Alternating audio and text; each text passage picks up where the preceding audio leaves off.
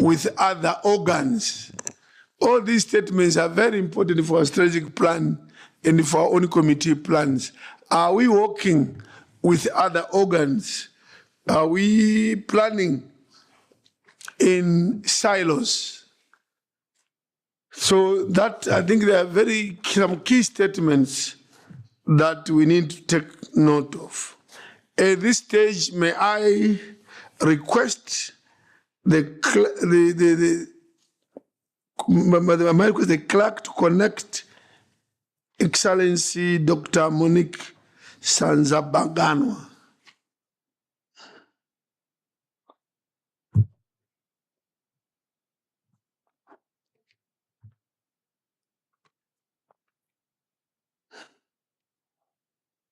Your Excellency, President of the Pan-African Parliament, I'm connected.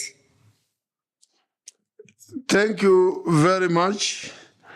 I now call upon Excellency Dr. Monique Sanza-Banganwa, who is the Deputy Chairperson of the African Union Commission, to present a speech.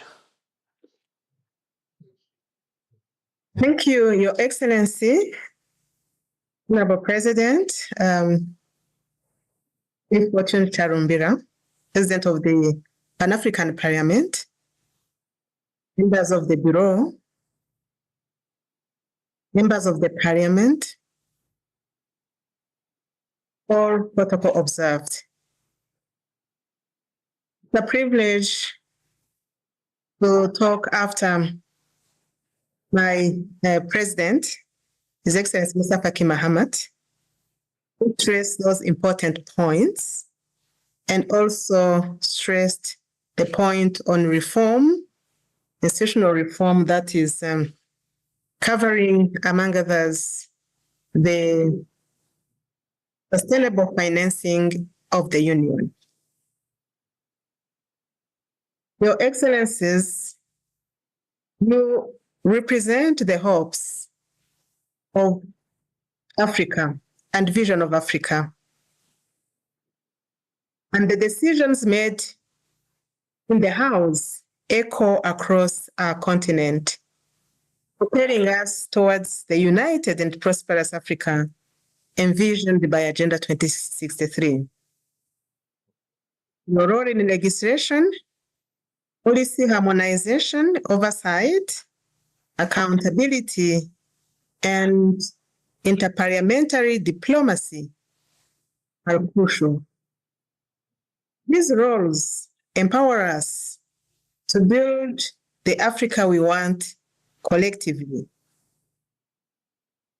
In my address to the high-level workshop on result-based planning, budgeting, reporting, and management for the Pan-African Parliament held on 13 September this year, I stressed the pivotal role PAP will play in popularizing and domesticating the goals of Agenda 2063 and its second decade plan, which is a decade for acceleration.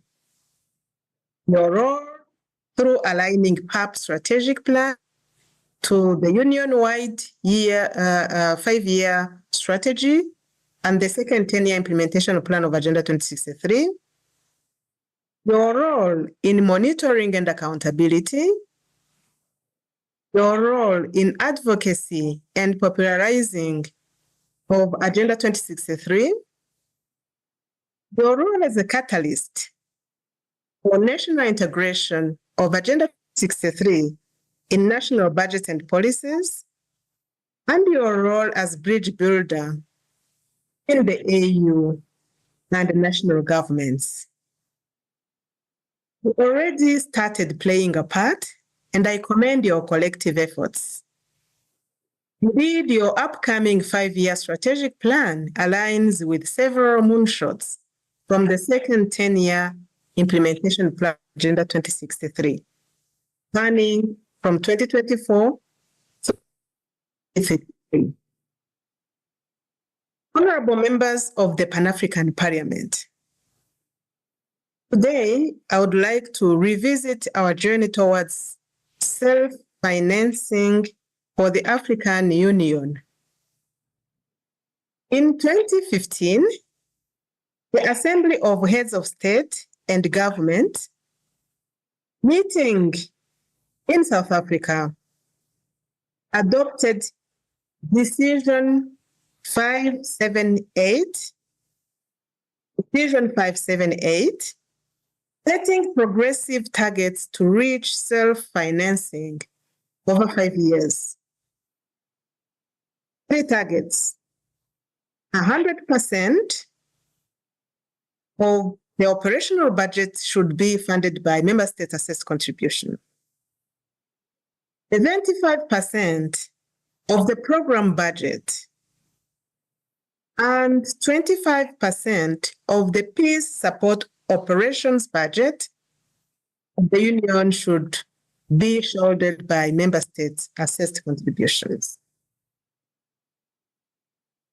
1 year after, in Kigali, 2016, a subsequent decision was taken, which instituted a 0.2% import levy as a resource mobilization mechanism to support member states in meeting their contributions. The Assembly directed the Commission to reform the Union to ensure accountability and transparency in the resource use, reducing dependency on external donors. Almost a decade since historic decisions, the financial sustainability of our Union still calls for our collective efforts. We must congratulate member states on meeting the first target of the funded operational budget.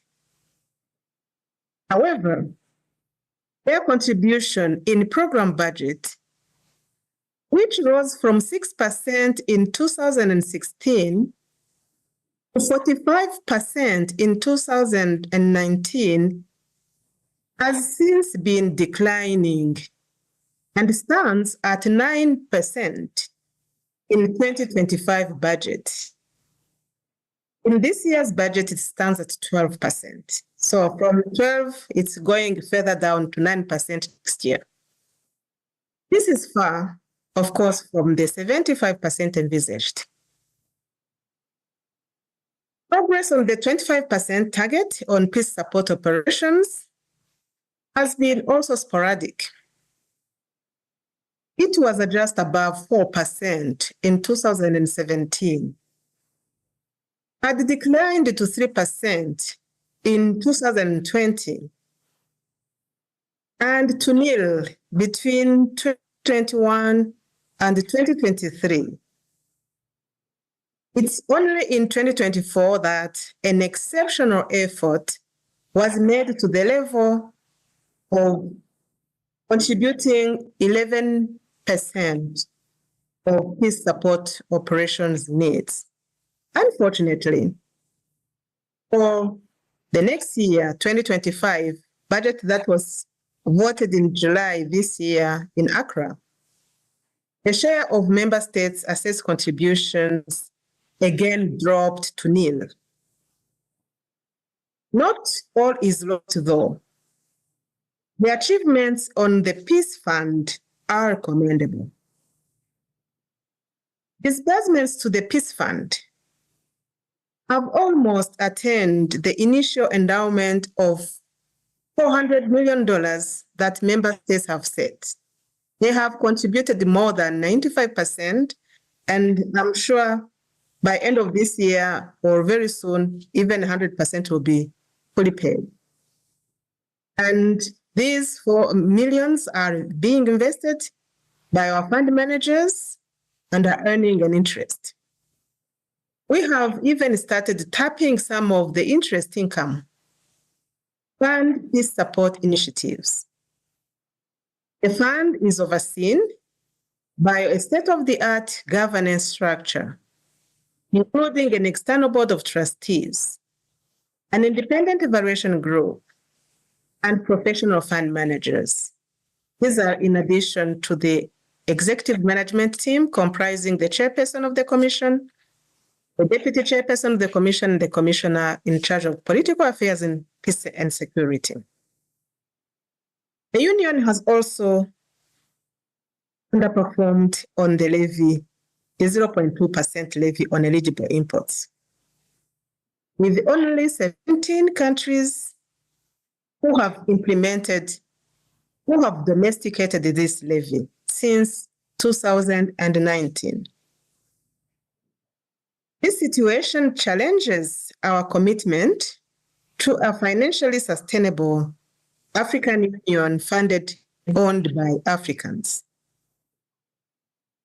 In 2021, a cap of $250 million on the member states' assessed contributions was introduced as a temporary measure to help member states navigate the economic impacts of COVID-19. However, not only has this capping persisted beyond the pandemic, but also contributions have consistently fallen short, stabilizing around 200 million of contributions every year.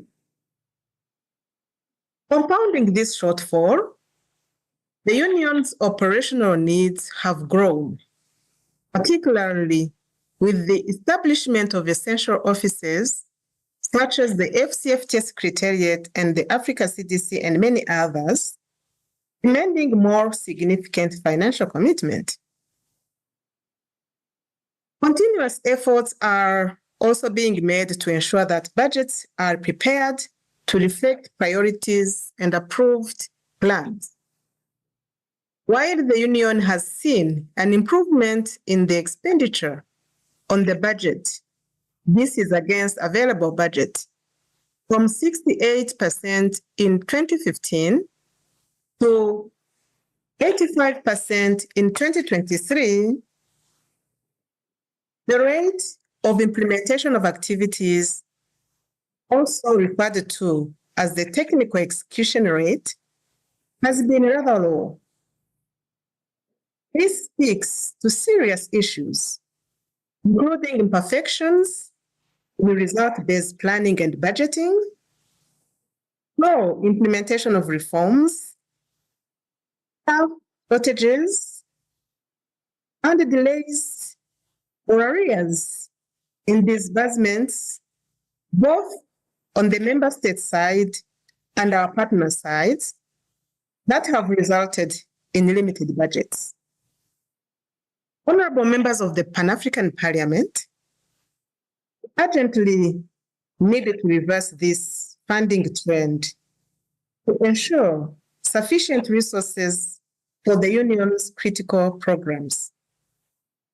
At the same time, a culture of result-based planning, budgeting, monitoring, and reporting will guarantee that all implementing entities of the union work collaboratively to uphold principles of value for money and accountability that we owe to our member states and the citizens. To secure predictable and sustainable financing for the African Union, I encourage this August Assembly to work closely with national parliaments and other stakeholders on the following priorities.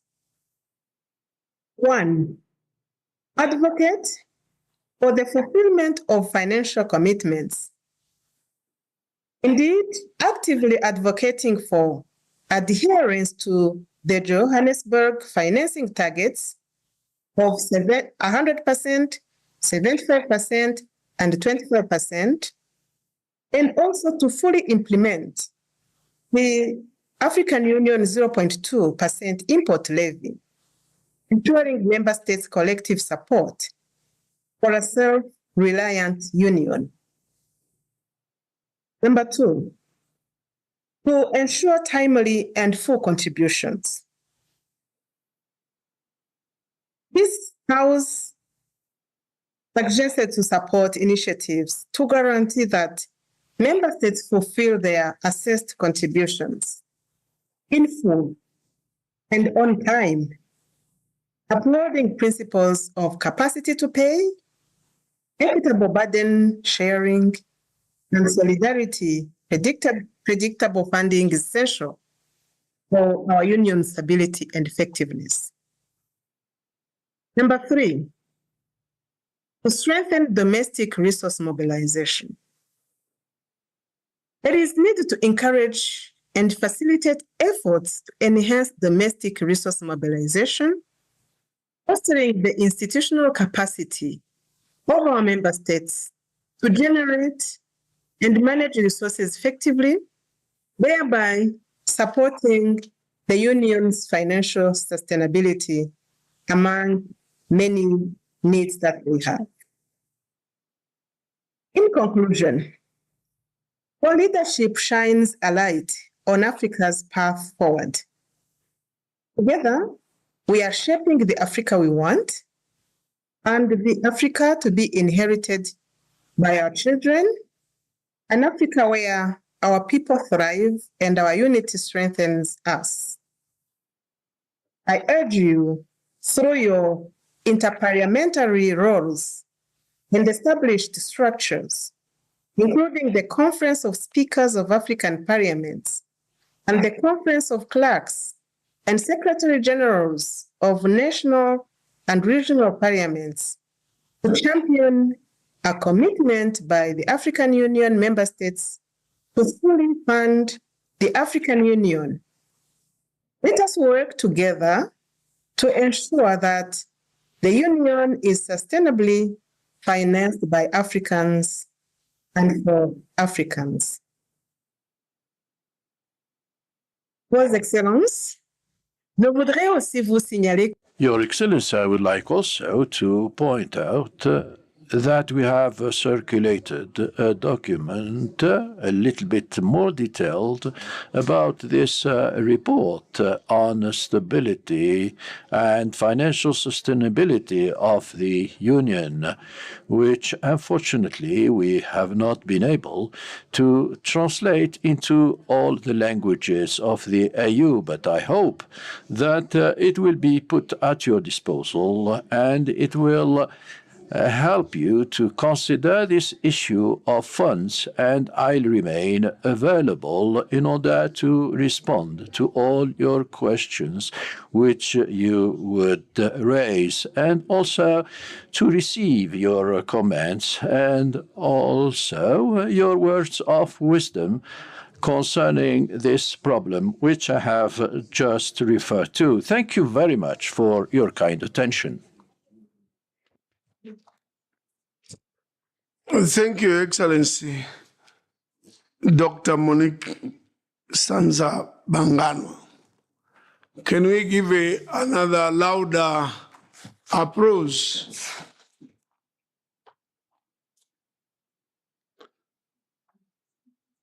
Your Excellency, we are happy that you said you'll be available to listen to debate or contributions by members of parliament to your presentation.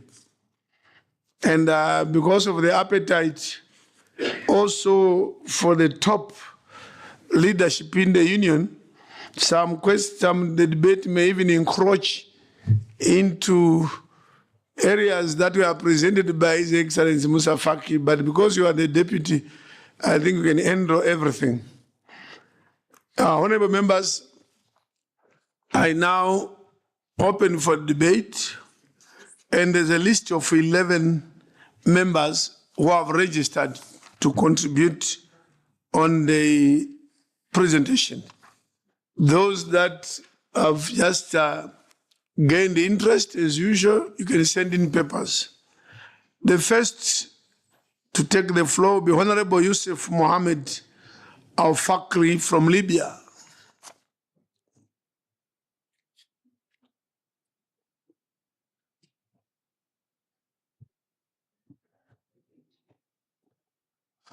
Assalamu alaikum wa rahmatullahi wa barakatuh. Good morning to you. Morning greetings to all the members who are present in this hall. Thank you very much, Mr. President, for giving me the floor to be the first participant into this session of this morning. My statement will be confined to the presentation that was made by the chairperson of the AUC. The chairperson of the AUC have spoken about the difficulties that are faced by the African Union as concerns the financial resources. And and we as members of the PAP and also as representatives of the peoples of Africa know very well that there is a great problem that is being faced by the African Union as concerns the financial resources. But I would have hoped that the chairperson of the AUC would share with us concise and precise information about what's happening within the African Union Commission on the contributions in order for us to help him. He must know that we as members representing member states and that we can, through our governments, have an impact on our governments in order to support the African Union. The other issue that I would like which the President has referred to is about the role of the Pan-African Parliament. And he has spoken about the leading role that PAP should have in order to work together with regional and international organizations. This is very important. We know that the chairperson of the AUC is about to leave, and the Commission is about to elect a new chairperson. And the statement that he has made is very important because it is an incentive to the Pan-African Parliament in playing its role in representing the peoples of Africa, and incentive also to the newcomers to the AUC. And also, the chairperson has also recognized that there are some difficulties that are faced by countries. And also, he has encouraged governments to sign the protocol attached to the Pan-African Parliament. Thank you. Thank you, Honorable Youssef. Next to take the floor is Honorable Kuchami Fagnon, Benin. Merci beaucoup, Monsieur. Thank you very much, Mr. President. I should like to congratulate the chairperson of the African Union Commission and the presentation of Dr. Monique. The two speakers have recognized the role of coordinator and supervision. They have spoken about the bridge that the Pan-African Parliament has with governments. We need to take this opportunity. Dr. Monique has spoken about the problem of advocacy and resource mobilization with the governments. We had mentioned this earlier in our proposal for action in terms of strategy to be implemented by the Pan-African Parliament. We are delighted to find out that, and Dr. Monique agrees, that we need to concentrate on results.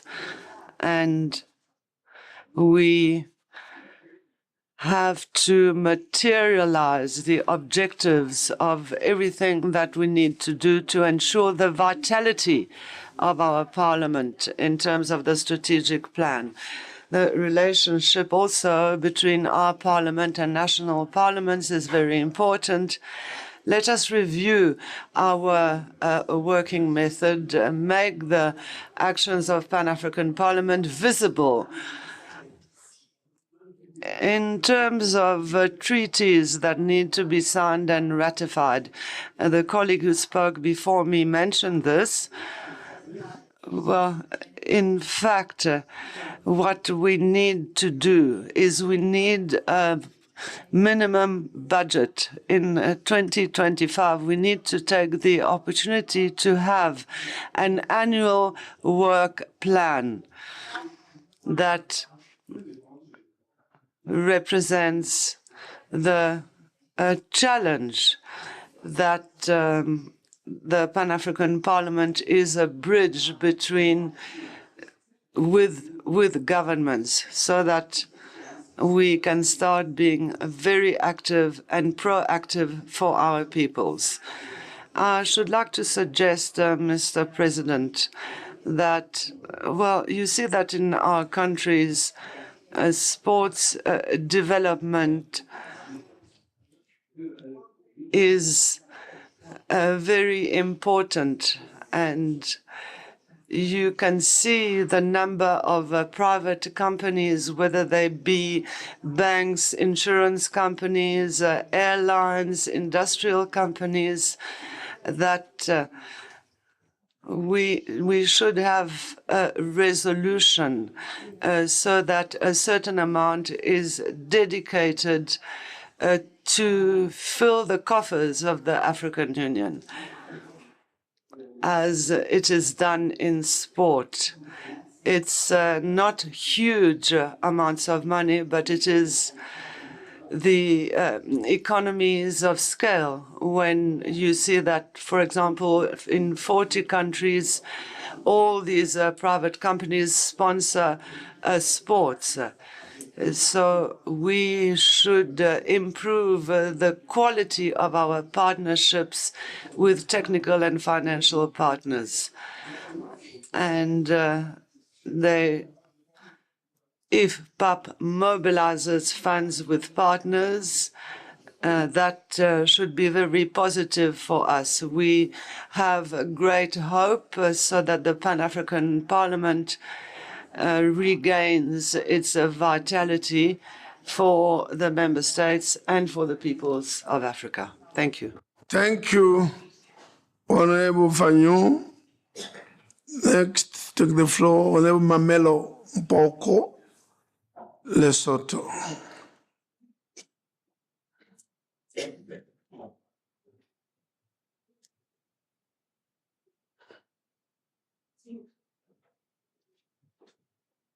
I apologize. I registered for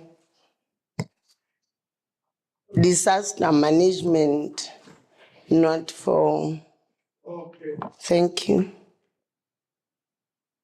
Thank you, Honorable Mohamed Segres, Algeria.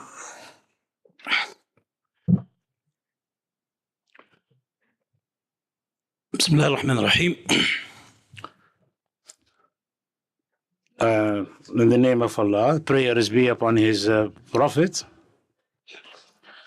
In fact, while I'm listening to this report, I felt sad because of the situation of the African Union. This union, which is the founding fathers put goals for it in order to help the rise of the continent. Those were big and ambitious goals to help the continent. However, the financial situation is not promising. I'm not going to go through the details of the report, but I would like to remind us of some points.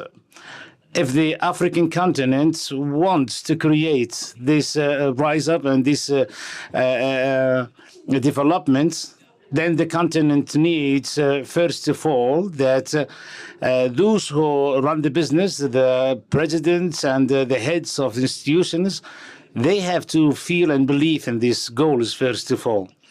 Through the listening to the report and seeing the big lack in the finance, which is not really reaching the hope of all those who look into it, we might think that there is no sincere work towards those goals. I hope I'm mistaken, but I think that there should be a strong belief of the goals that the founding fathers put.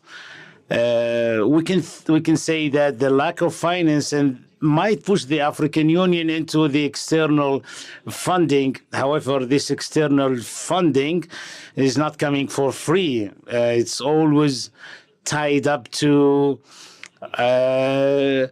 pushing the union to agree to foreign agendas, and I belong to a country which is called Algeria, and the slogan is sovereignty of the country over its resources and its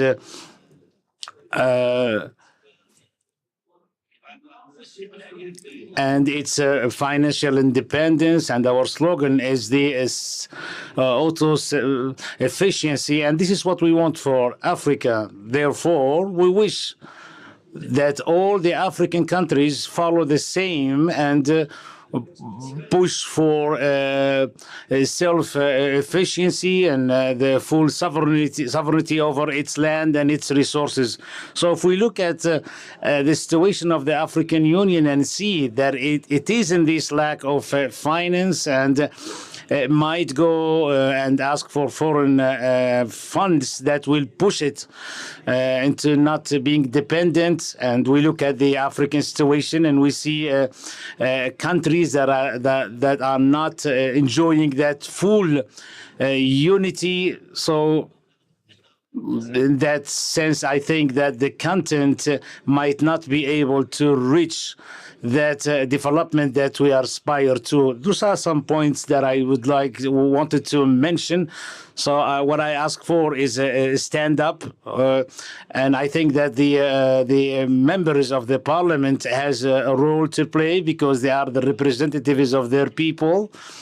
And I believe that the African Union is required to come with non-traditional ways to tackle the subject in order to be able to finance with its own resources its activities. Thank you very much. Thank you, Honorable Sagris. Next, take the floor, Honorable Senator Danson Mungatana, Kenya.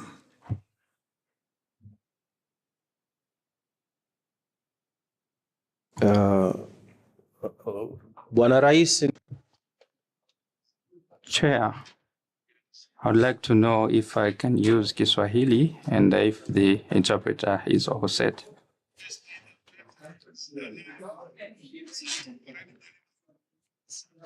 Thank you very much. Chair, I would like to seize this opportunity to extend my gratitude for the great presentation of Mustafaki and the presentation made by his vice. My question goes to His Excellency Mustafaki and Dr. Monique. We have spoken a lot about adding funds provided by African countries for the African Union. My question is that I myself, as Kenya and other countries, when I give my money as a normal citizen, I would like to know how this money is spent. as we call it in English, oversight. What I would like to ask is that why you, as the leaders of African Union, AUC,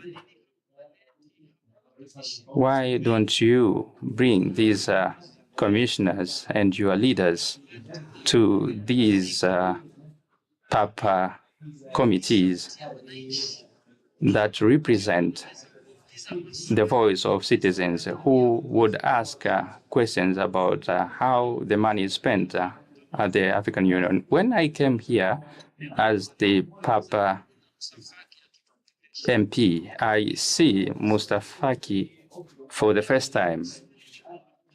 My question is that why don't you send these commissioners to these PAP committees so that when I go back home in Nairobi, I can tell them the money you send to the African Union and those commissioners responsible, we have inspected them and we have known how our money has been spent.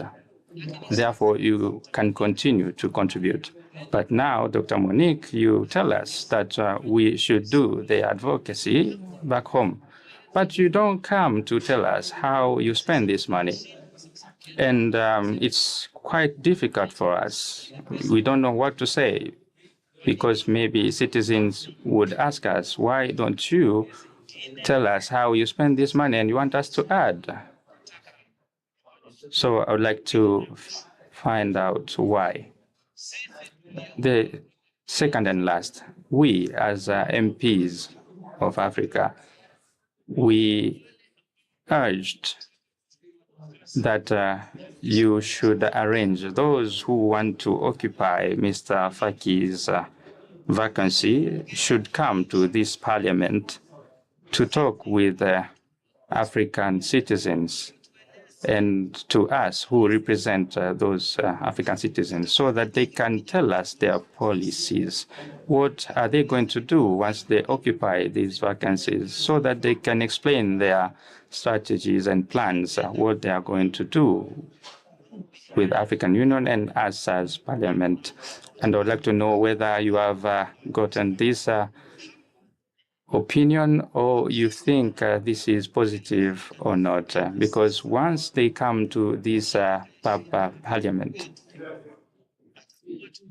for those who will fail, will know, and those who succeed will know. We would like them to come, and we want to know your plans and strategies. We would like them to come and inform us. Thank you very much, Chairperson, for this opportunity.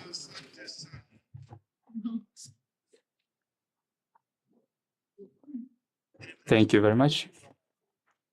Honorable Salek Abdrahman Musa, Sahrawi Republic.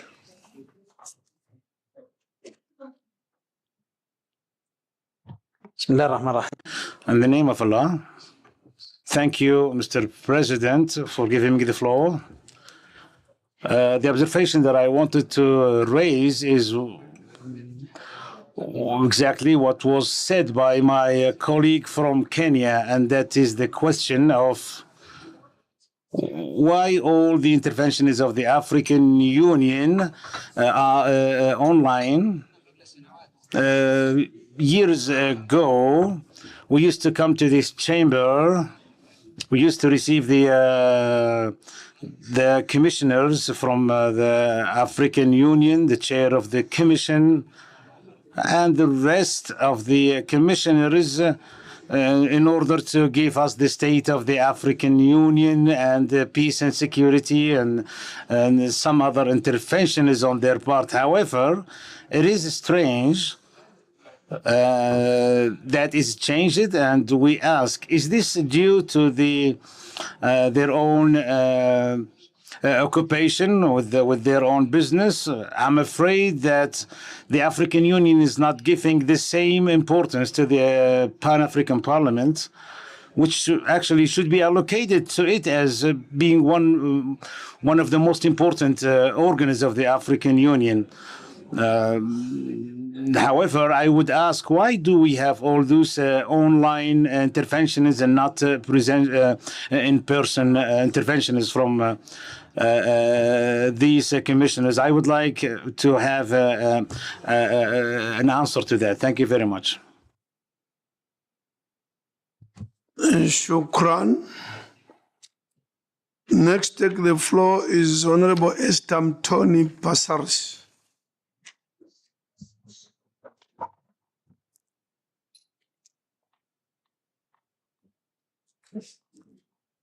Thank you, Mr. President, for giving me this opportunity to contribute.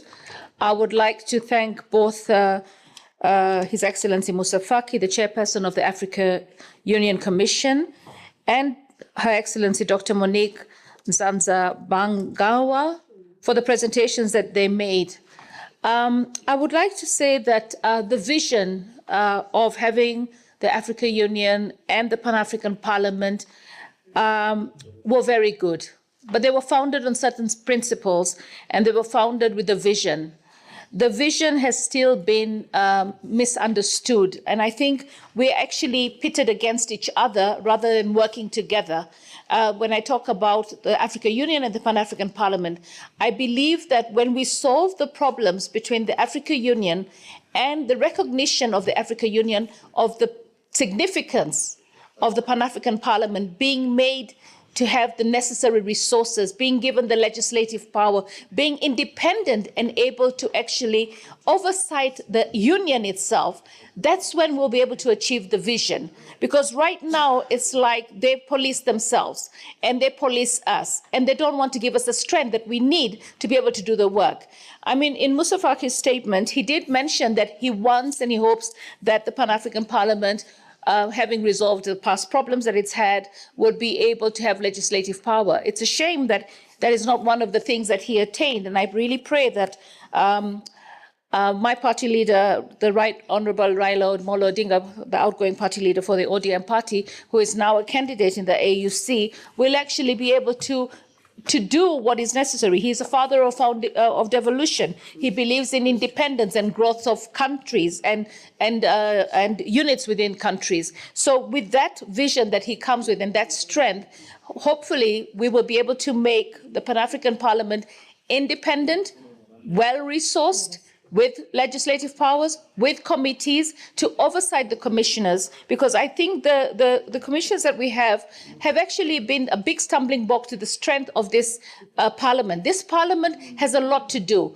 I mean, we could be able to do laws in this parliament that can be adopted by the representatives that are represented here in our respective countries to make us actually sync and move together with one vision, one voice. Currently, we don't have that.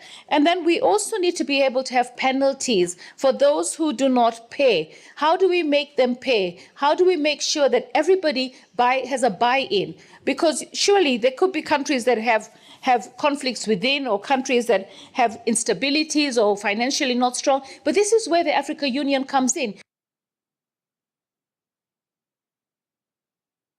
Finish.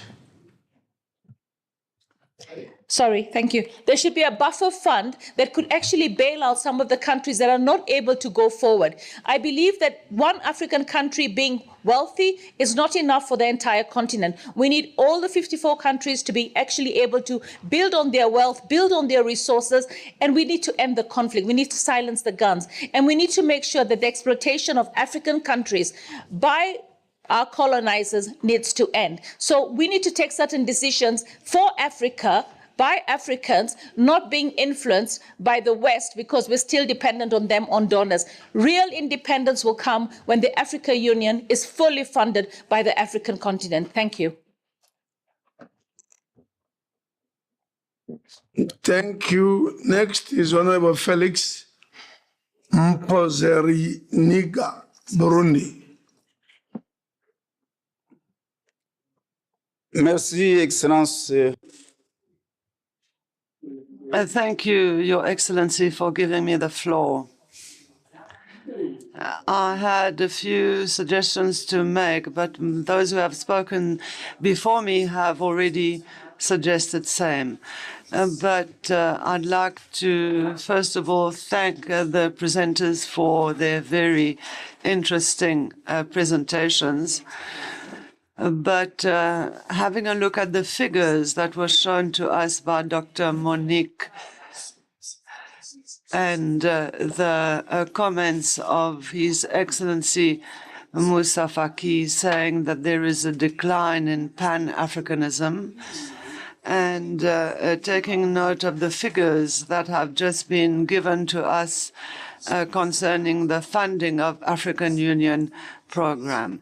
I have concerns in terms of implementation of Agenda 2063. This leads to the fact that whether there is advocacy or not, there has to be a strategy for mobilization of funds. And because just saying that we need advocacy without your strategic plan for funds mobilization, that will be a bit complicated.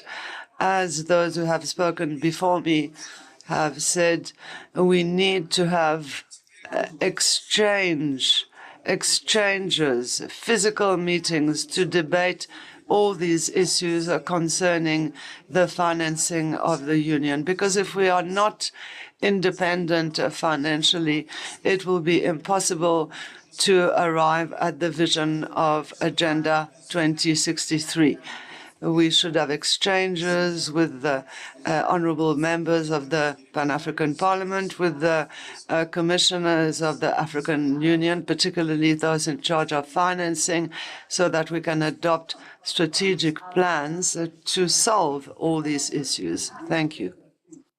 Thank you. Next to take the floor is Honorable Jennifer Wibabara, Rwanda.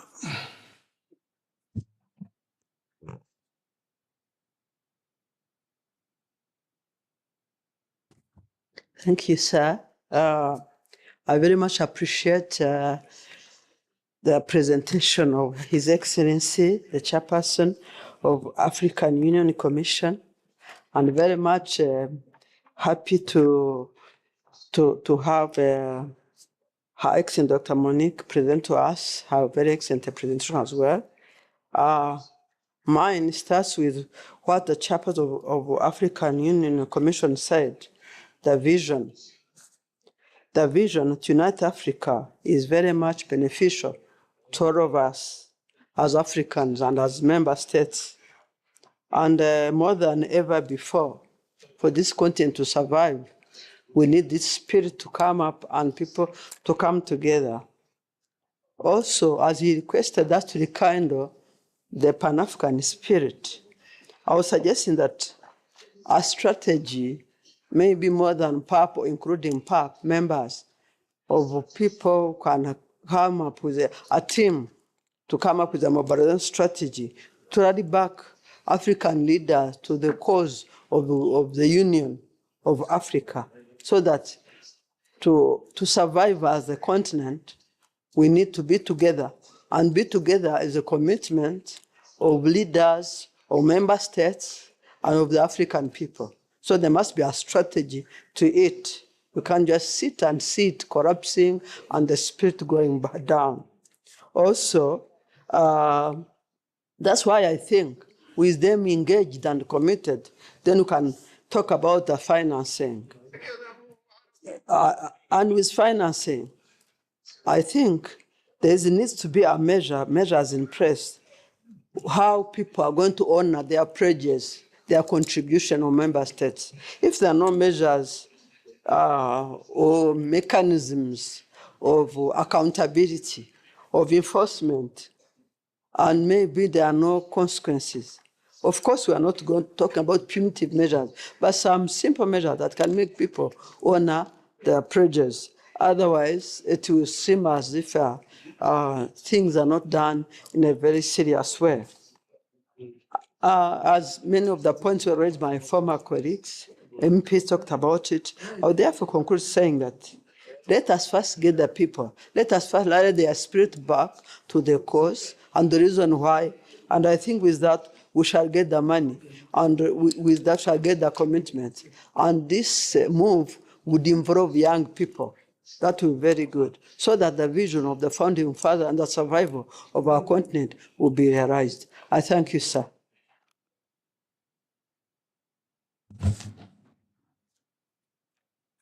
Thank you. When you address this chair, you don't say, sir.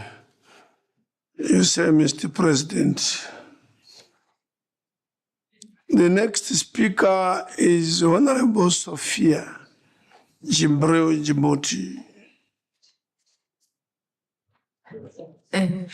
Excusez-moi, Monsieur le Président, j'avais... Excuse me, Honorable President. I had asked a question about the industrialization of Africa, not on the two themes that were tackled after that. I'm sorry. Then you then speak on that topic. Honorable Senior Ahmed, Sahrawi Democratic Republic.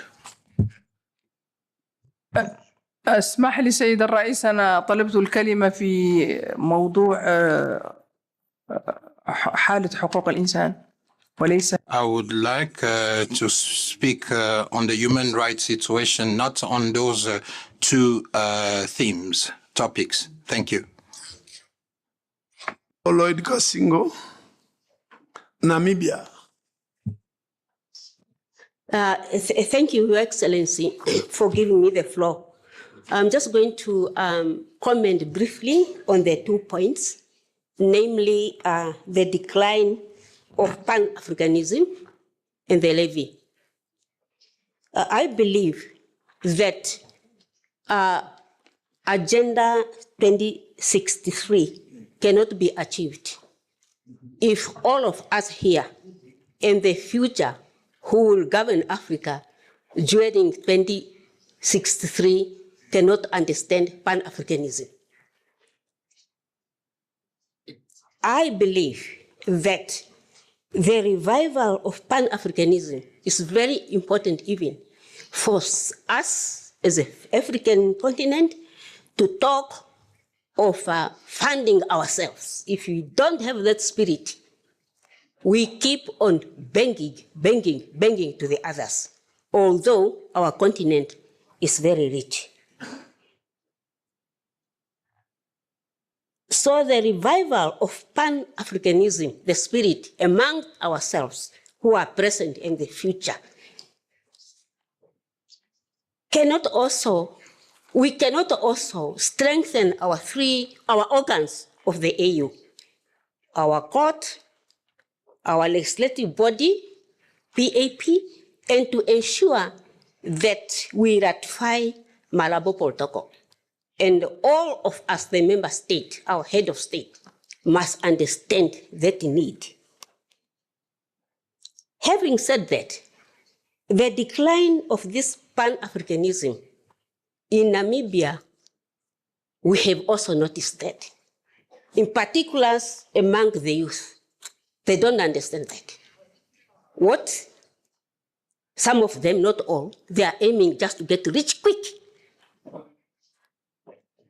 And to ensure that the whole country having a bread, not all of them understand. And the question arises that who will respect a poor person who is sitting on top of the rich underground? Africa as a continent is very, very rich, but its people is poor. Some countries, they manage to have those resources, mines, diamond, but because of mismanagement, the poor become poor.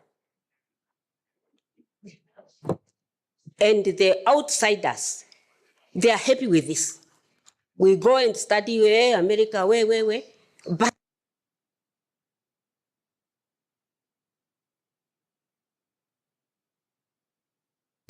finish. Another minute. Another minute, you finish. I talk in my, yeah, our minds are not free. And henceforth, I would like to propose that as His Excellency, our chair,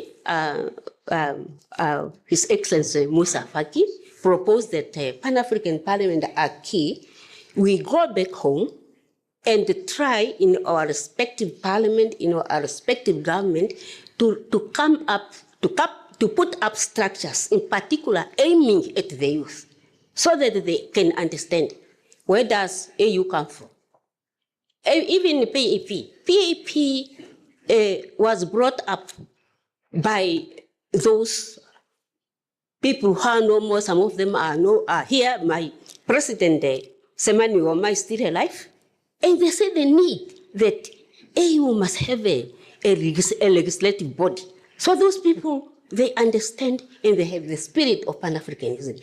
And I can quickly say that maybe in the future, anyone who will be a member from Pan-African Parliament must test that really he understands that spirit. Yeah, concerning the levy, as I stated that we are rich, Africa is rich. Africa is rich. Maybe those levies must come up from our resources, our diamond, our oil also. They must pay levy, and the levy just go direct to AU to fund ourselves. Thank you very much, Your Excellency, the President, Your Excellency Faki, and Your Excellency, the Deputy Chair. Thank you. Thank you, Honorable Kasingo. I'm advised that I share this information, that this morning we have unprecedented high number. Now, numbers of people following live on our platforms.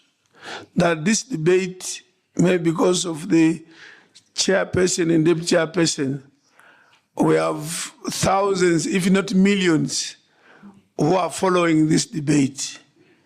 Thank you. And also the interest to debate has increased. I have received extra expressions or registrations, 5 more. Okay, actually received 7. So the next speaker to take the floor is Honorable Kasanji Ngoi Alphonse, DRC. Merci. Thank you, Mr. President, for giving me the floor. I'd like to congratulate Excellency Musa Faki and Her Excellency Dr. Monique for their 2 speeches. And I noted the issue raised about the legislative powers of the Pan-African Parliament by His Excellency Musa Faki, but I was a bit disappointed by what Madame Monique, Dr. Monique said about the 2% to be levied on imports, which enabled us to move from 6% to 45% from 2016 to 2019. And we have now fallen back to 9%. What are the reasons for that? Why have we fallen back to 9% if the Parliament, which is called upon to intervene so that the states honor their obligations? What I have observed is that in many sub-regional organizations, they have managed to mobilize resources to fund their budget. But unfortunately, at the African Union, we have a tendency to turn towards foreign nations. And many of the conflicts that we have on the continent are caused by outside forces. And I would like to propose to our parliament the following. we should have a mission.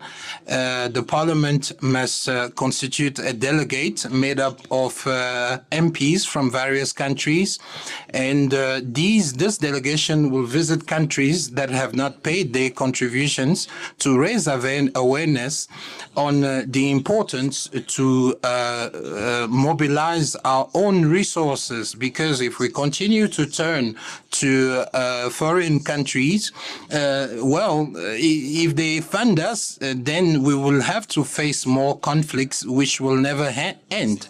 And my wish is that we formed that delegation. I know it might cost a lot of money and that the resources are quite constrained at the Pan-African Parliament, but it would be great for that group of people, that delegation, to visit countries that have not honored their obligations so that they can raise awareness in those countries. Thank you. Thank you. The next, the floor will be Honorable John Bond Bideri of Rwanda. Thank you, Your Excellency, for giving me this opportunity to speak.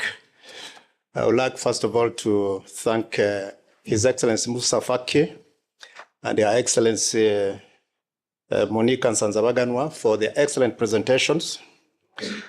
I want to begin by, first of all, thanking the leaders of this continent for having come up with a program for resource mobilization as outlined in the presentations, both in Johannesburg and in Kigali.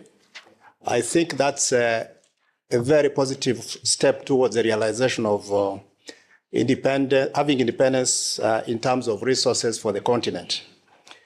I do agree that Africa indeed deserves to have financial independence in order for it to drive the Agenda 2063. However, looking at or listening to the presentation, in my view, I think that very minimal funding for programs, in particular, would certainly affect the achievement of this vision.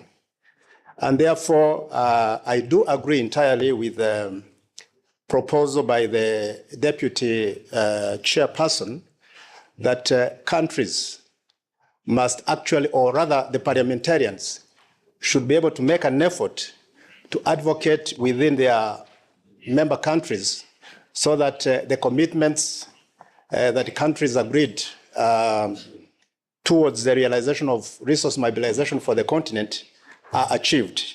So I support that, and I think the proposal from our colleague from DRC makes a lot of sense towards this. I do know that my country, Rwanda, has actually committed, since 2017, has imposed this level of 0.2% towards the mobilization of resources for the African Union, and it is working very well. And therefore, on this note, I would also want to find out from Her Excellency Monica Nsanzabaganwa what are actually the challenges that countries have in terms of mobilizing these resources, in terms of raising the resources as agreed in Johannesburg and in Kigali. If she can kindly share with us those challenges, that might also help us to take the step towards going to our countries to mobilize or to advocate for the mobilization of these resources. I thank you, Your Excellency. Thank you, Honorable Bideri. Next, take the floor is Honorable Kamau Margaret, Professor from Kenya. Thank you, Mr. President, for the opportunity. May I start by thanking the chairperson and the deputy chairperson of the African Union Commission for their good presentations. And I want to only make two brief comments. One, I want to agree with their proposal on the roles of the PAP. It is a bit surprising for those of us who arrived last year that we have not had a very strong working relationship between the AU Commission and the PAP. because this is what would have unlocked a lot of things. Some of the things we are talking about today should not have been here if there was a close relationship between the African Union Commission and the PAP, because the goal is one. I agree that one of the key roles of the Pan-African Parliament is that of monitoring and accountability, as explained by Deputy Chairperson Monique. Also, she mentioned that we must be the bridge between the AU and the partner states. That I also agree. But for us to be able to do that, we must be very clear about one thing, that parliaments, whether it's in PAP or in the national parliaments, work on transparency and accountability as the driver even of budgeting. How, therefore, do we persuade and advocate for better budgets if we are not able to discuss accountability and transparency of the AU itself? It is very important, therefore, that as we have listened to the chair and the vice chair today, that they go back and give us proposals on how to implement this accountability and transparency, which must start from the budget process. Because we need to know where the money is going, because you cannot monitor something that you do not know. We can only monitor expenditure of the African Union when we know and have approved that budget. It is this House that we must allow to scrutinize and to approve the budget. After all, what are we hiding? We are all in the same family, the AUC, the other arms of the African Union, and this parliament. Let us be open to one another. Let's agree that the driver should be accountable. And if we agree, 1 minute. Yes, 1 minute. Thank you, Chair.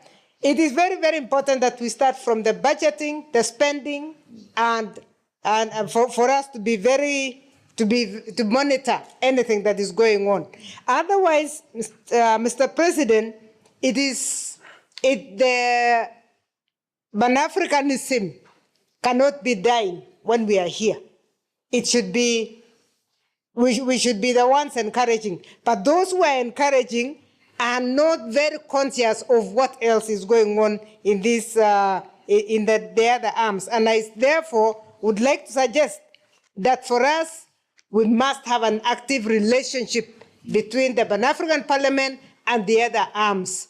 We even dared in our committee when I was giving the report that we want to have a huge conference of all the arms and we agree on how we are working. Because unless we streamline this House, we are not going to be able to do much.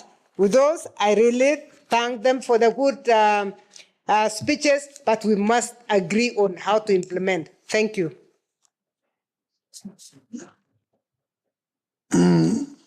Thank you very much, Professor. Next, the floor is Honorable Costa Adalberto. Muito obrigado, Sua Excelência, Senhor Presidente. Thank you, Your Excellency. Eu começo por saudar Sua Excelência, o Presidente da Comissão, Moussa Faki, também a doutora Monique, pelas intervenções feitas. Eu gostava de centrar a minha intervenção nas questões ligadas... I'd like... Is it okay? Is it okay? Okay. Yes, you can repeat, please. First and foremost, I'd like to thank the Dr. Monique and also the chairperson of the Moussa Faki for your presentation. And I'd like to address my intervention related to the peace and security issues and development which are related, as well as also the economic issues. I'd like to start by call upon this Parliament to pronounce about the hard situation taking place in Mozambique today. Mozambique, after the electoral process, is facing a huge instability and a great risk. His Excellency Moussa Faki spoke appealing for the peace maintenance. As we are talking about this, and this is how they represent the voice of people, the sovereignty of the people, it is not good that the Pan-African Parliament be far from a conflict that is taking place nearby. And call upon all the intervention of all its members for not going to a mere conflict or for an instability, and also to put an end to the violence act, particularly or violation against the populations. I will conclude by a case which is a reality in our continent. Our young population, which is the majority in terms of the population in the continent, is a little bit frustrated with the institutions when the democratic rights are not ensured. And most of these youth, they go for the eradication position. So it's important that we cannot, we avoid this.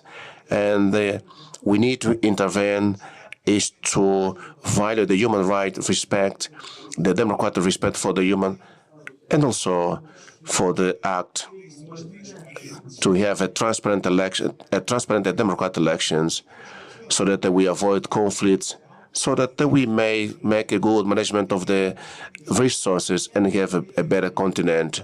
So this is my intervention. Please, let's help Mozambique to solve the violence in case that is facing today. Thank you very much.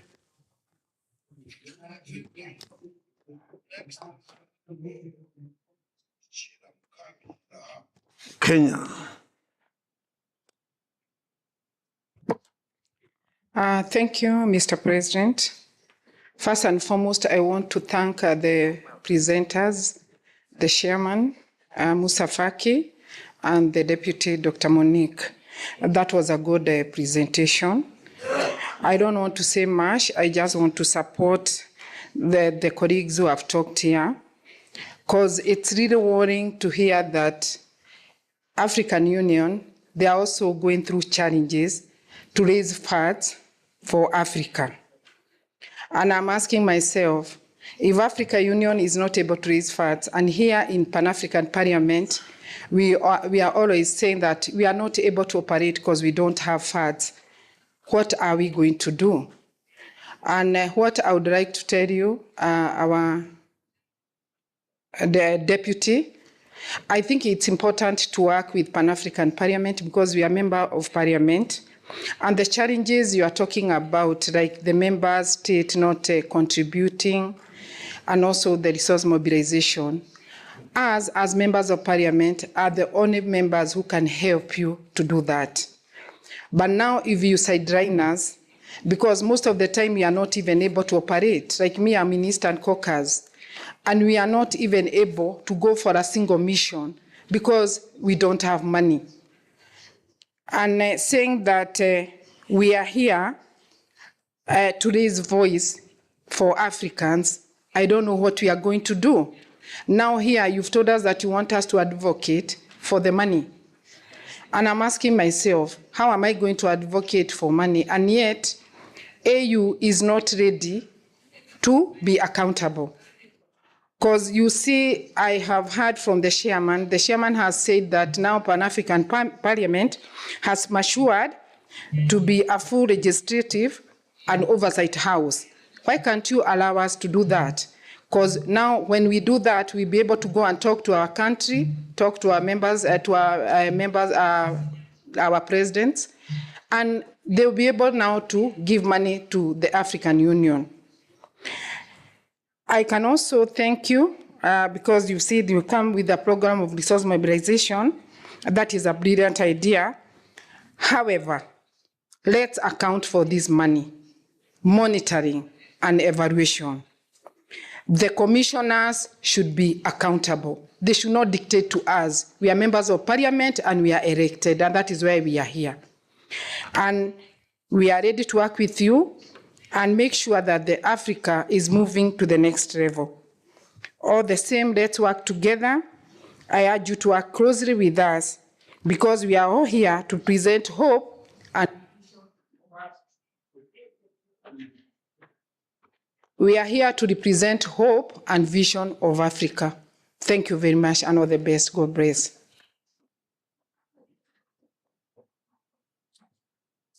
Asante.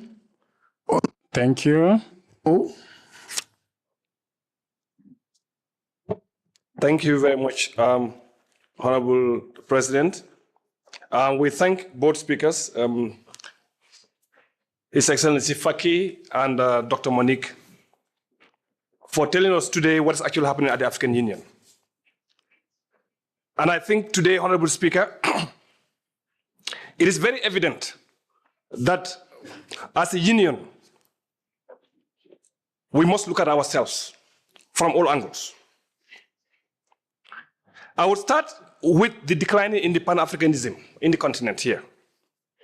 But then the question is, what is the AU doing to correct that? Honorable Speaker, we are here speaking in a language that we do not own. And we've been talking about it for a long time. In fact, we've been segregated by Francophone, Anglophone, Arabophone, Lusophone, everything for something we do not own. How can we promote Pan-Africanism if the language that we speak in this parliament or at the level of the AU does not even belong to us? Do you expect Pan-Africanism to be promoted? No. We must develop our own language. And I've said this since 2017. Let's develop our own language and nurture that in our curriculum, in our schools.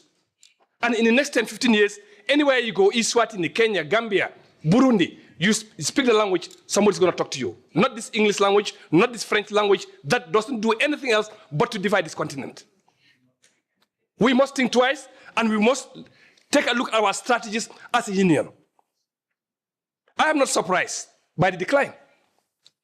Because Africa is a very young population. But we must instill that Pan-Africanism in us. We must instill that mentality in us. And that's going to change our thinking. We must think Africa. And unless and until we do that, promote our culture, stop this language that divides us, we will not go anywhere. And I'm glad that the chairman actually has mentioned that. And personally, I'm not even surprised. We must do better for the African population. Honorable Speaker, to talk about the financial aspect of it, I mean, it's quite evident. We here as members of parliament, we are the one that approve budgets in our countries. We are the one that approve money that goes to the AU. We are the one that approve budgets to do all development in our own countries. But at the end of the year, financial year, the parliament is giving an audit. How have you used that money? I've been here for 7 good years, Honorable Speaker, as a member of this parliament. I've never seen the AU audit. I've never seen that. Here. Even the budget of the African Union that we actually fund, we have not seen it. So how do you expect us as members of parliament to help promote participation by the African people to ensure that we contribute? Have a minute, please. Yes, how can you expect us as members of parliament to help promote the funding of the AU when money is given, we do not know when the money is spent. We do not know where is it. Where is it? I mean, we must be factual here, and we must be truthful. Tell us where the money is going, and we will go back to our own countries and tell them to pay for the AU because the AU is meant for the African population. But if you do not know where the money is going, it'll be very difficult, Doctor, to tell my country, the Gambia, to contribute. The last time I've checked with my Minister of Finance, he told me that Gambia is up to date until August. Because I wanted to know exactly what's happening. But how about other countries? If you want them to pay, please bring an audited report of the AU in the parliament here, we will debate it. Bring the budget of the AU, we will debate it. We know exactly where the African money is going. Thank you very much.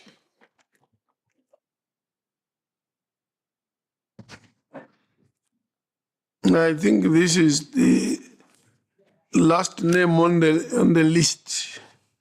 Your Excellency, Honorable Barakat. Your Excellency, I submitted my name. I haven't seen it so far, but let me take note. That is Honorable Suleiman. Is it? Yes. All right. So Honorable Barakat, proceed. Bonjour. Good morning, Mr. President. Good morning, Mr. Vice President. I would like to thank the chairperson of the African Union Commission, His Excellency Moussa Faki, as well as Deputy Chairperson Dr. Monique. We know that the Pan-African Parliament does not have legislative powers, and we believe that the President and the Vice President who are present with us, I believe that the Chairperson and the Vice Chairperson who are with us can advocate for the ratification of the Malabo Protocol on the Pan-African Parliament. The Pan-African Parliament tries to do its part in terms of advocacy. However, as the African Union Commission, what is being done in that regard, because this must be a collective effort. And while awaiting its legislative powers, the Pan-African Parliament must participate in the implementation of policies and programs on the continent. But over the past few years, we have seen that even the budgets of the various organs of the African Union has not been transmitted to the Pan-African Parliament. I think the last element that I have in mind is recently in March. And the various departments of the African Union do not collaborate with the Pan-African Parliament committees or the relevant committees.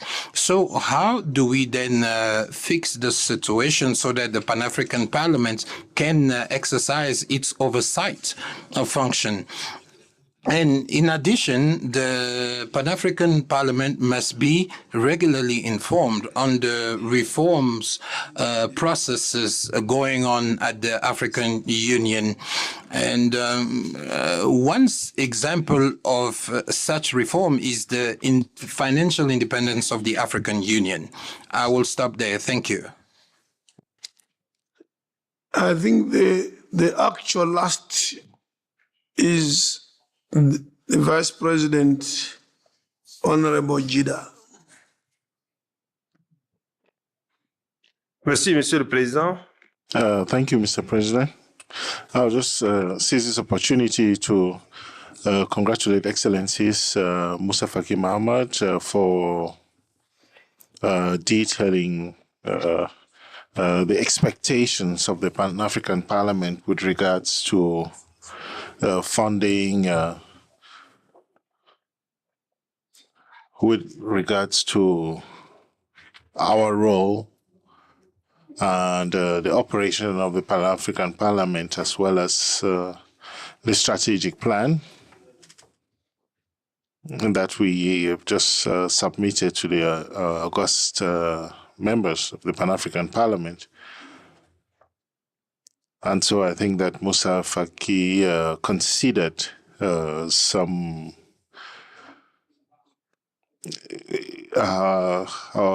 strategic plan. And I also want to congratulate the Vice President, Dr. Monique, who also spoke to us on the funding of the Pan-African Parliament, and also detailed us, she went into details on that. And so people spoke a lot more about the funding and where the funding of the 2% comes from. What is it based on? People really were not edified on that. And so, Madam, could you please explain to us 2%? Just like in Chad, we have 2% tax on imports, for example.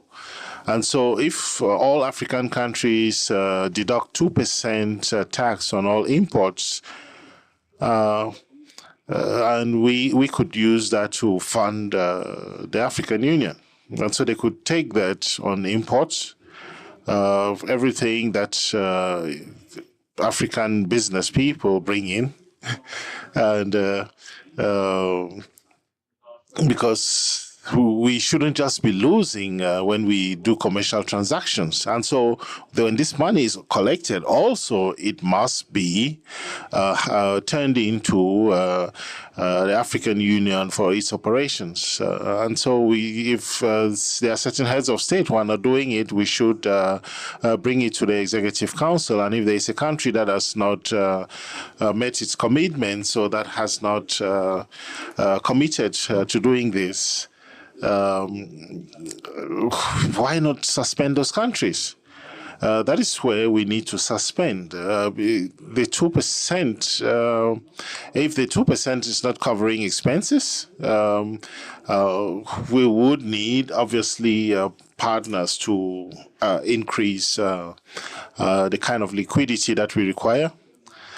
In our Central African Economic Community, we have about 4% for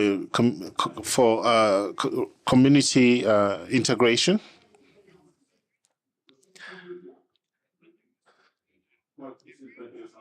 And also we have 1%, which is community integration tax. So that is 5%. And so 2% of that can go to the African Union.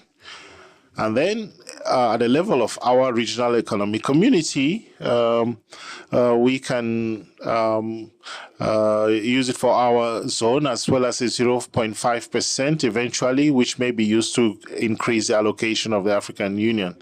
Thank you very much. Those are my inputs. And I think the African Union should consider that so that we impose, instead of relying on partners to impose things on us. I thank you, Mr. President.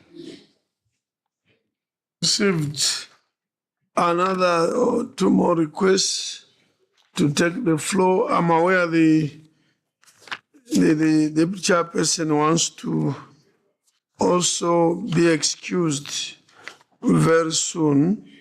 So I request that those who take the floor now, having requested late, should also be very, very brief. Honorable Joly. Jacques Diarassi. Merci beaucoup. Thank you very much, Honorable President, for giving me the floor. I'm going to be very brief, even if the question is a very important and existential one for our institution, the Parliament, as well as for the entirety of the political institutions of the African Union. I would like to thank His Excellency Honorable Faki, President of the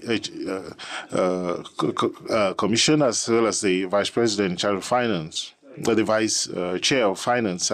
Honorable President, while listening to Honorable Faki and Madam raising these issues, I would like to tell you that in our country, which had inscribed in its constitution in Article 215, the opportunity for our country in Article 217 to conclude treaties to abandon parts of its sovereignty to the African Union. This clause is strongly contested due to the results of the African Union following its transformation from the Organization of African Unity. The philosophy of the African Union, especially with regards to the youth, is really is in question. Why, Honorable President? Honorable President, Agenda 2063, I believe, just like you, that in 2063 that we would all be very far. We would have gone very far. Honorable President, in terms of the integration from 34 states down to 6 states, when we look at the first step, it has to be the regional economic communities. If we look at the only case of the Central African region, the assessment is very negative. It's a zone, a region rather, which where there is a lot of conflict, interstate conflict, and so on. There is a clear problem, in my opinion. The African Union needs to invite us for a reflection. Because if we look at the African Union, which is really based on the model of the European Union, shouldn't we start integration which is based on the economy and free movement of people?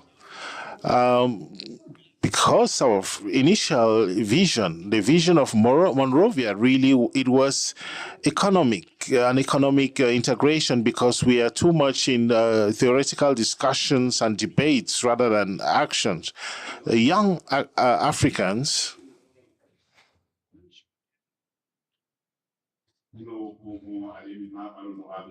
DRC.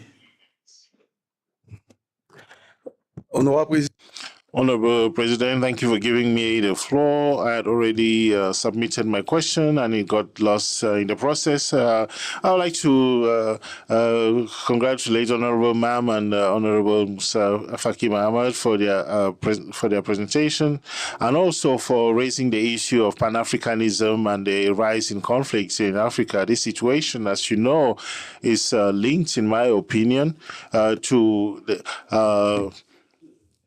desire of states to just make voluntary contributions. Where the questions that we want to ask is, how do we transform that into obligations? And that should be really motivated by pressure from the African people. And if to achieve this, the Pan-African Parliament really played the role of a period, a catalyzer, and I believe that this shortfall in contribution really is linked to our policy positions and ideological positions, and also the will of our people. And so it is PAP, which is in contact with the people to to change the situation. So without a budget, how can PAP really be close to the people? How can PAP promote African policies to the African people?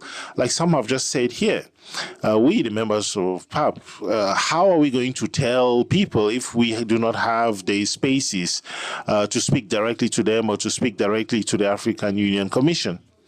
And so we need to be conscious that those who fund us are those who dictate how we should operate. And so like some said here today, Pan-Africanism means ending all wars. And who supports these wars? It is foreign countries, and we all know that. And all that we spend to fund wars should be spent rolling out the policies of the African Union. I would like to finally conclude by asking this question to Honorable Musa Faki Mohammed. How do we change this situation? Because we are those who represent the people, and so we should work together. And often you are not listening to us, and so we need to work in collaboration. And I invite the executive to increase dialogue with the Pan-African Parliament so that we really achieve the objectives that are honest and really Pan-African. I think the last contribution from Honorable Vice President, Dr. Gayo.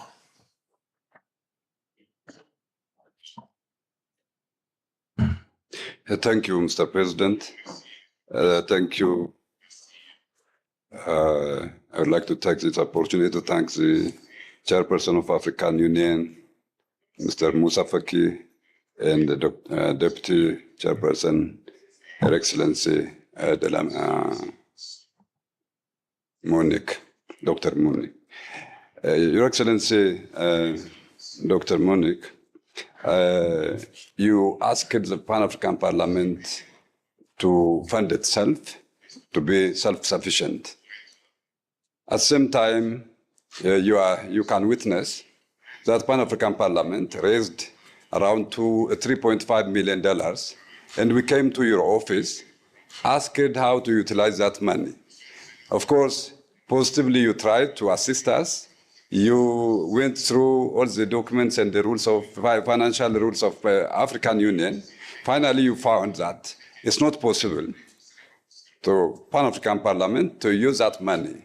It should come to the same basket to African Union so that it can be maybe redistributed to organs of the African Union. In this way, how can Pan-African Parliament finance itself and can be self-sufficient, Your Excellency?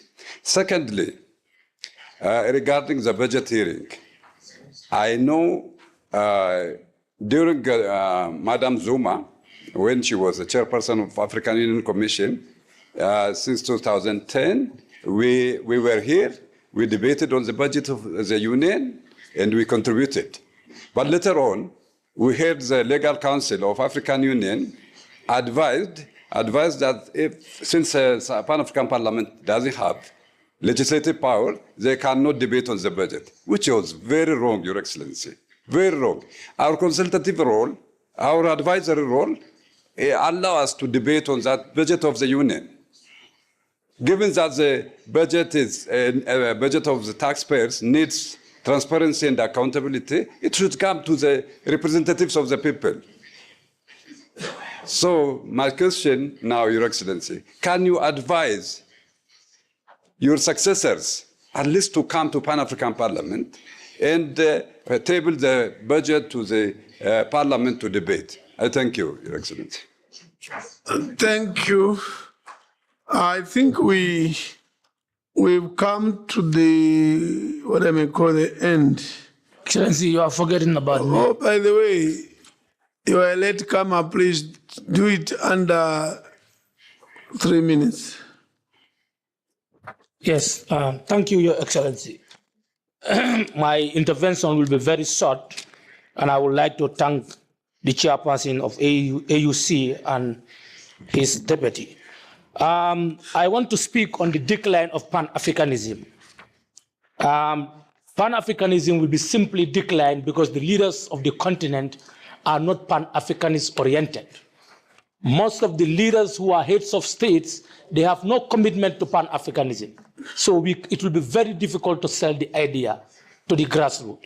Your Excellency, the diaspora, I want to ask the chairperson of AUC, the diaspora has been recognized as the 6th region of AU. Why is it that they are not still represented in this house? And it's high time we recognize these people as the members of this continent. One reason of the order, they were taken from us, which nobody appreciated. History will never forgive anybody who contributed to the taking of our own siblings who are elsewhere. Now they want to come home and be part of us. So they need to be reintegrated. And these are the people who can make this continent to move because they have the expertise, they have the resource, they have the energy. So Africa can be only for Africans, both at home and those in diaspora. So time has come to fulfill the prophecy made by Marcus Messiah Garvey that we must return to our homeland, that is Africa. Africa for Africans. Thank you. Thank you. We have how many minutes before 1? I was about quarter to, about 15, 14 minutes. The deputy chairperson will take about 10 minutes or more. I just want to say to the deputy chairperson, Your Excellency, this House in September made a proposal that since one of our functions as PAP is to promote deepened democracy on the continent and ensure a culture of democracy. I'm actually quoting from the rules on the protocol. Made a proposal that why don't we have the candidates for the AUC chairmanship of those who are aspiring to be chair of the African Commission to come to PAP at one of the sittings before the elections, to come and present here. We go live and then the continent can see who these people are and of what capacity. Can you relay that to the chairperson and say, can we be given an opportunity to invite these people to PAP before February at any sitting so that, they speak to the continent and the citizens. Then the other is the issue of violations of the protocol by the AU or AUC itself. We are aware that in the case of PAP, when there's only some perception of violation of protocol, we hear very loud voices in Addis about PAP violating this and that. But for example, the union is violating Article 10 of the Pan-African Parliament, which says the Pan-African parliamentarians shall be paid an allowance to meet their expenses in the discharge of their duties. Since 2019, there's been no allowance paid to members of PAP. And some exercise was undertaken in Addis, where PAP was excluded in violation of Article 10 of the protocol establishing Pan-African Parliament. I know this has been mentioned, but I want to mention that it's actually Article 11(2) under functions and powers of the Pan-African Parliament.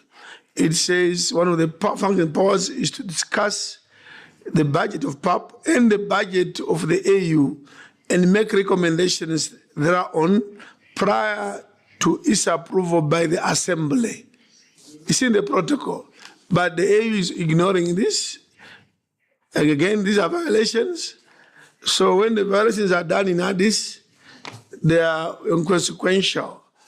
Then the protocol says, under Article 11, again, functions and powers, it says PAP can request officials of the AU and other organs to attend its sessions, produce documents, or assist in the discharge of their duties.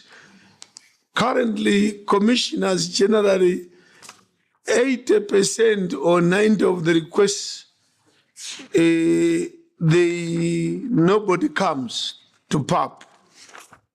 Maybe I'll stop here and I can now give you the opportunity to respond to issues raised during the debate.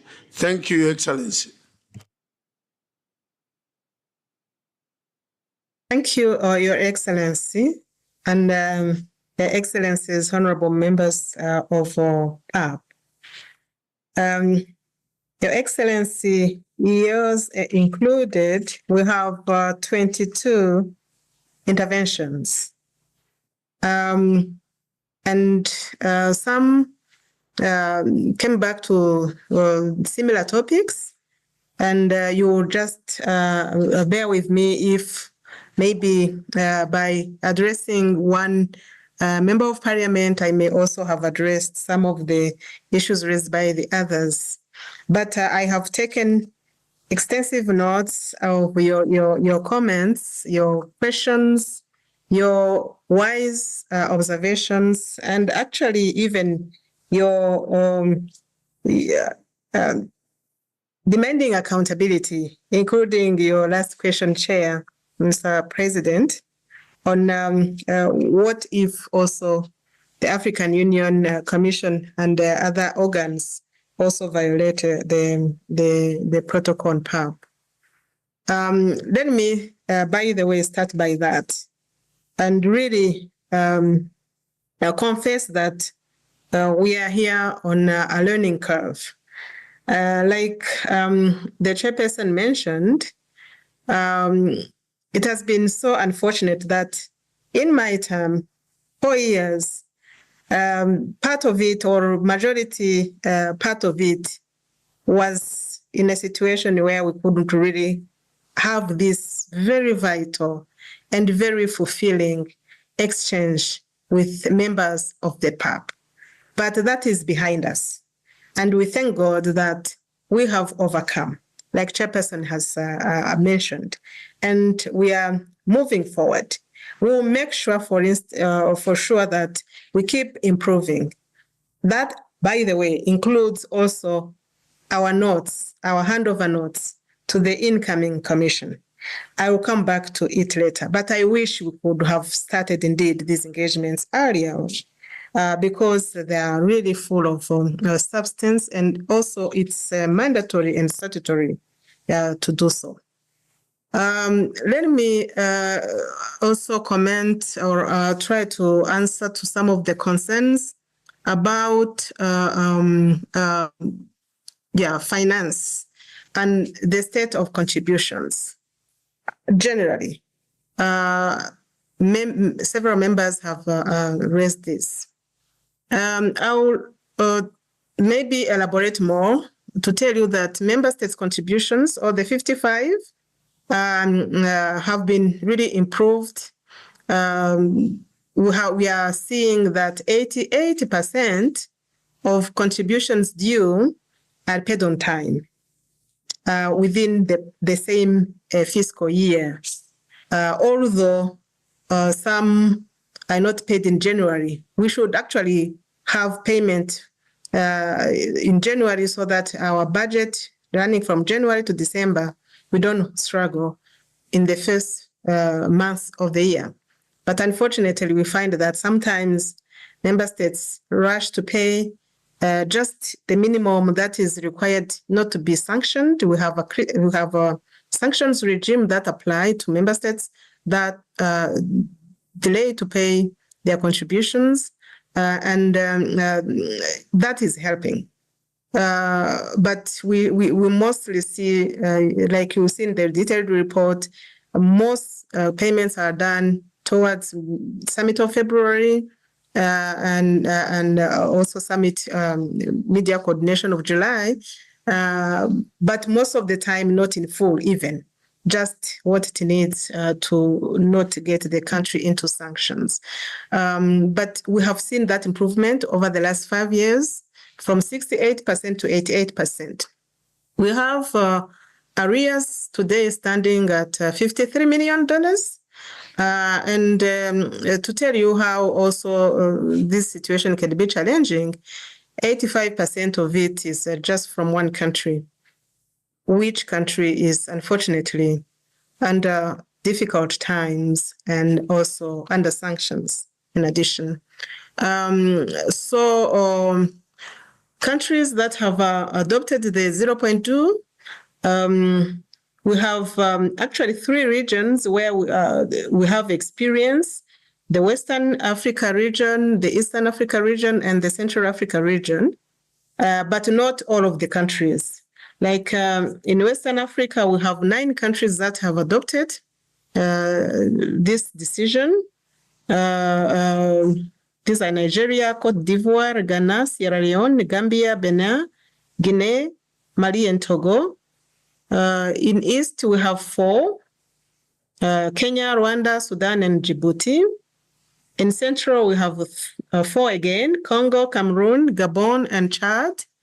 But in the Southern region, Northern region, we don't have experience of 0.2% levy being domesticated. And we really still need to push for the 38 total member states that have not yet domesticated.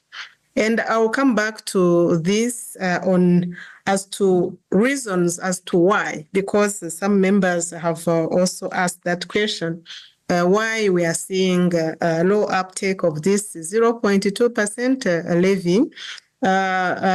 Challenges have been many. There is, to start with, a particular country that has put reservation from the day-go, but for the remaining others, challenges have been cited as follows. For a group of countries like the island countries, who depend on tourism, have tax regimes that are not even taxing imports and whatever. They have put a challenge that this is not even practical, because the 0.2% of what they will collect would be meaningful anyway. So maybe a reflection needed to see could there be another alternative of a base to levy the 0.2%, which is not necessarily the eligible imports. That is one group country, including countries like Mauritius, for instance. Then we have had another category of countries that cite the challenges with the WTO, World Trade Organization, and the incompatibility of this instrument with the GATT provisions, which is a challenge, but also which is a challenge that can be overcome, because now we have a free trade area, FCFTA, and under an FCTA, having a regional trade agreement, you can always have a way of not being bound. But maybe some issues also concern some bilateral trade agreements that these countries might be having with other countries, which will invoke then the most favored nation clause and so on and so forth. So that has been another category of challenges. Really that are related to WTO, World Trade Organization's rules. But we have also seen other categories of challenges, namely technical issues. Countries, some countries, like South Africa, for instance, they have cited that, this provision is not in line with their constitution, that they are not allowed to have such an instrument. So legal issues, technical complications or complexities have been also cited. We have seen also countries that, by the way, have domesticated, but in the implementation, they are even being challenged. And sometimes they even don't pay in full or in arrears, yet they have domesticated this instrument. Countries like, for instance, Chad and others, that sometimes it can be also technical issues of managing an escrow account, creating a linkage between the tax authorities and the central bank, where the money should be collected into an account, and then the remitting channels and so on and so forth. So there is a number of situations we have analyzed and studied, which indeed, as a strategy, we will go case by case, engaging particular authorities. There is also loss of, I would say, institutional memory, and we need really to bring this decision on the table of the current administrations in the countries, and involve also the regulators, especially the customs and the central banks and the other the parliaments, so that really this engagement is deepened. We have been reaching out to regional economic communities like ECOWAS, like ECAS. We are planning to go there, ESC, to see how, to the point of one member who mentioned the ECAS. I'll get to that later, but let me mention it now while I'm on that 0.2% heavy issue. That actually, ECOWAS, they have a practice of levying. ECAS, they have a practice of levying. Why don't we just top on it? That is 0.2% that should accrue to the African Union. Technically, it's feasible. So we are really bringing this aggressively on the table. We are engaging with the ministers of finance as much as possible, but we need, and like one member you mentioned or more, the PAP is so critical and instrumental in really winning this battle of engagement, and also of seeing to the specific details of what it means for a particular jurisdiction to domesticate this and to implement it. And if there are any variants to it that can achieve the same purpose, then let also that be done. So that's for the 0.2% levy. That's what is going on. Now, while I'm still on the issue of finance, we have a sanctions regime that is working, that has categories, layers of gravity, like when you are still in arrears, maybe delayed by 6 months, then by 12 months, then by more, your sanctions keep increasing, and that sanction regime on countries is really helping, but some countries just can't afford not to be sanctioned because of circumstances, unfortunately. Then, in the interest of time, let me rush to the questions around accountability, because that is another theme that you rightly so raised. On this theme of accountability, let me start by saying that indeed, as African Union, in its organs, including the policy organs like the Executive Council and the Assembly, and then other organs like the PRC and the Parliament and others, we are all in this issue of really making the African Union project work.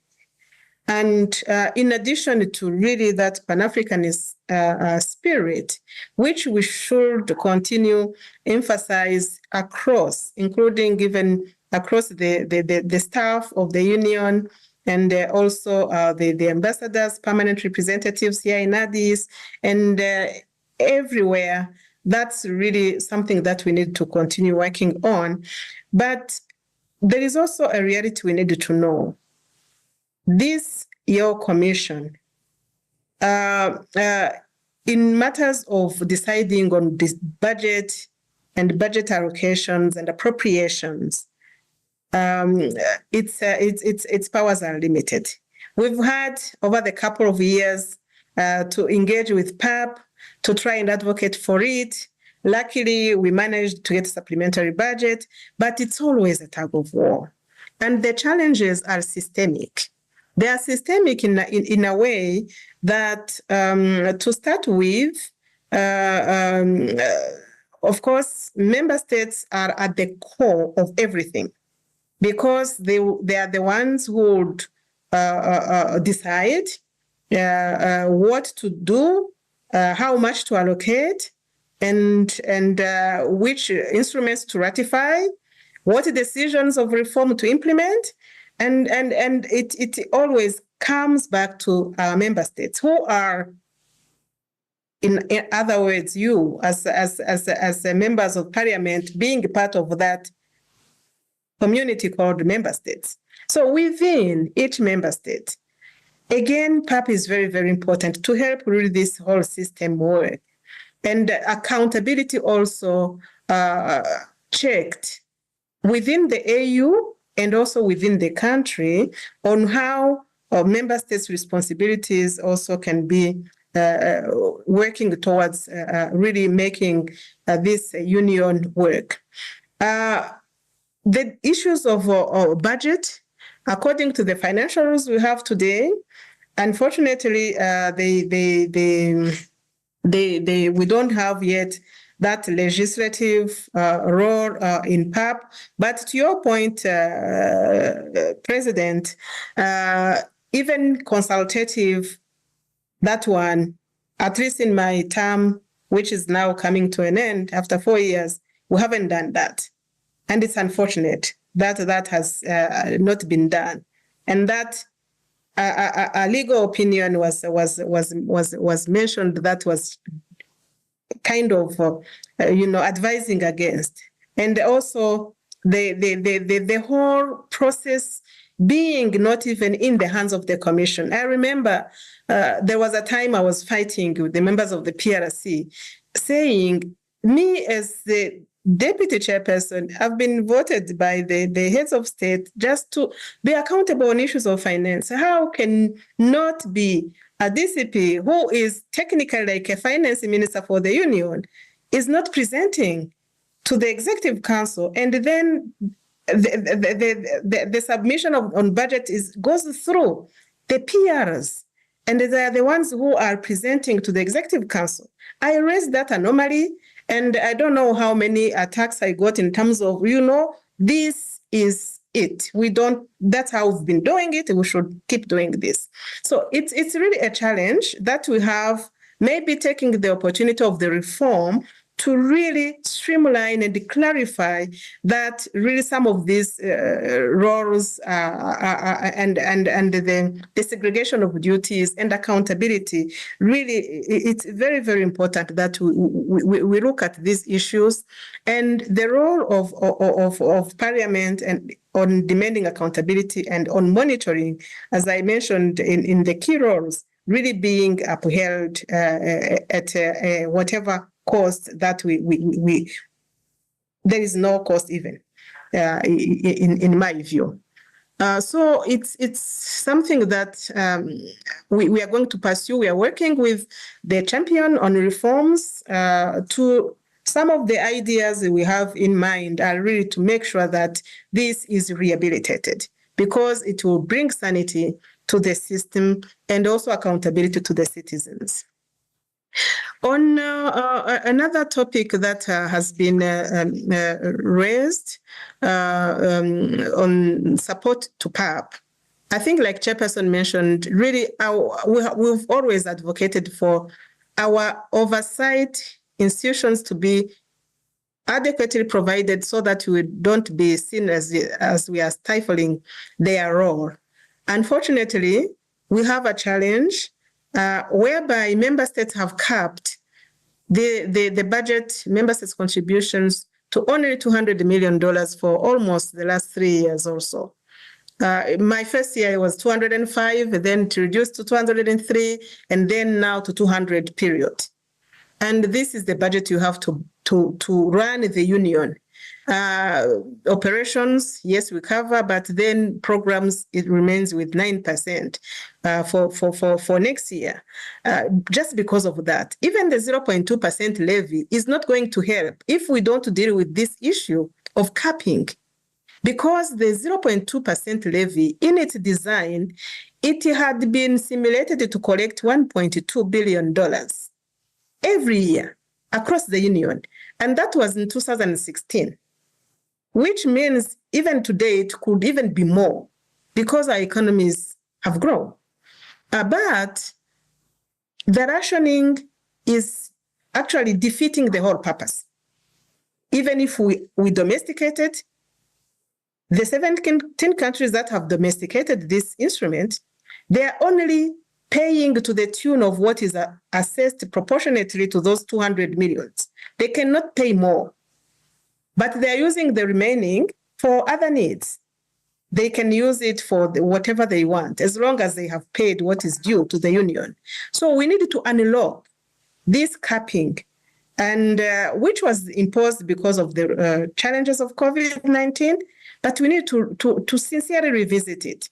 I don't see how we are going to continue to survive on $200 million budget when we have a number of programs to implement, including supporting the PAP. That's why you're not getting enough in terms of money you need to do the programs. And how are we going to domesticate Agenda 2063? How are you going to sensitize and popularize it? How are we going to continue monitoring that countries are actually implementing and are reporting? It's going to be difficult. And then we are, yes, at the G20, but then we'll keep begging. And it will also defeat the purpose of even claiming the platform at the global scene. So that's where the chairperson actually was really kind of lamenting that situation, because it's so dire, and we need to do something about it collectively. So yes, the commission as the executive arm, we are responsible, we are accountable to the tune of what we have in hands to manage, but then what we have in hands might not be enough. We are struggling in terms of reform, we are struggling in terms of staffing, we are struggling in terms of IT platforms and whatever, and these are limiting our potential to deliver as an organization. On the other side, we are also working on our internal weaknesses. As I mentioned, because we still have also issues of limited capacity of implementation. Sometimes we have audit issues here and there. The audit, we have a board of external auditors, which is member states. On that board of external auditors, there are offices of the auditors general in each country. There is a formula of countries coming to that board every number of years, and then they audit us. Luckily, we have been having a clean audit reports on our financial reports, but with really a number of audit findings, especially in terms of some of the compliance areas, but fiduciary, we have had unqualified reports for all the period I've been around here, which at least testifies to the good stewardship of the money. But the value for money, we still have an issue, which needs everyone in the checks and balance, including the parliament, PAP, to also chip in and try and really make everyone accountable. PAP also included as an organ. I liked the idea of one honorable. Vous avez proposé une idée. You have suggested a new idea, that is to see how through the sports we could take some levy in order to support the contributions to the union. I fully agree. The speaker switched to English. To see, in addition to the 0.2%, if it's struggling, could there be any other means? And I hope that one day we'll get there. There was another issue that was raised. Especially, I must respond to this from the honorable from Kenya, because you asked it. You posed this question really, we genuinely challenging us as a commission that you don't see actually us come to account. We don't even show up. And also many other members, including the VP, Gayo, you mentioned this. I would start by saying that, you know, and it's repeating myself, that we are just getting started on consolidating this relationship with PAP. At least for the a number of engagements we have had personally, be it on Agenda 2063, be it on budget issues, and now, which is the first, I think, plenary I'm having like this, it's very, very important to strengthen this. And like I said, let's leave the history behind us. And now that we are really having a full house, properly now governed, we are going to demand this accountability. Unfortunately, I couldn't come to attend in person because of other assignments I was given here in Addis. But thank God we have these virtual means that are also allowing us to be fully engaging with you, even at a distance. But by no means this is not a statement that PAP is not important. To the contrary, if there is a partner I've been having in my function, is indeed PAP. On this idea of debate for the new candidates for the new commission, I think it's a brilliant idea, in my view. There is normally in the procedure that was approved by an assembly a long time ago, a provision for a debate. And this debate historically has been conducted by an anchor journalist, and then it's a broadcast live, and we are planning for it, but using that formula. Unfortunately, we didn't have that idea of also members coming to PAP, but I don't see why, if PAP invites or wants to hear out from them, then that should not be done. But we were working on that other debate, that is a public debate,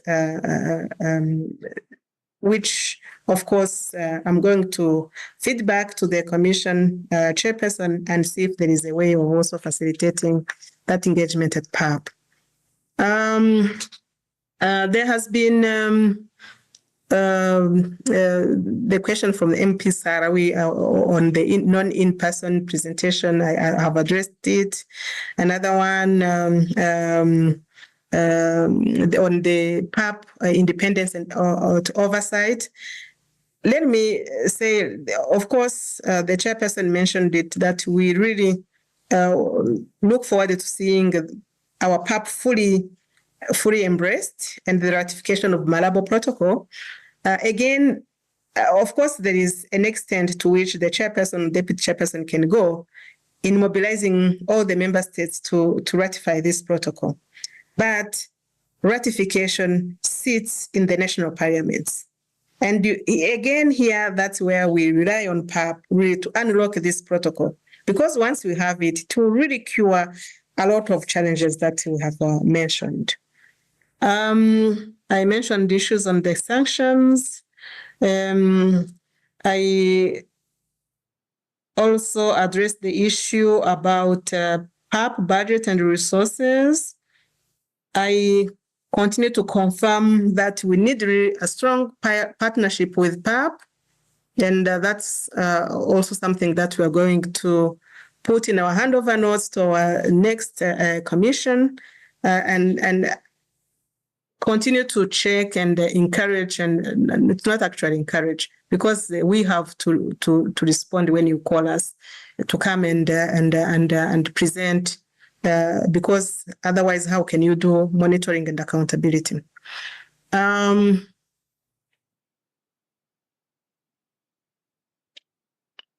agree with all of you. I see Honorable Jennifer and others who stressed that really we need to revive this Pan-Africanist spirit if we are even to address the issue of finance, because we have all it takes. And I keep saying that Africa is a powerhouse of solutions. Unfortunately, we are the last to know it, or to realize, or to be willing to harness that.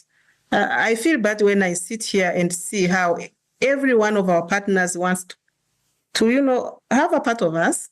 But I wonder if it's always for good reasons, but we must come together. I don't see other way we are going to get it.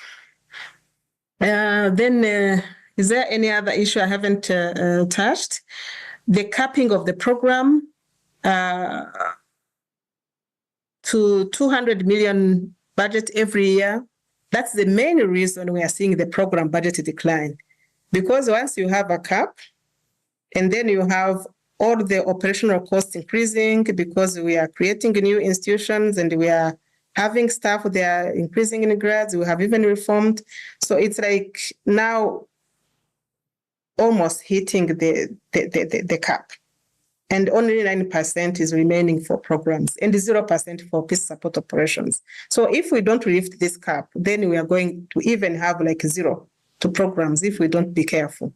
So that's what we are saying, that we need really to elevate this advocacy within our member states.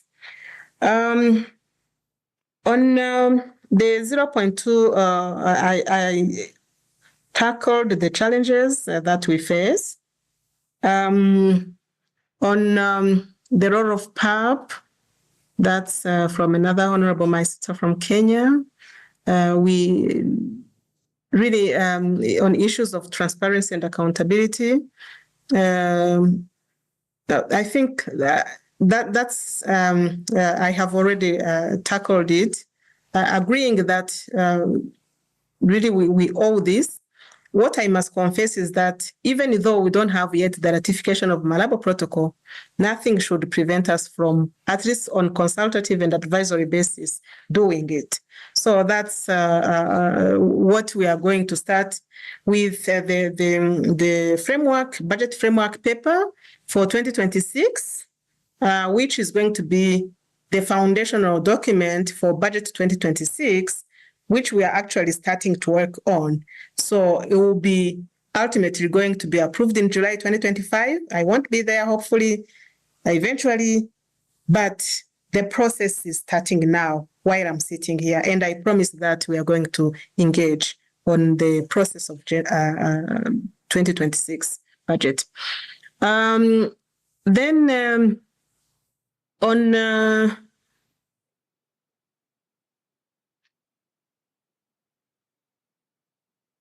there is Honorable Costa who raised, advocated for the situation in Mozambique.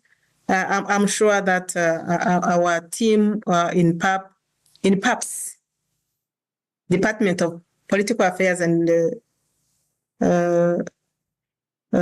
Peace and Security, they are on it, I'm sure.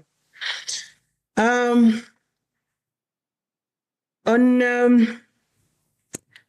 Honorable Washila, I wish to really suggest that if you thought that you have sidelined the PAP, please don't, because the challenges, the budgetary challenges PAP has faced, your bureau, your president knows so well that these are challenges felt everywhere, across the organs, across the agencies.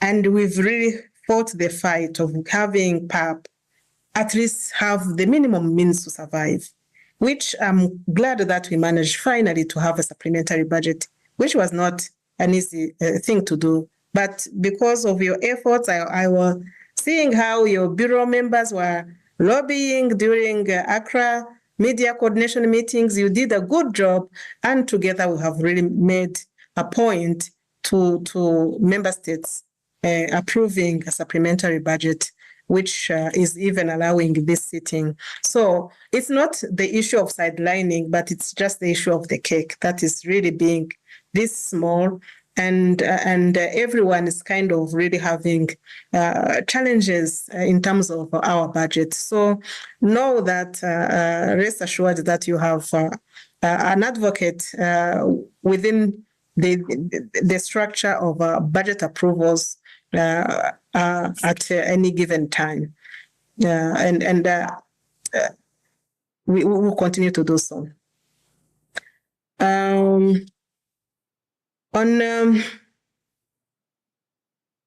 Yes, the Honorable from Gambia, the audit reports, you're right. I haven't seen any audit report being presented. Yet we have these audits. By the way, we even have issues of being over-audited to the point that it's even creating the impression that, you know, there are recurring issues just because also audits function needs to be put in order. As a matter of fact, in Accra in July this year, the chairperson, feeling that member states think that maybe there is something going wrong with us utilizing their money, requested that he's going to present the status on audit implementation, because looking at what we have in terms of audits, the improvements that have gone in place, and the perception that is still out there in the statements of our ambassadors here and our ministers, sometimes you feel like there is the need to make what is like mise au point on the situation. What is the real situation? What are the real issues? Because some of the issues that are even recurring are issues that demand that member states do A, B, C, D, because it has been decided, but then the implementation has not followed, and then creating challenges. This we have seen in terms of reforms implementation, for instance, in terms of challenges of understaffing that are also creating difficulties when you have to implement and to also ensure that you have compliance throughout. But indeed, there is a point in also why we are considering budget consultations, also audit reports. I don't see why the Board of External Auditors cannot be also someone to come and present what they have seen on the different arms of the union in terms of this. So we'll suggest that be, and we'll collaborate to schedule that in due course.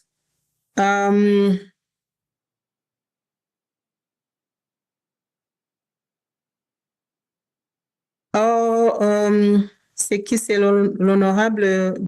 I think it's Honorable Barakati. You have wished that that members of PAP get more information on the process of reform. I do fully agree with you. And here I think that in cooperation with the head of the reform unit, Professor Muboko, and also the chair of the Bureau, the Office of the Champion, we will see to it that you be consulted, or that the consultations carry on, since they have already started. The speaker is switching to English. The Honorable Vice President, I think that I have already responded to your question. As concerns the 0.2% of levy. English. Je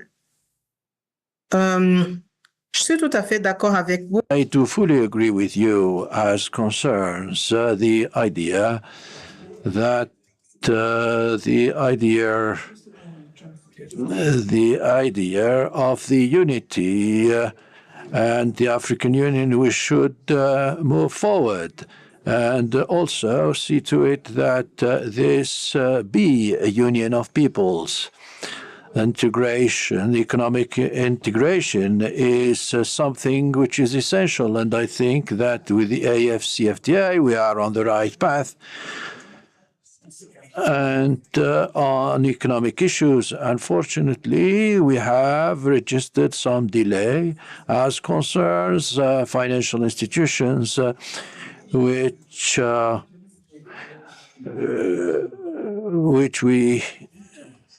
we wanted. We will have a ministerial meeting, which we call STC, and of ministers of finance, development, and planning, and other sectors in order to see how to move forward on this point. This meeting will take place in Algeria during November, and I think that we will keep moving forward on this issue of economic integration.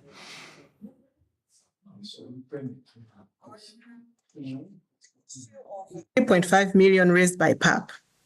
So the issue here is, and thank you, Vice President Gayo, for raising this. This is the issue of rules. You know very well as members of parliament in your own national parliaments, it is parliament that does appropriation. And even if the Minister of Finance mobilizes resources from wherever, once it has not been appropriated, you are not legally authorized to tap it. That's exactly what happened with the 3.5 million. The only way out was to come through a supplementary budget and budget revision session and get it on board to be appropriated. So otherwise, according to the rules that we have, there is no other way we can do it. For other institutions like the UN, they only have like a voted budget on operational, member states assess contributions, but when they raise money from other partners, they can go ahead and implement programs. But it's not yet the case with us. So if there is anything to change to accommodate it, then we'll have to reform and amend the financial rules before we get to that level. So that's what exactly happened. It's not because we were discouraging the PAP to mobilize resources. On the budget hearings and on a consultative and advisory basis, I think we agree on this. Diaspora. Diaspora is indeed very critical. Our sixth region. We are still, as a union, struggling to how do we also channel the voices of diaspora. Who is the diaspora? Because it can be everyone, but how do they get organized and how do they get represented? We are still struggling with that even within ECOSOC. We are coming up with guidelines that member states would approve on how to onboard the voices of the diaspora. As we speak, we are working on that file. It is similar to how the civil society organizations had been also an issue to know who comes and represent civil society of a country X in the ECOSOC. Member states want to always control and be at the bottom of it to make sure that, it is the right voices that are going to be speaking for the diaspora. So I hope that once we have done that, then it will give us a path to eventually, if PAP is reformed and its membership redefined through that process of institutional reform, this is one of the ideas we can suggest to the champion of reform also to consider going forward.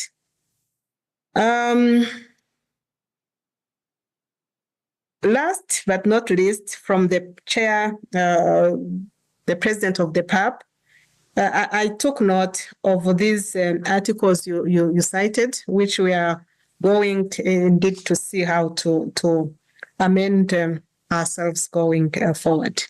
With that, thank you so much. I've been long, but it's not easy to attend to 22 interventions that I apologize if I missed one aspect of your intervention, your honorable members of the parliament. Apologies, just that maybe I couldn't cover everything in the short time allocated. Thank you. You can hear the loud applause, Your Excellency. Once more, we want to salute both of you, the chair yourself, for the presentations and also the time you have spent to listen to the debates and respond. You are not the only AU official, so we can't put all the blame on an individual. It's an institution. It's an institution. Are you still there? Yes. Yeah, you are there. I would want to say thank you as I look at you. I want to thank you and inform the members that, yes, the relationship between PAP and the AUC was acrimonious, but it has improved a lot, very, very much. And the AUC, and particularly the vice chairperson in her capacity as head of finance and admin in the AU, supported PAP's budget requests, including the supplementary budget, and we attribute the success that we scored in the amounts allocated in supplementary to her office and her boss. And I want to thank you very much for that. We wish you were there next year again. Maybe the figures would go much higher. Unfortunately, we are leaving. But I want to close by saying, when you give notes to whoever is coming, this confusion about oversight and being legislative is an avoidance of the truth. Oversight is not lawmaking. Oversight is not lawmaking. If you look at the protocol says, and if you see the protocol in our constitutions differ. In the national parliament, it says it's parliament which appropriates and approves budget.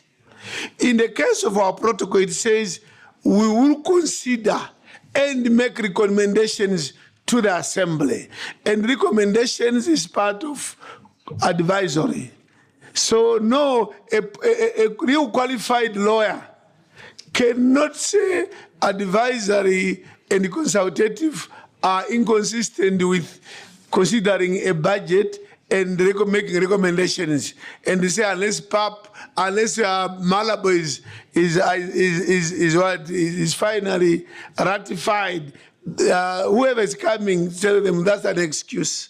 It's by people who don't want PAP. Otherwise, we want to thank you. I know you are late for other business. Meet you next time. You are still there up to February. So we look forward to more engagements anyway, up to February. Thank you very much. Nashukuru sana. Muito obrigado. Shukran. Merci beaucoup. Thank you.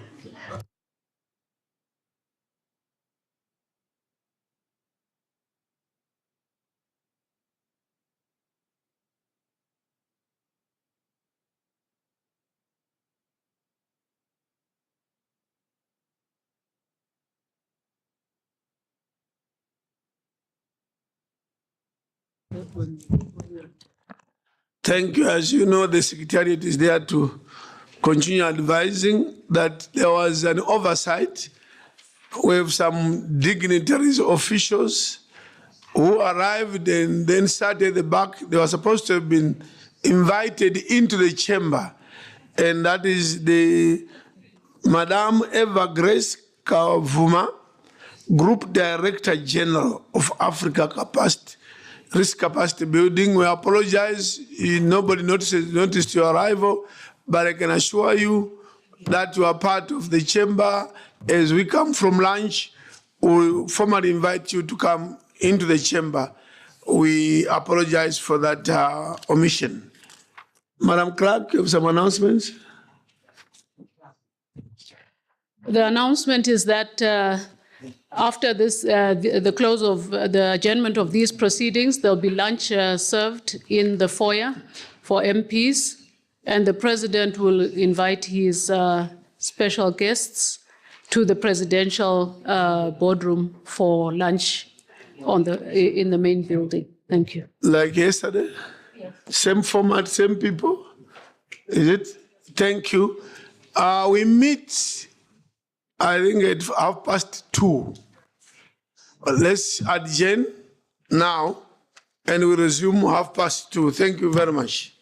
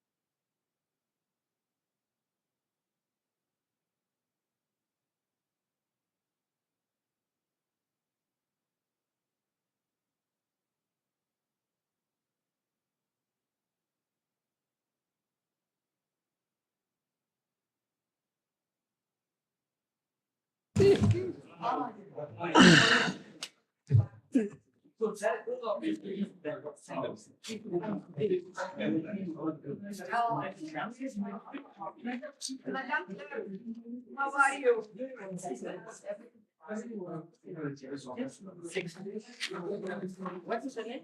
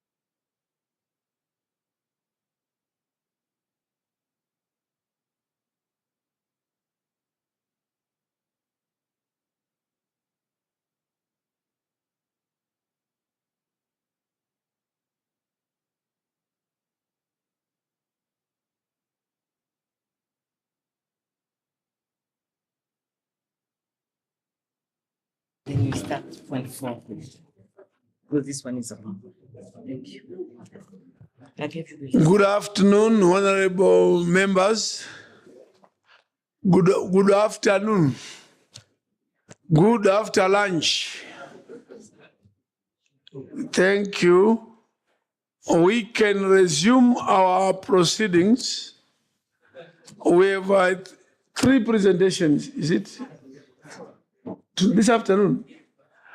I'm told we have 5 presentations this afternoon. They've now changed to 4. They've now changed to 4. But before we proceed, honorable members, pursuant to the provision of Rule 38(1) of the Rules of Procedure, I wish to invite into the chamber Mrs. Eva Grace Kavuma, the Group Director General of the Africa Risk Capacity. Africa Risk Capacity. Mrs. Kavuma, please be escorted into the chamber.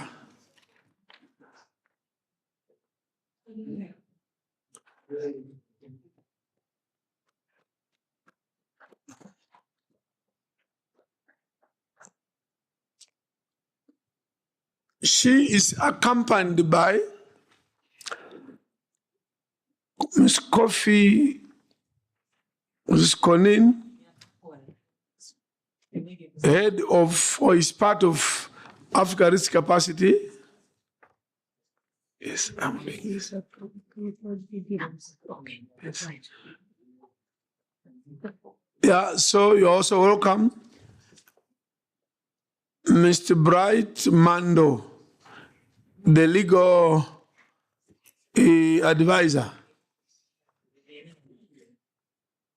to the Africa Risk Capacity Building, and Babatunde Nyanda, I think it's Nyanda, EULA as an officer. I also invite Dr. Musingati Sipuka of AUDA, the Chief of Staff and the Acting Head of Science and Technology and Innovation. Are they here? Dr. Musingati Sipuka. Also, ambassadors, Dr. Mustafa Saka, the Principal Trade Officer, AUDA.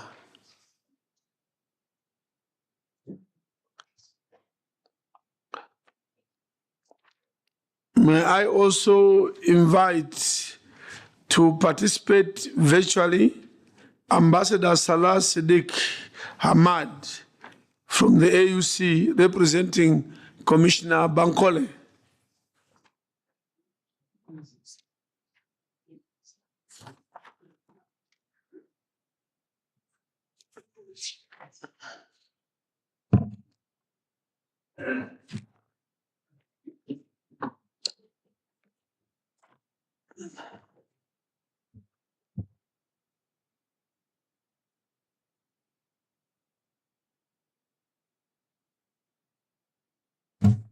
Thank you. The first presentation this afternoon will be on the state. This is for the clerk. Is it not you? The state of human rights in Africa, a very popular topic.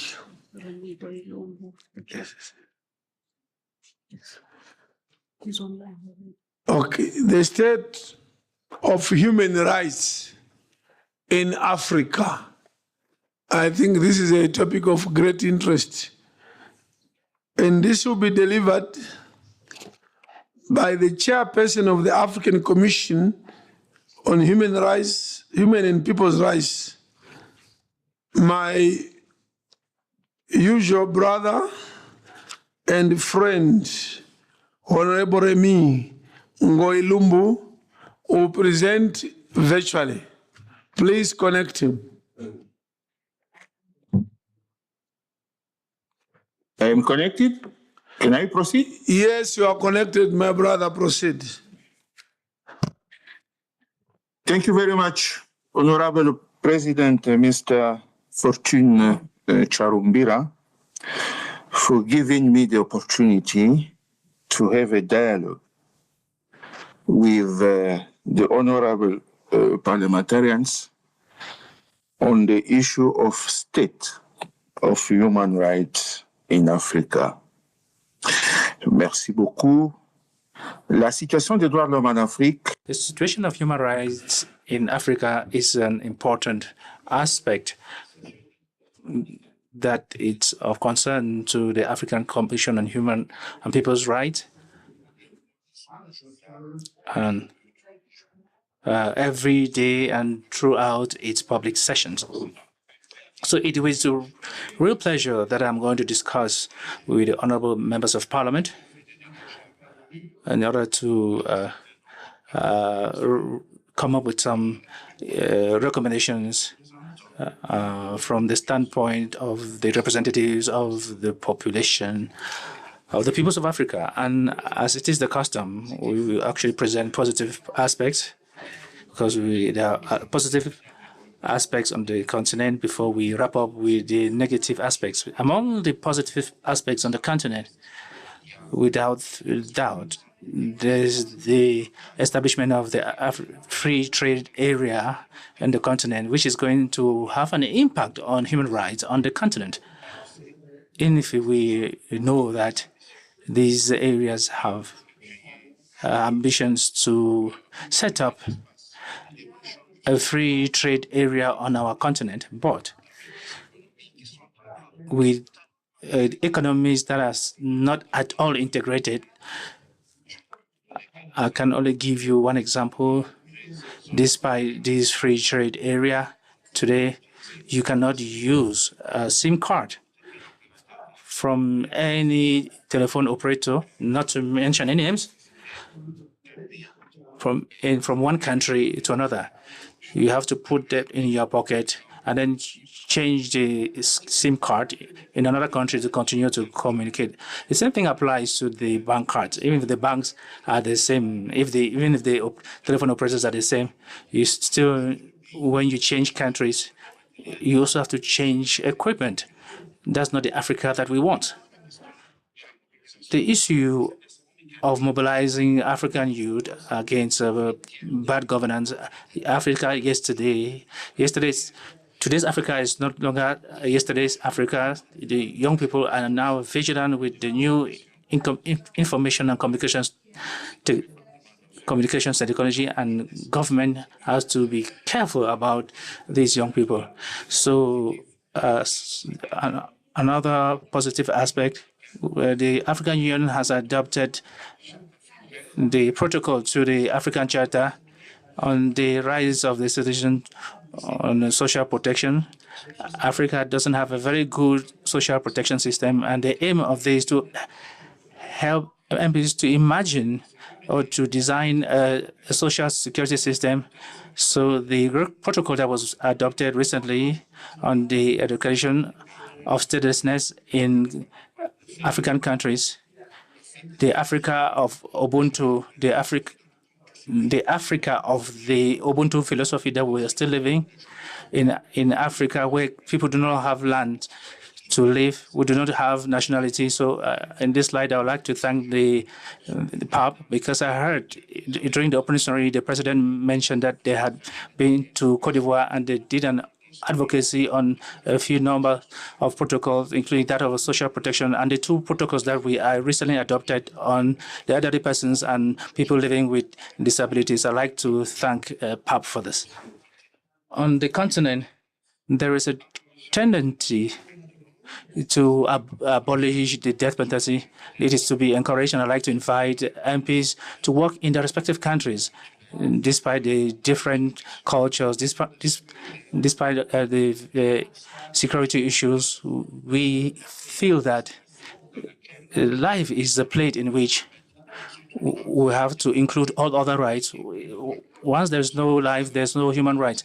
That's why we laud this initiative to abolish the death penalty. We also like to laud the prohibition. We cannot hear the speaker anymore.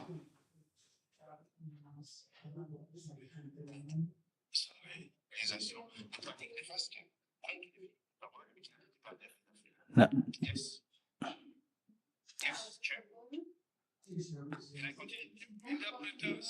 Yes, we can hear him now. So, in time, I'd like to quickly mention the consent. If Africa is green in one area, Africa is green, but there are also red areas. There are areas where things are not moving that well. There is security situation that leads to the gross violation of human rights, war crimes, displacement of the people, food insecurity, health insecurity in many countries that you are well aware of. The most recent crisis, that of Sudan, but we also have old crises that are persisting. For example, the DRC in the northern part of Cameroon, just to name just those two. I am not forgetting the crisis that is in the Sahel area. We also have the Sudan, East Somalia. Let's not forget Ethiopia is not yet over in the Amara region, as well as other countries. We have minor crises, but that require demands us to pay attention. We have inter-community conflicts in Africa, which are also persistent. Conflicts between farmers most of the time. We need to prepare ourselves for the war or the battle of arable land, of war. There are countries which don't have water, and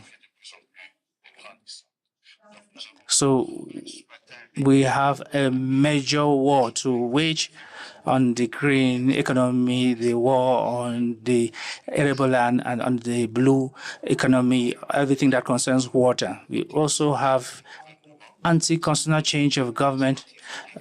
It all depends on the perspective which you look at it. But the Commission looks at it on the aspect of democracy and good governance, and we always recall that because we are in the same family of the African Union, Gabon, Niger, Burkina Faso, and Guinea, who are countries that are under sanctions in South Africa.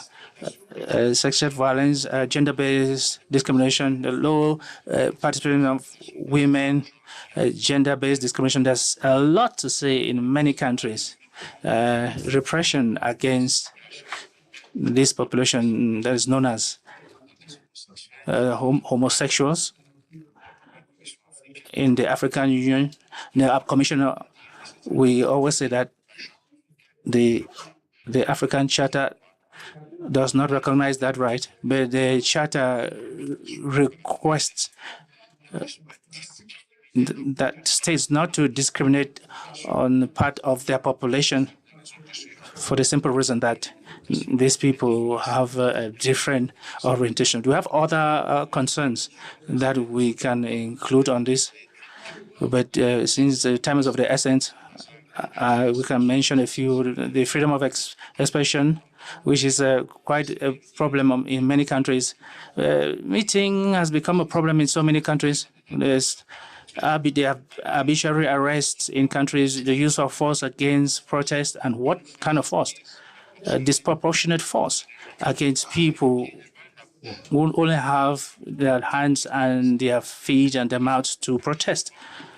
We'll also never forget the issue of the migrants in the Mediterranean. Every day, migrants change their route because it's difficult to, increasingly getting difficult to get to Europe. Going through the Iron Curtain from Morocco to Algeria and Egypt, and people are now taking a different route through the Atlantic Ocean, and the crises are increasing every day.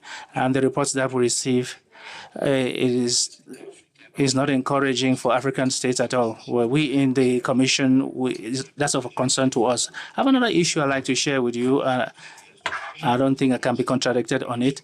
The increase in the number of prisoners. It's a shame in all countries that we visit in the promotion mission, the prisons are overflowing. We know that in the days ahead, people will keep increasing the number of prisoners will keep increasing. In DRC, they released about 1,500 prisoners. Egypt did that as well, and other countries. But that is not enough. That is not enough, because we require a good prison policy. We need to also build new prisons. So I would like you to end with these concerns. We also talked about some elements that of concern to the African Union. In addition to the low ratification of protocols, there's also low implementation of decisions. So many organs of the African Union is about 2 or 3%. It's a shame for the continent, because this is so many millions of dollars are mobilized to develop policies, but there's a very low implementation, and this is disappointing. We also have issues with the independence of the judiciary. I'd like to end with the issue of concerns. I underscore what we call in the Commission the democracy of facet. The people have lost all confidence, all trust in the electoral, in the independent electoral commission, because in most cases, these independent commissions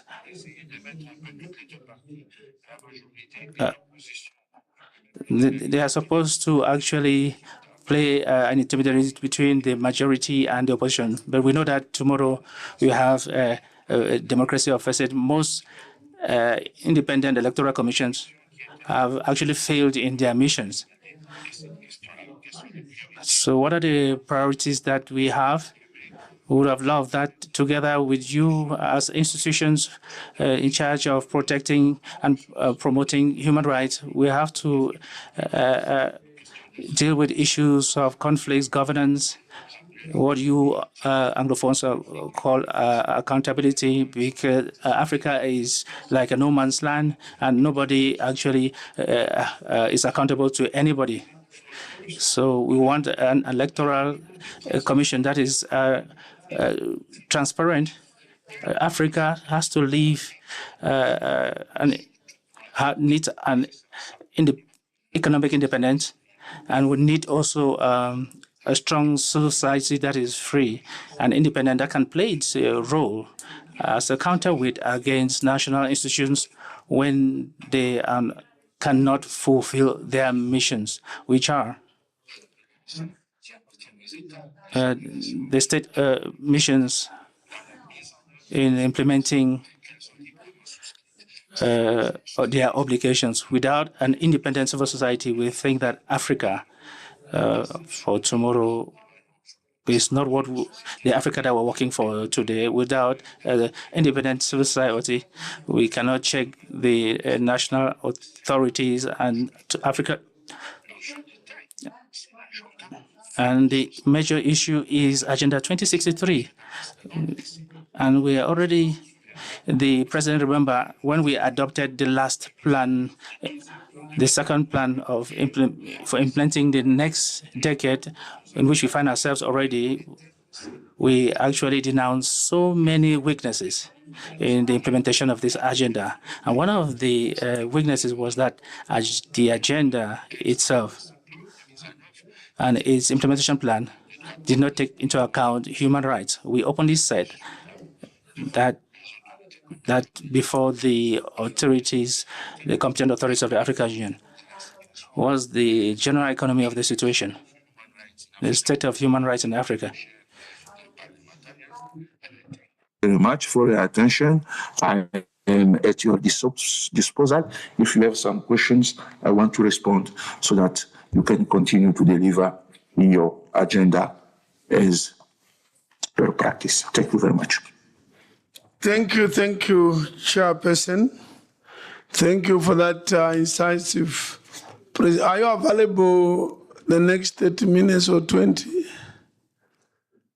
I can stay with you for the 30 minutes to come so that I can take questions. We wanted to invite the next virtual presentation on peace and security, which in some cases overlaps with human rights, so that then the debate will be conducted once the two have been presented. So I can invite the next presenter on peace and security, and then we have the debate, and the debate will also cover human rights. Merci beaucoup. Can we now move to the presentation by our brother representing the Ambassador Bankole, Ambassador Salah Hamad, to present on behalf of the Commissioner for Political Affairs, Peace and Security. Thank you very much indeed, Your Excellency, President of the Pan-African Parliament, Your Excellencies, Vice Presidents, Your Excellencies, honorable members of the Pan-African Parliament. I bring you greetings from His Excellency, Ambassador Bankole Adoyi, the African Union Commissioner for Political Affairs, Peace and Security.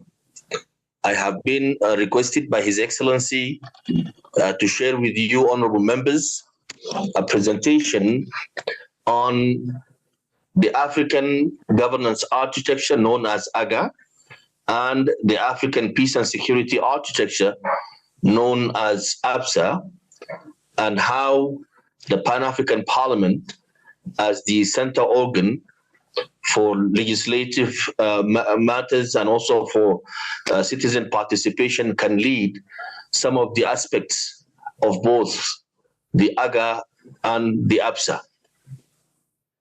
Excellencies, ladies and gentlemen, as we all know, that the APSA was almost born the same time that the African Union was transformed from the Organization of African Unity to the African Union. The APSA is evolving around the Peace and Security Council, but also there are some other elements, as we all know, including the protocol establishing the Peace and Security Council, as well as the African Union Post-Conflict and Reconstruction Policy Framework. Some of the institutional mechanisms that represent the APSA includes the Peace and Security Council, the regional economic communities, the continental early warning systems, the African Standby Force, the Panel of the Wise, and the Peace Fund.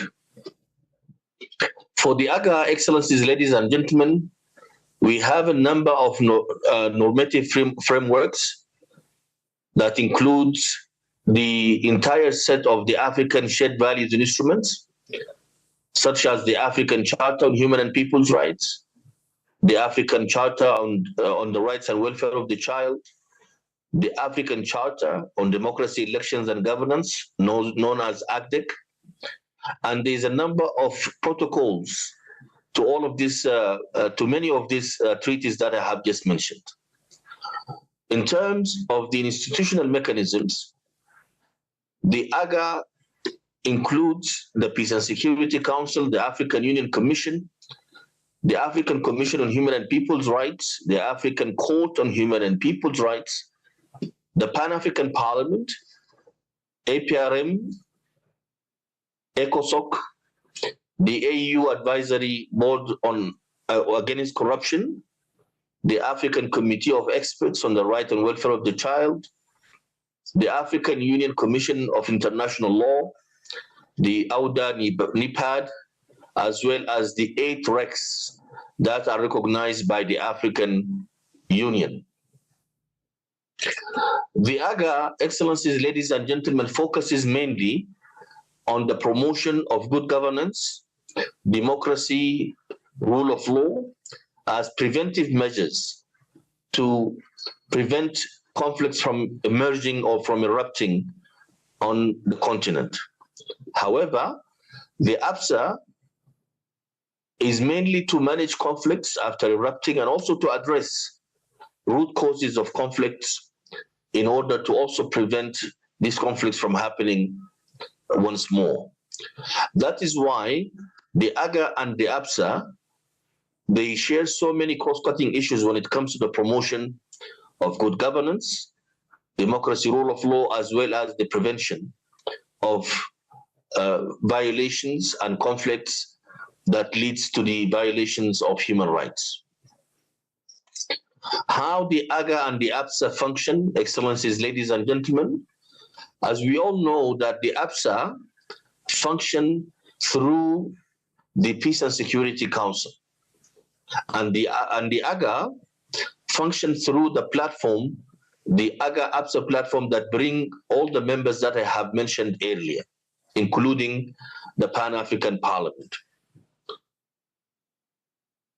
Why there is really need for all of these stakeholders to work together and collectively to promote good governance and democracy, rule of law, and to promote and protect human and people's rights on the continent is simply because of the Constitutive Act of the African Union and the objective of the African Union, as well as the objectives of the Agenda 2063.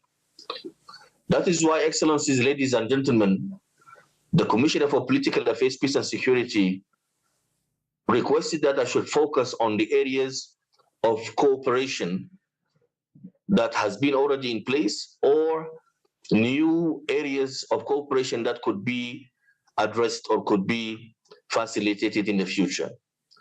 Some of these areas of cooperation includes or focus on the African Union shared values and instruments in terms of ratification, domestic implementation and domestication and implementation, as well as reporting. Excellencies, ladies and gentlemen, let's take, for example, the African Charter on Democracy, Elections and Governance. This is the contribution or the African contribution to the global jurisprudence when it comes to the promotion of democratic governance, rule of law, constitutionalism, and human rights. It's a unique treaty because this treaty, Excellencies, ladies and gentlemen, focuses on a number of issues that are quite important for the promotion of good governance, democracy, and rule of law. Let me name a few. One, the Charter focuses on the promotion of democracy, rule of law, and human rights through the participation or the popular participation of African citizenry. The Charter promotes the culture of democracy and peace through accountability, socio-political and economic rights, enlarging civic space as well as civic education. The Charter also, Excellencies, ladies and gentlemen, promote democratic institutions through enhancing and strengthening the capacity of public institutions at the national level. The Charter also promotes democratic elections based on regular, transparent, free, and fair elections that is conducted by independent electoral management bodies, supported by rules and regulations that are enacted at the national parliament, at the level of the national parliaments. The Charter also proposes and recommends sanctions in the case of unconstitutional changes of government when this happens in a member state. The Charter also focuses on the promotion of the political, economic, and social governance, where the well-being and the welfare of the African citizen is taken into consideration by the leaders and the government officials. This Charter, Excellencies, ladies and gentlemen, currently has 39 ratification from 55 African member states.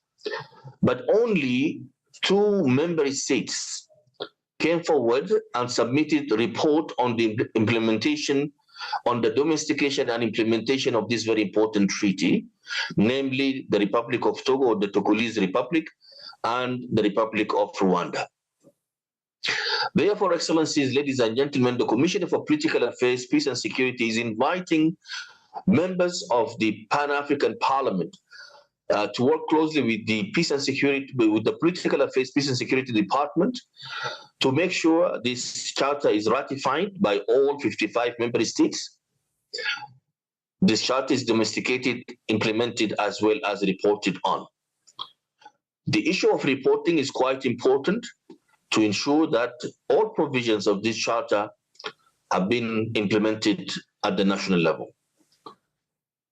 Excellencies, ladies and gentlemen, the Commissioner for Political Affairs, Peace and Security also requested me to focus on 3 more issues. Number 1, the issue of the election observation in Africa, that there is need to enhance the collaboration that currently in existence between the Pan-African Parliament and the African Union Commission, in particular the Political Affairs, Peace and Security Department.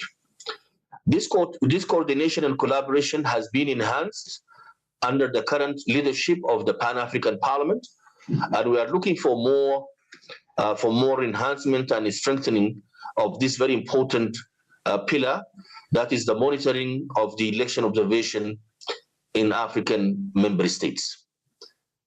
In addition to that, Excellencies, ladies and gentlemen, the Commissioner for Political Affairs is also requesting the involvement of PAP in the revision of the reports that are submitted on the AGDEC in particular. Why? Because the mandate of the PAP, as we all know, covers a wider range of governance and democratic areas and objectives, and therefore PAP is most situated to lead the process as a member of the AGA-APSA platform to review the reports that are submitted by African member states. The third issue that the Commission also requested me to bring to the attention of this August body is the harmonization of the reporting process. Excellencies, ladies and gentlemen, the Political Affairs, Peace and Security Department, supported by all members of the AGA-APSA platform, began a process of harmonizing the reports on the African shared values and instruments, namely governance and human rights instruments. The reason for this harmonization is the fact that our member states, in many cases, they do complain of fatigue when it comes to reporting, or lack of capacity, whether it is financial or human resources. So therefore, the idea now is to come up with a format that will allow our member states to submit only one report. That report will include segments on human rights, segments on the rights of the child, the rights of women in Africa, and all of the other obligations that are supposed to be covered by the reporting by member states. Also, there is a proposal that will be addressed very soon, this month in South Africa, by members of the African Governance Platform to extend the period for submission of reports. So then member states will be able to have more time to submit full reports, but also intensive and detailed reports on the areas that will be covered with this single report that will be then shared with all members of the platform for investigation, verification, and for commenting and inputs. Last but not least, Excellencies, ladies and gentlemen, I wish to also communicate to this august body the wish of the Commissioner for Political Affairs, Peace and Security to work together on conducting advocacy missions on the ratification of the African Union shared values and instruments in member states, but also to work closely with the Pan-African Parliament on the aspect of information sharing with the wider African citizens and engagement with the youth and women in particular, and also for PAP to measure the progress made through self-assessment such as the APRM tools to make sure that the African member states are implementing the provisions of the African Union shared values instruments at the national level. PAP is also invited to work with the African Union and also other members of the African governance platform to identify challenges that are faced by our member states to promote good governance, democracy, rule of law, and to develop homegrown solutions to address these challenges. Last but not least, the Commission also wishes to invite the PAP to establish a stronger coordination and collaboration with all stakeholders, including the AU organs with human and governance mandate, AU institutions such as APRM and other NIPAD, but also the regional economic communities in order for the regional level to be connected with the continental level on the promotion of democracy, good governance, rule of law. I submit, Your Excellency. Thank you very much. Thank you very much, Ambassador Salah, another good friend of the President of Pan-African Parliament, and he can confirm later. So we can go into debate before we go to the next two presentations. Debate on the two presentations. I want to mention that this is 16 plus 9, 25, 25, with about 33, 34. 33, 34, those who have registered to debate, but of course there are some duplications, so the number will be less than 30. There will be no extensions of time. So can you draft your notes? It's better to aim to finish within 2 minutes, so that if you get to 3 minutes, it's by accident. There are so many that have registered. So we'll not allow extensions. If we do, then we'll sit for 2 hours.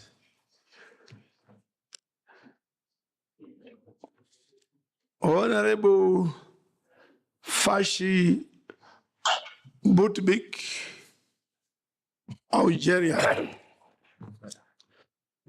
So you can debate any of the two presentations. شكرا سيد الرئيس. مساء الخير للجميع كل الزملاء. أود أن أشكر السيد غيمي لومبو رئيس لجنة حقوق الإنسان، وبدوري كذلك أشكر سعادة السفير بانكولي على التدخلين. وأنا لدي في المحاضرتين، يعني سجلت، يعني عندي 4 دقائق. Sorry, interpretation. I have 2 interventions because the interpretation. Can you hear us?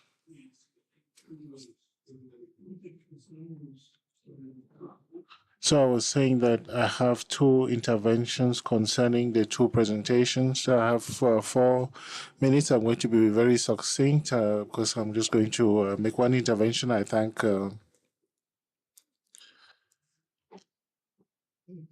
the PSC in Africa. I also want to congratulate Mr. Lambori for his presentation, which detailed the human rights in Africa. We all know that there are many factors that impact human rights,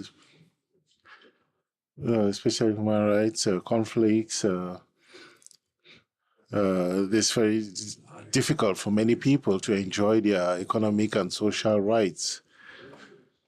There is a cost of living crisis, especially after COVID, and many populations have been displaced, especially in the Sahel, in the Sudan. Many refugees, asylum seekers, and also children as well, women and children, and impunity. The question is, how do we face these challenges? How do we face the challenge of impunity so that we put an end to this situation, especially of people who want to violate the human rights of others? And so we also need to assess the African Human Rights Registry to see the cases of best practices. I'm also talking about the case of the Pan-African Parliament, which is asking what is its mandate and how does it fulfill its mandate, and where the debates regarding aspects of human rights. When we talk about just 2 minutes to talk about human rights, that is very little. Today also I'm talking about attacks and assassinations and abusive behavior that we witness in the Sahel, and we also see the right to association that is really not respected. So where is the justice? And in this continent, which has so many militants and so on, where is the human rights and the justice in all of that? The numbers. Please, if we extend the time, we'll take 4 hours. عندي تدخلين. Okay, you'll be an exception. Only you. 2 interventions. 2. Okay, 1 minute. وبالتالي أنا أتكلم على التضامن مع. So obviously, out of solidarity to the fight against colonization, we have to work seriously because we have a glorious history, and we need to work on socioeconomic rights, the rights of refugees, the rights of minors, the right to have one's case heard in court, the right to all international treaties, and also today, especially the case of Western Sahara, where resolutions of the United Nations have not been applied as they should. We will not be allow our continent to be dragged in different directions by different global forces. We also have to share our solidarity with the Palestinian people and condemn the crimes that have been committed in Gaza. And so we also need to have a common position because Africa really shares these ideals. So the rest are now prepared for 3 minutes or less. Honorable Kuchami, Nikos Fanyo, Benin. Merci beaucoup, Monsieur le.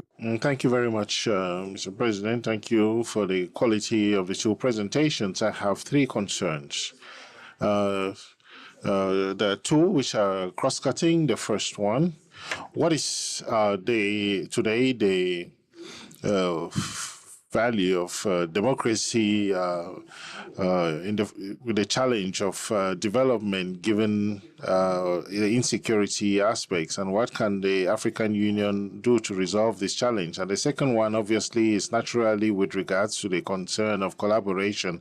There is a kind of, there is a sense that the word collaboration, the collaboration of PAP and the Commission, there is a problem there. Concretely, we should sign an MOU with each commission with duties assigned, so that is published, so that they stop telling us that we are overlapping.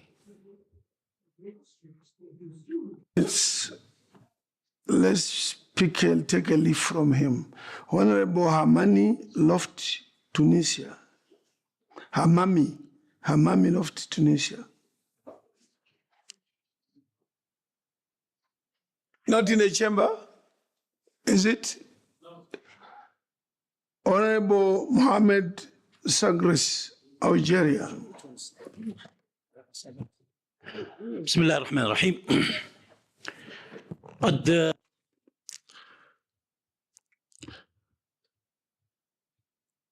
My colleague has already asked questions, and there are a certain number of subjects that I wanted to talk about, but I see that the report that was presented to us by Mr. Remy about human rights, I think it raised all the conflicts and the challenges that exist in Africa, except one conflict, which is the Sahrawi one, and which is the last case of decolonization in the world. And it will be strange that we talk about human rights violations, and not talk about the violation of the human rights of the Sahrawi people. I think you have a different perspective on the situation, maybe a legalist perspective, I don't know, which may be different from that of the United Nations, because these issues have also been decided at the United Nations. The Sahrawi is a member state of the African Union, and so the fact that that has been ignored is unacceptable, and so we condemn it, and it shouldn't be repeated in future. If we talk about human rights, all the people who are victims of all violations should be mentioned, and no difference should be made between peoples. Thank you. Thank you. Honorable Saidania Ahmed of Tunisia. It isn't here. Honorable Saidani Ahmed, Tunisia. He's not here. Not here. Honorable Senator Danson Mungatana, Kenya. Thank you, Mr. Chairman, for giving me the opportunity to take the floor. So, Chairman, I wanted to focus on the presentation on the Charter. Now, the Article 45 of the Charter of the Commission sets out the mandate, and the mandate is basically promotion of people's and human rights, protection of people's and human rights in Africa, and interpretation of the Charter itself. Now, I listened to the report, and I thank you because your report is the one that was written down.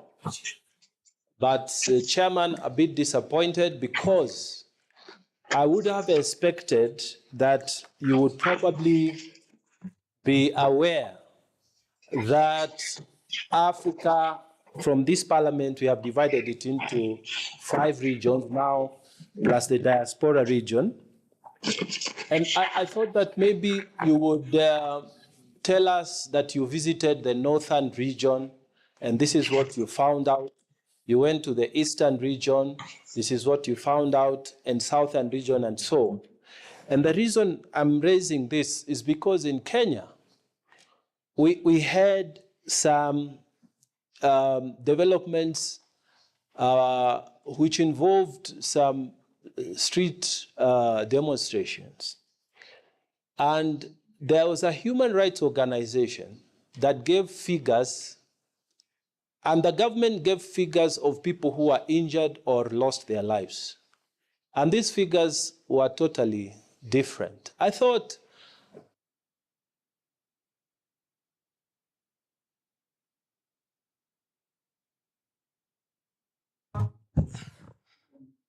Thank you. Thank you. Honorable Bawab Yosri, Tunisia. شكرا سيد الرئيس.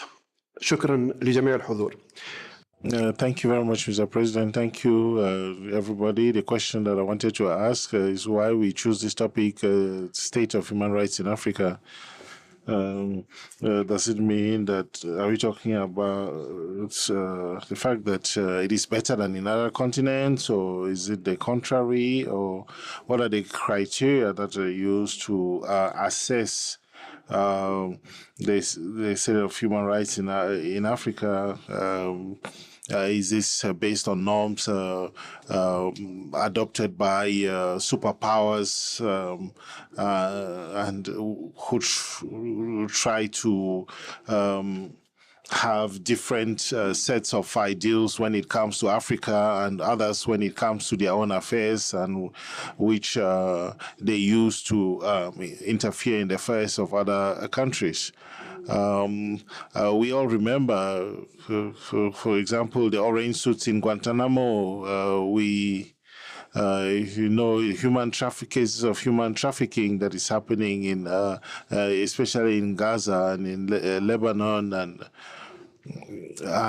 how can these crimes be supported by superpowers? And there is total silence on that, and this requires deep reflection on our part, and it should lead us to adopt our own norms. And I want to inform the gentleman that North Africa has adopted a resolution that condemns what is happening in Lebanon and Gaza. And I also want our colleague from North Africa to read it.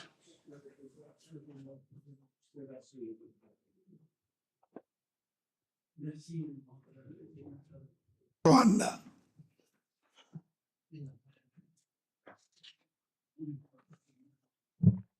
Thank you very much, Excellency President. I appreciate the presenter on the human rights.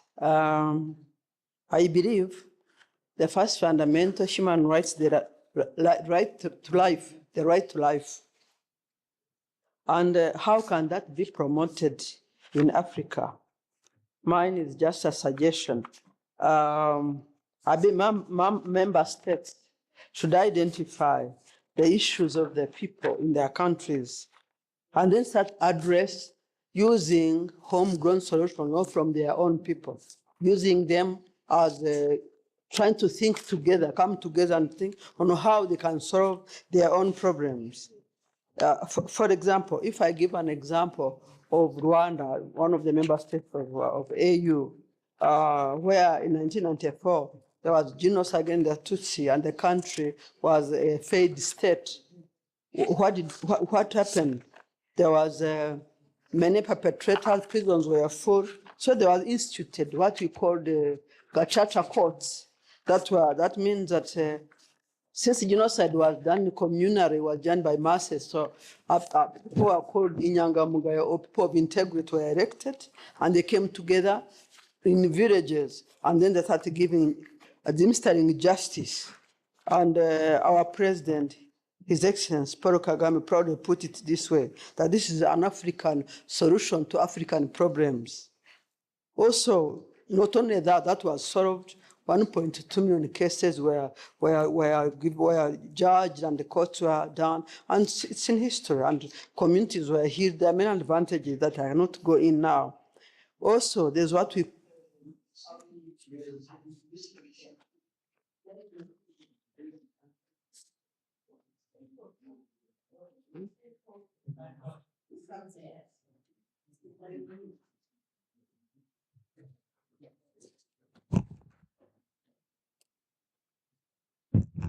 Thank you, Honorable Salek Abdurrahman Musa.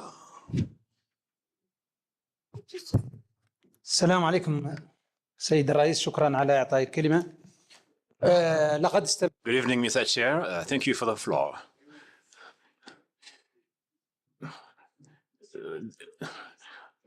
The state of peace and security in Africa, and I've found that there are some gaps in this report, because this is a general report, a report that doesn't go into detail, that does not focus on really on the status of peace and security in Africa.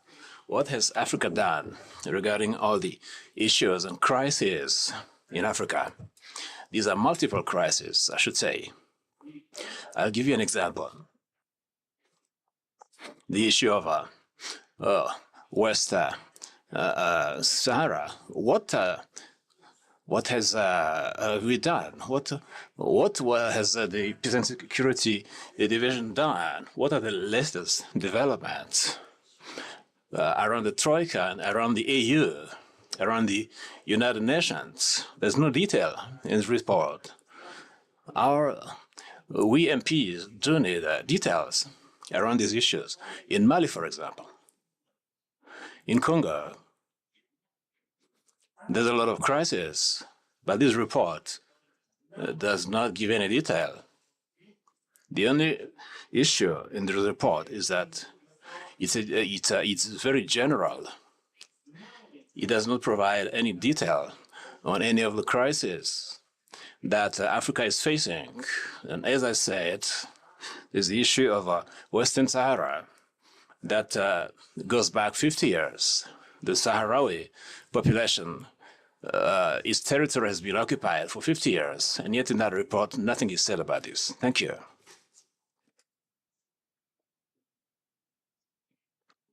Honorable Jolie, Kelly, Jacques. Merci beaucoup, Monsieur le Président.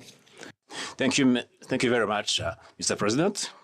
Honorable members of the PAP, I'd like to speak around the 2 points raised by the eminent members of the African institutions. First of all, I'd like to thank and congratulate the President of the Commission, Professor Remy Ngoedougou, for his comment. I'd like to thank him on what he said yesterday about the situations around the right to education in the DRC, where the President launched the process of the free education to raise the number of children in school. I congratulate him for raising this point. Also, as our predecessor said, the Commission needs to improve its communication so that you are able to understand the work done around the issue of the rights, including, among others, the right to peace and security. And this brings me to the point that the other colleague raised. We complain a lot about the non-relevance of the work of the institutions. And this is the time to talk about the accountability principle now on the whole continent. We have continents in the north, in the center, in the east, and in the west.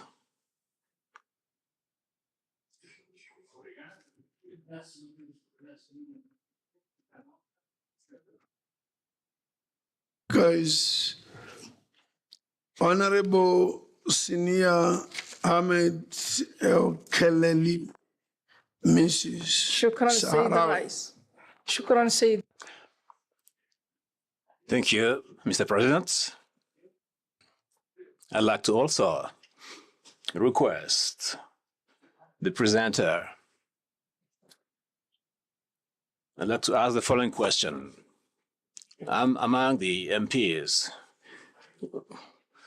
who are the most, maybe in the PAP, the longest, and I realize that there's no difference between the report that has to present a different situation, an evaluation report. We need to make a difference between the evaluation and calling things by their names, so that everyone is aware of all the details regarding the crisis and the conflicts. Unfortunately, this not has been done. We don't know what's the difference between the crisis in Somalia and in Congo, in Western Sahara, where there's a lot of tensions. In fact, there's a lot of repetitions. a lot of resources are wasted, and we're looking at reports that have no use for us. We cannot accept this approach, and this is part of the wastage of resources. That is one. Secondly, in fact, there's a sort of conspiration, maybe voluntary or not, I don't know, to neglect the oldest crisis in Africa, the oldest conflict in Africa. We have the protocols, the United Nations, and another one at the EU. It's a protocol of decolonization. There's a population that is massacred.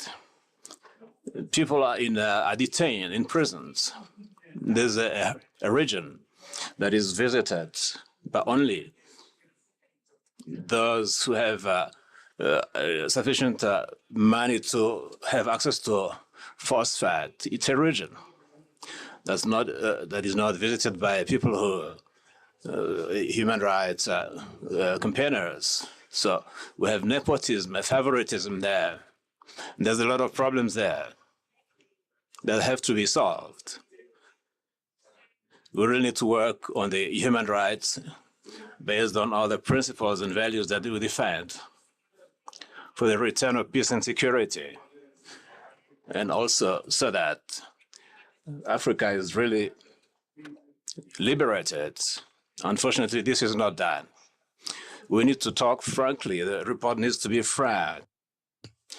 We need to say to Morocco that violates there's a lot of people who are tortured, done by the Moroccans against Africans, and this is not said. In fact, there's an approach that we refuse. This is not allow for Africa to be liberated, no for the human rights to be defended. Thank you. Honorable Senator,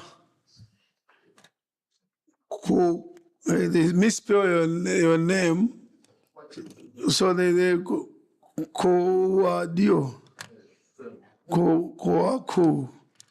I just say Dr. Bettine. It's much easier. Dr. Bettine, Côte d'Ivoire. But please do not exceed 3 minutes. Merci beaucoup. Thank you, Mr. President. Mr. President, we have two important topics here: the situation of human rights in Africa and the status of governance, peace and security. These are two themes that got me to make a reflection in 2009 when we were talking about democracy. In Africa, 80% of these situations are due. We are in a system of a democracy without any Democrats, and the result is what we're going through. The theme is many honorables have talked about it. We need to take stock of the situation currently in terms of governance, peace, and security. So we worked a few weeks ago with the chair of the Human Rights Commission, and I'd like to say that we have the pleasure to work with him. And he talked about the possibility of establishing or having an annual meeting so that this reflection can reach the Bureau. As regards the security situation, especially the future of the youth in Africa, because all these conflicts are harming the youth. Having taken stock of the situation, what do the various institutions of the EU, what are they doing to exert pressure so that decisions are made? What are we doing for Sudan, for Mozambique, for the DRC? We need strong action to be taken.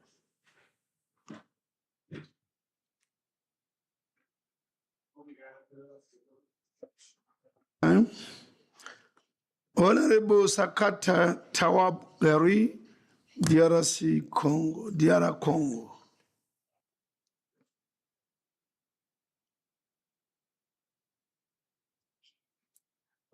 Honorable President, I have not requested the floor. I did in the morning, but not this afternoon. I think it was an error.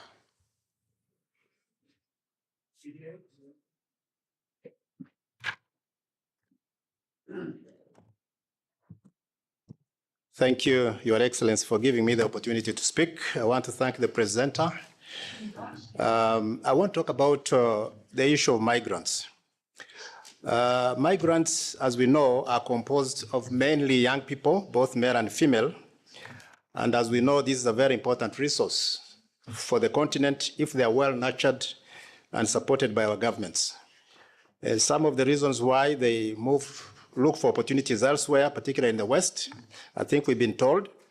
One of them is lack of opportunities in their own countries, governance challenges in those countries, which also lead to discrimination and access to resources and other services. Recently, climate change has also been an issue that affects almost all the sectors of the economy. My reason for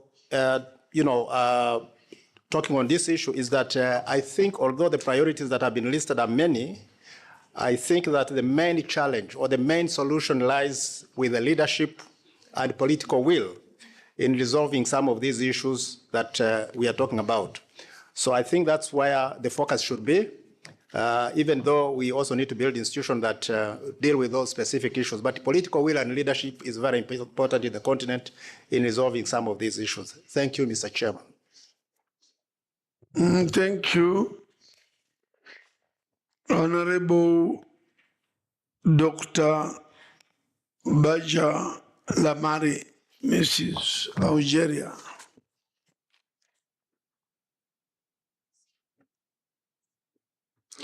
I thank you, Mr. President, for giving me the floor. I'm very sad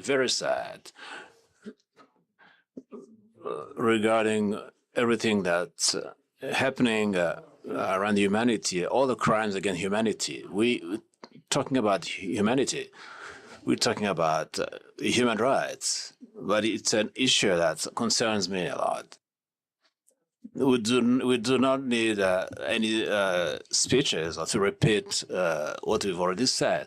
We need decisions to be made and implemented. The Palestinian people are part of the humanity. Why should we watch them being massacred each evening? We need to hear the voice of Africa around this issue. We now hidden behind humanity. Western Sahara is part of humanity. It's part and parcel of the EU. What is your role regarding what's happening there? The Sahrawi people are suffering. They are humiliated. They are imprisoned. And everything that's done to them is watched by the EU.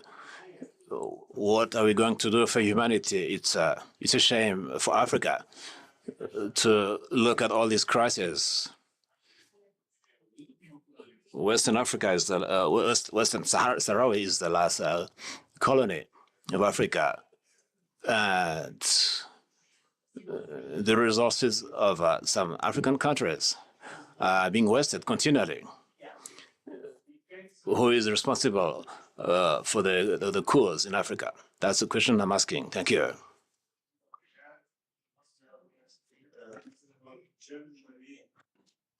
Merci, Excellence. Thank you, Your Excellency. I'll go right to the point. I'd like to request the President of the African Human Rights Commission. I've heard the NGOs and the civil society speak. I heard them speak about in this chamber. I've noticed that there's a lot of human rights violations. But since I did not listen to all the declarations and all of the communications, I'd like to request, what are the the points. What are the areas where they are the biggest human rights violations? Is it around the right to life, the right to education? So the areas where the human rights are the most infringed upon. I'd like to know where we're going to focus more as MPs. Regarding the representative of Professor Bankole, you said that you work around conflict prevention. I'd like to know, where have you succeeded in preventing conflicts? In what countries have you managed to do this? How did you do that? That could help us around parliamentary diplomacy that you could learn from.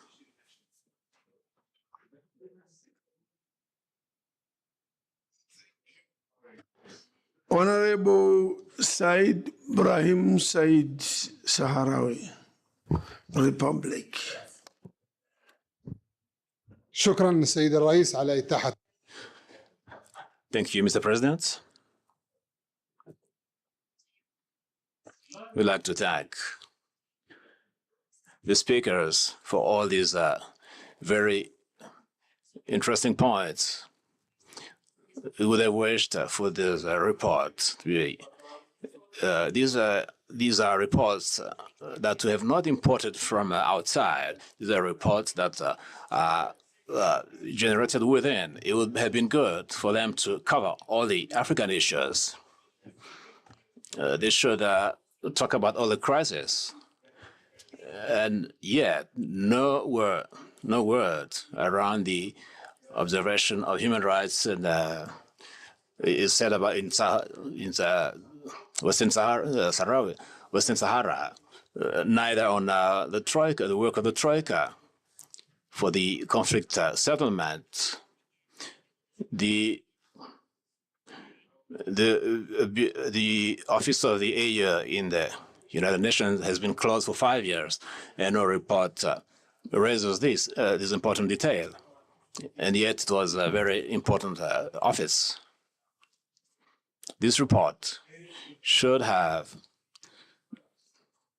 talked about the human rights observation, the missions of verification around this. We don't have any words on this.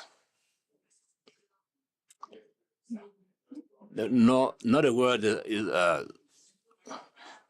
talks about these verification missions around human rights, and yet these reports, African reports, very important ones, and yet they don't talk about our issues. Should we hear about Europeans and others talk about our issues? These reports do not talk about human rights in Africa. Everyone in Africa has to know about what's happening. Thank you. Thank you, please. Let's have order. Honorable Senator Professor Abdi Ismail Samata, Somalia. I will.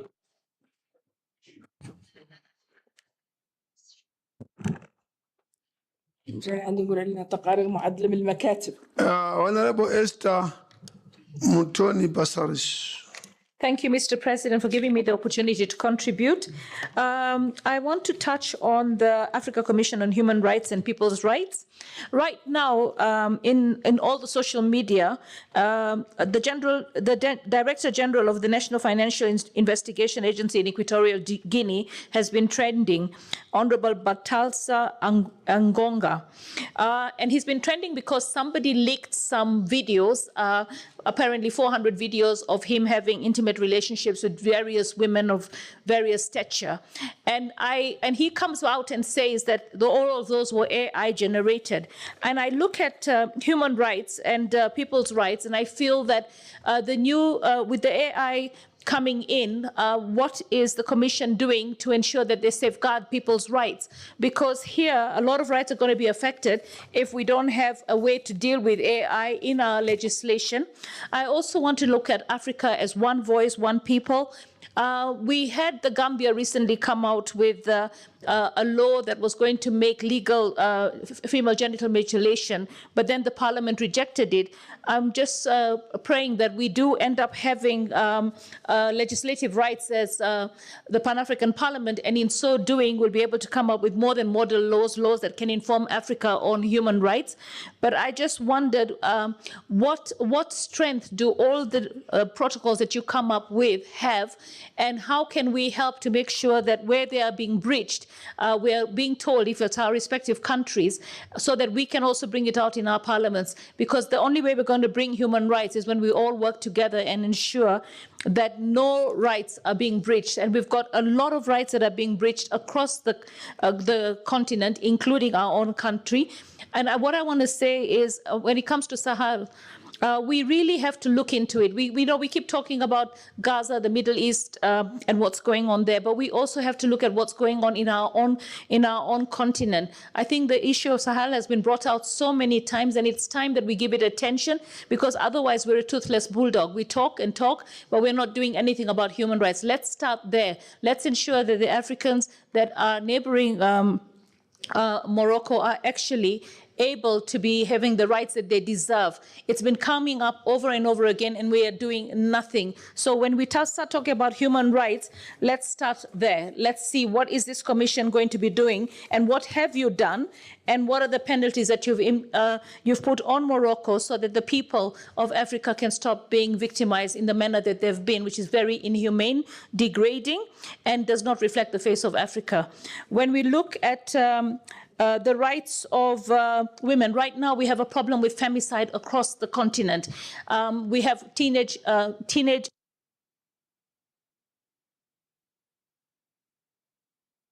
Merci. Thank you. Thank you, Honorable. Now the floor goes to Honorable Swaibu. Honorable Swaibu from Gambia. President, I thank all the presenters, since time is not there. I just want to talk about the youth dying in the Mediterranean.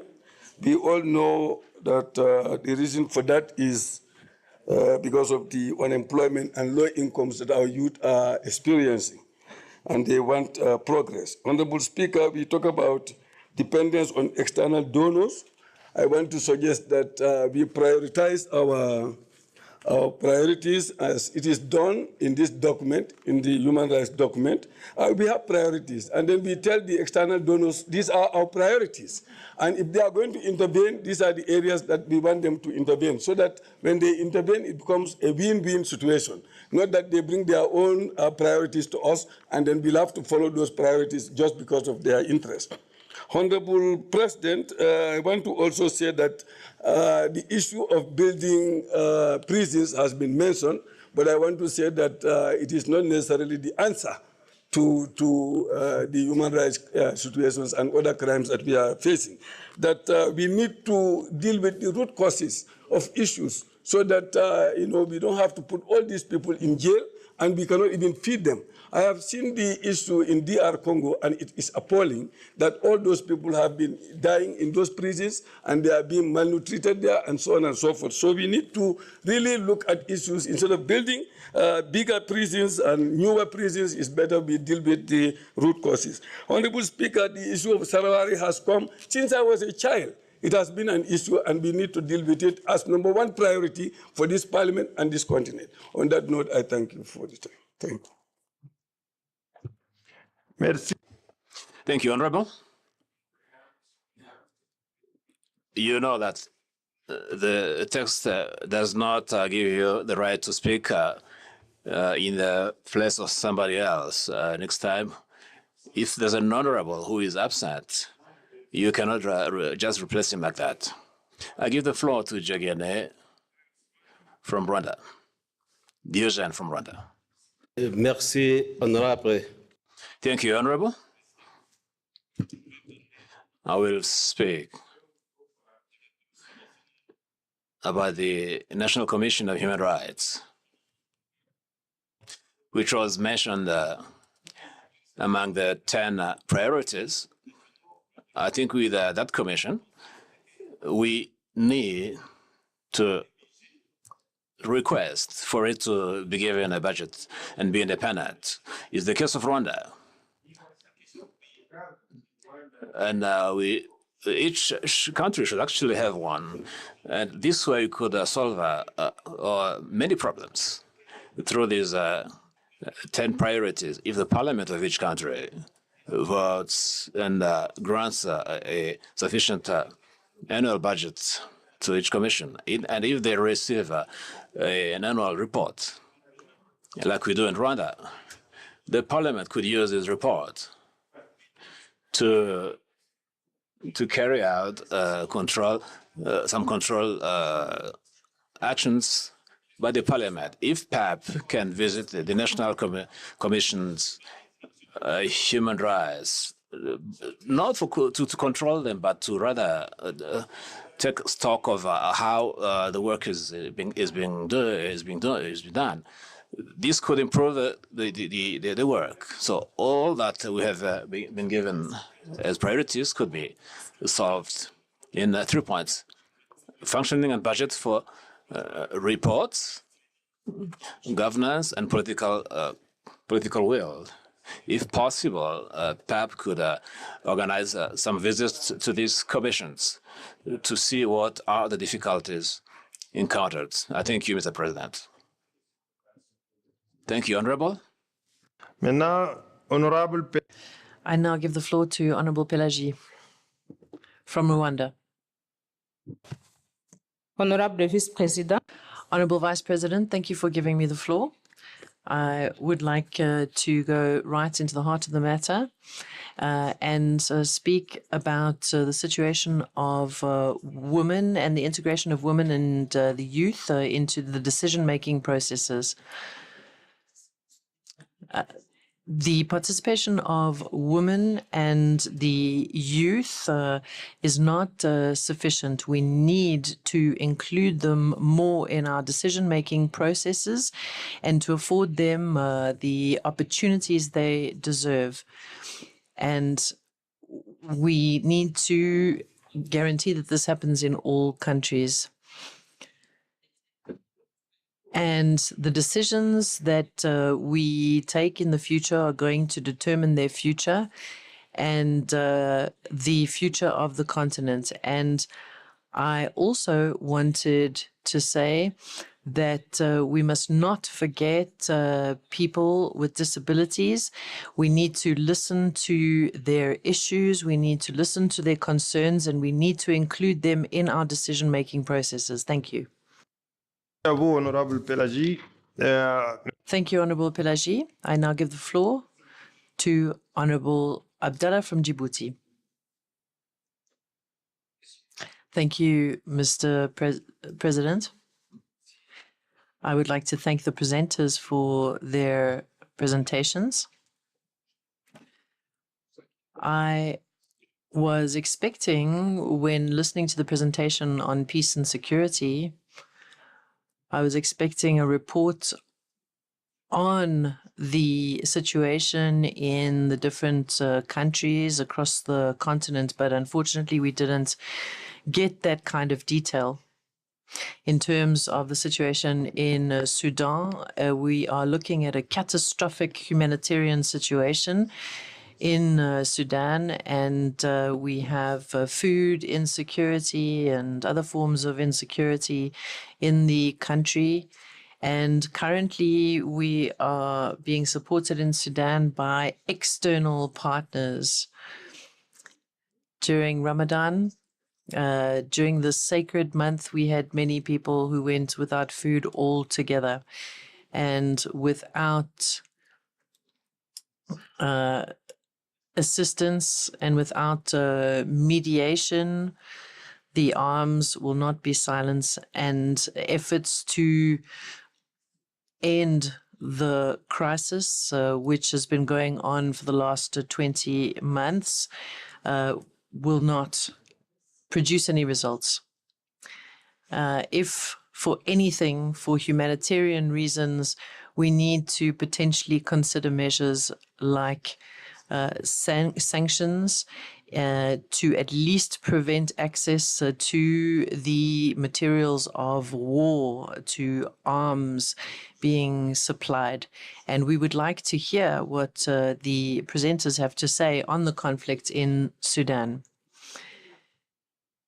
In general, what we see is that the communication from the PAP, the information on our observation missions to Namibia, Mauritius, etc., the information is sent quite late. We don't often get the information in time, and I would like to correct this. Thank you very much, Honourable. I'd now like to give the floor to Honourable Ayman from Tunisia.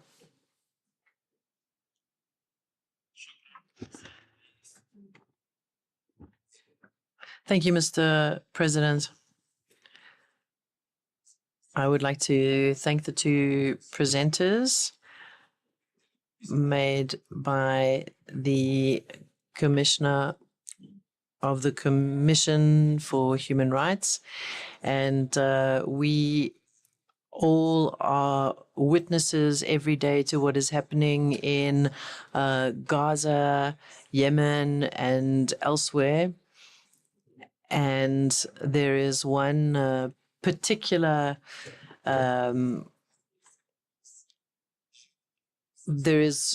one particular actor or intervener that is involved, and we need to speak out against the human rights violations that are taking place on a daily basis.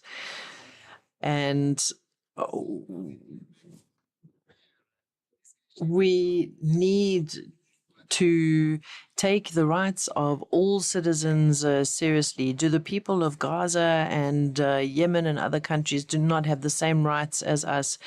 And no wonder many of these people turn to migration, to leaving their countries. And when we have migrants moving through various countries, they are often badly treated.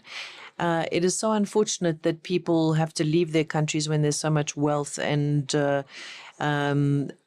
so much in their own countries. We need to focus on the reasons for migration, preventing migration. We also have so many traffickers who traffic human beings, who traffic organs and other things. We need to fight against this. Thank you.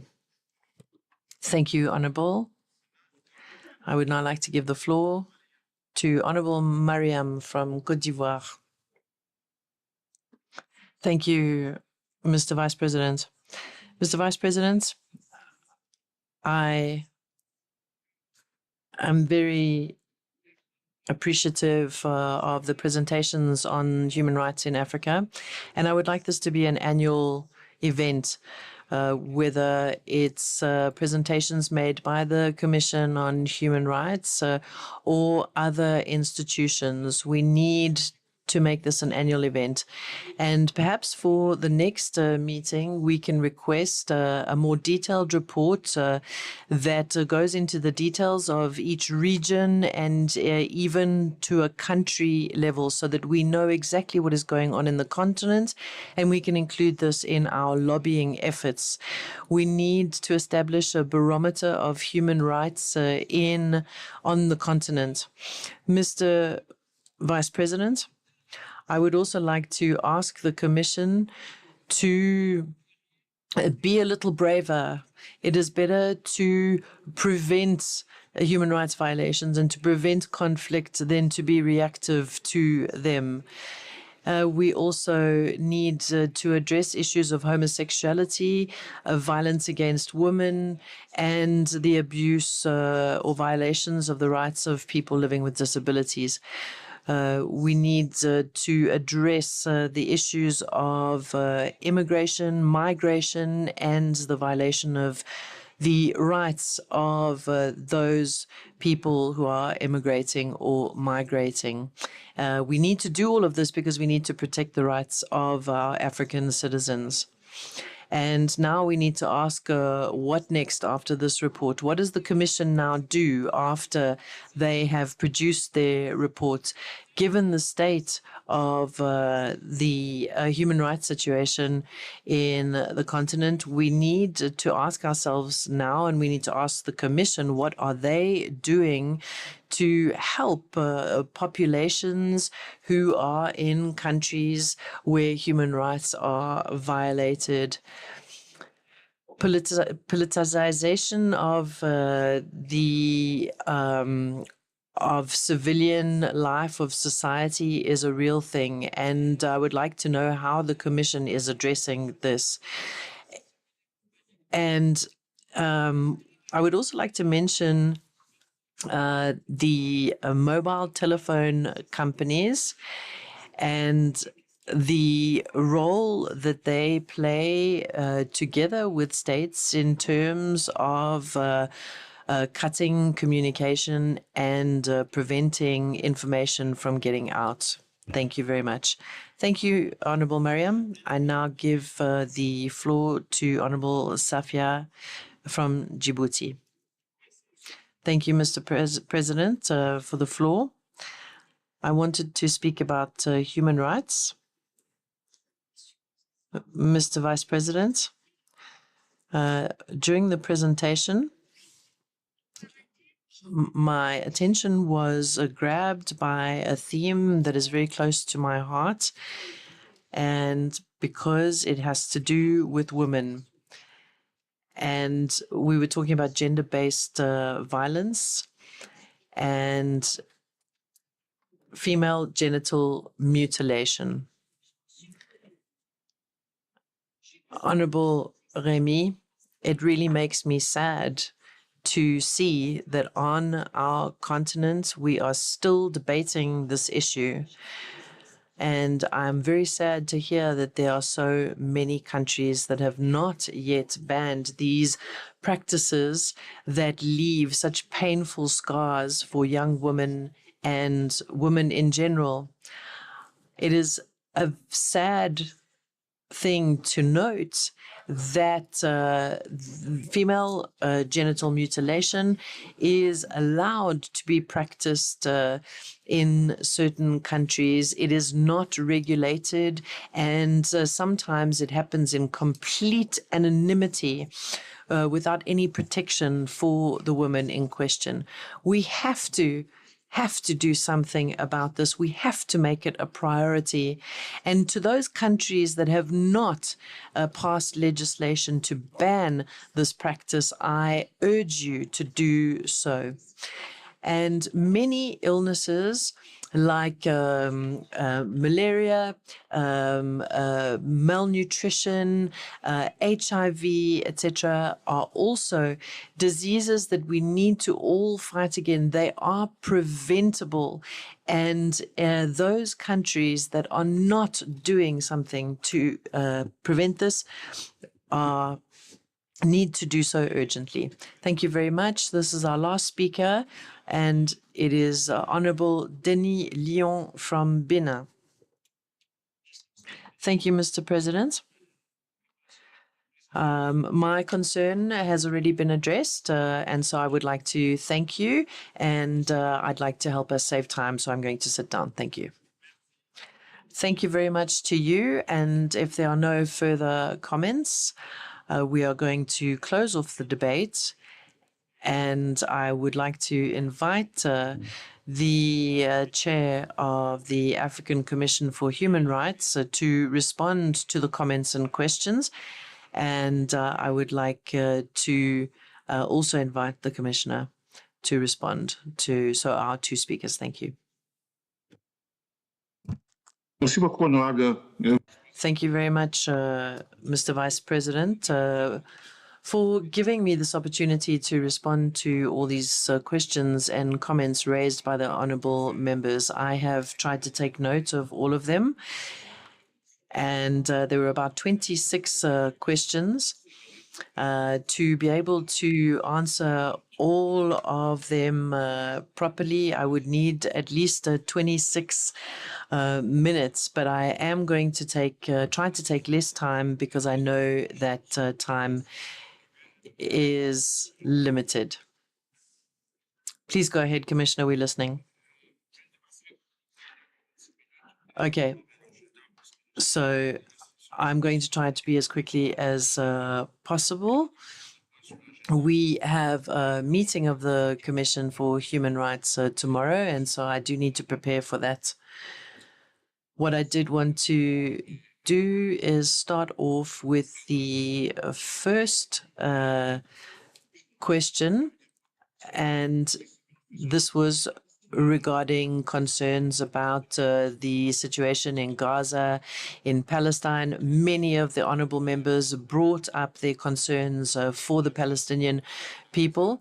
With regards to Palestine, I would like to say that the African Union is one of the few institutions that have taken a stand on an international scale.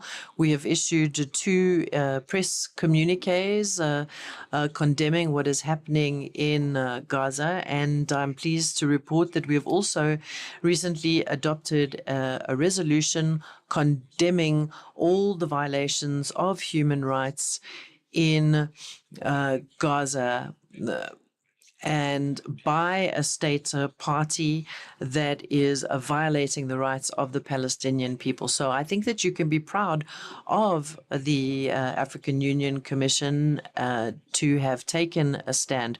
With regards to the Sahrawi Republic, Western Sahara, the African Union recognizes Western Sahara, and that we do defend the rights of Western Sahara, contrary to what some people may believe. I was one of the commissioners who was tasked to produce a report on Western Sahara, and it was about the non-execution of the decisions of the Council with regards to Western Sahara. So we produced a report and a request was made for further investigation. You can find a copy of this report and it is a report with regards to the execution or non-execution of the African Union, the heads of state. There are some issues that need to be resolved, but I ask the honourable members to please look at the reports, look at what the African Union have done. One of the members mentioned the Troika, and that is also in the report. In terms of the honourable member from Tunisia, who considers that we are absent, I would like to refer you to that report on Western Sahara and to what we have done. Other honourable members also brought up the issue of Sahrawi. We are not ignoring the situation, and we have been tasked with producing reports and investigating the level of execution of the decisions of the Council, and we have done that. Honourable Said Ali also brought up the same point. The Honourable from Kenya said that the Honourable was disappointed by the lack of detail in my report, and my answer to that is that the report was supposed to be a presentation. Unfortunately, we could not go into all the details, but I did speak about Kenya in my reports, and this morning we were about to adopt a resolution about Kenya, but we require a little bit more consultation with the civil society organizations in Kenya, and we are expecting in the following days that there will be a resolution that is passed on Kenya. With regards to the question by the Honourable from Tunisia, who asked why this title, The State of Human Rights in Africa. We are indeed presenting on human rights in Africa and what we can, what we have done and what we can do. And in terms of sanctions and what we are doing about sanctions imposed on countries like, for example, Zimbabwe, we are sympathetic with countries who are subject to unfair sanctions, and we have provided or tried to provide advice and support to these countries. But we also work and try to respect the values and the traditions of the African continent, as well as Articles 17 and 18 of the Charter. And I have taken note of what Honourable Jennifer has said about Rwanda. It is indeed an example to follow. And many countries are using the Achacha model. And I think that if other countries followed this example, including in countries like the DRC, it would help. It is a decision-making model that is very, very beneficial to resolve differences and conflicts. And once again, we spoke about Western Sahara, and I did not, I did indeed mention it. I didn't go into detail. And as I have mentioned earlier, there is a report, there is information on everything that we are doing with regards to human rights in Western Sahara and the Troika. And you, as honourable members, can also lobby, and you can also approach the Troika. Lobbying that we do in all the organs of the African Union can assist in the situation. And it will help the states to make the necessary decisions. I would like to thank my big brother from the Faculty of Law, Honourable Julius Ekeleli, for what he said about the business model of the Democratic Republic of Congo. And we have examined this, and we are indeed hard at work with regards to the Democratic Republic of Congo, and we are the first body to have condemned what is happening in the Democratic Republic of Congo. But I would like to congratulate the Democratic Republic of Congo, because since the Charter was initiated, there has definitely been progress. And of course, we as the AU have a role to play in terms of peace and security. We have a role to alert the Peace and Security Council when there is a problem. And we have a role in terms of finding solutions and calling out human rights violations. Thank you to Honorable Simia. I am very grateful for what you said with regards to the situation in Sahrawi. And you said that we are violating the rights of the Sahrawi people.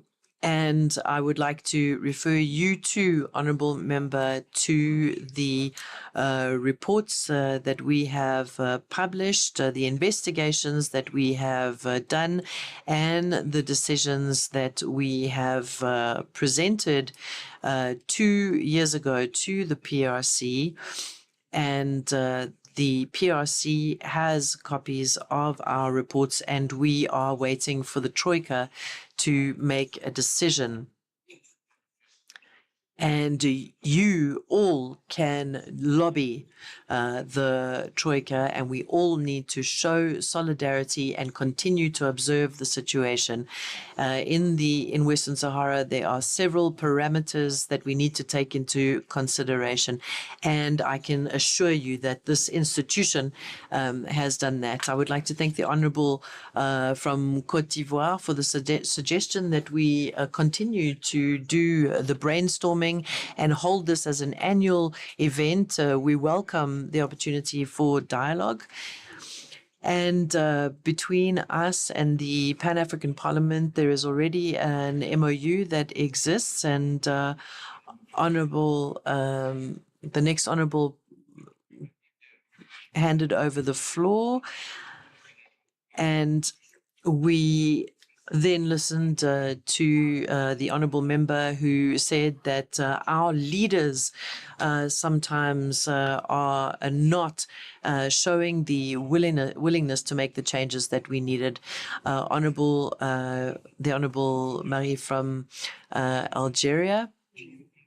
I agree with you with regards to the Palestinian issue. I've already responded to that, and you will see in our final communique that we have adopted a resolution about Gaza and the crisis in Palestine. And you also came back to the issue of Western Sahara, and I have already spoken to that point, and I hope that I've responded to that issue now. Honourable Jean-Marie from Rwanda asked a question with some very clear points. He would like to have some specific details on human rights violation and where there are the most important or most serious human rights violations. We will look into that, and I can say on a general level, there is no country in Africa that has completely clean hands. Every country can do better with regards to human rights, and we need to keep an eye on the whole continent. And the next Honourable spoke about silence with regards to certain issues, and I can assure you that we are not keeping silent on any issues. We have to take the political, military, and other perspectives into consideration before pronouncing ourselves. And in terms of the Troika and Western Sahara, we have communicated with them. We need to actually put pressure on the Troika to give us the answers that we are all looking for. And you all know, as well as I do, that our commission is not going to be able to provide all the solutions for all the political and other problems that we have. We all need to work together. We all need to do our part on a diplomatic, on a political level, and we already. I don't have an army to send into various countries. We all need to do what we can do within our mandate, and everybody else needs to play their part. I would love to be able to send people to Sudan, but I don't have the resources to send people, everyone.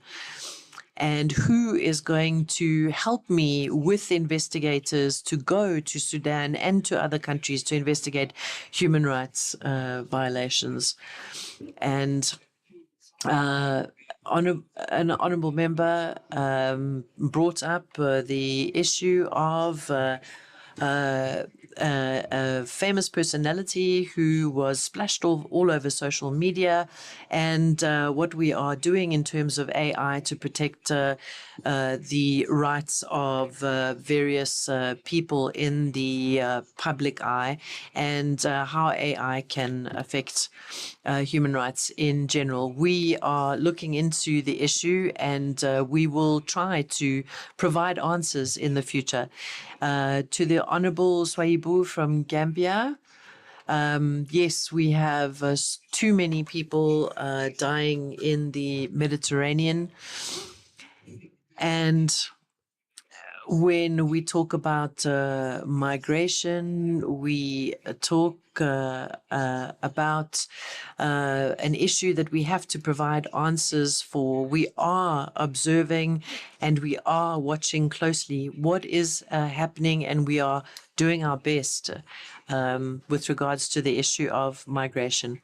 The Honourable from Rwanda spoke about the National Commission for Human Rights. It is one of the few national commissions for human rights that we very happily welcome to our meetings, to visit us, and we really encourage other countries to establish the same type of commission, and we would welcome you too. I'm going to finish off very soon. Honourable Pelagie, in terms of including women and the youth more in our decision-making processes. Yes, we completely agree, and that is included in the Maputo Protocol. And we also need to include people with disabilities more into our decision-making processes. The youth and women are our future, and people living with disabilities must be heard and must be included as well. And the following speaker, I agree with everything that you've said about external forces coming in to help in terms of food insecurity and malnutrition.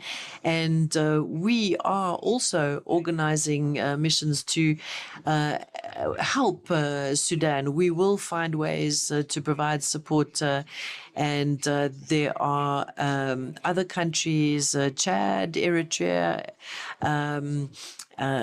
Uganda, where we also need to go and investigate, observe the humanitarian situation. We also need to be able to recruit amongst ourselves to provide support for Sudan. And if we are not doing something currently, it is because of a lack of resources.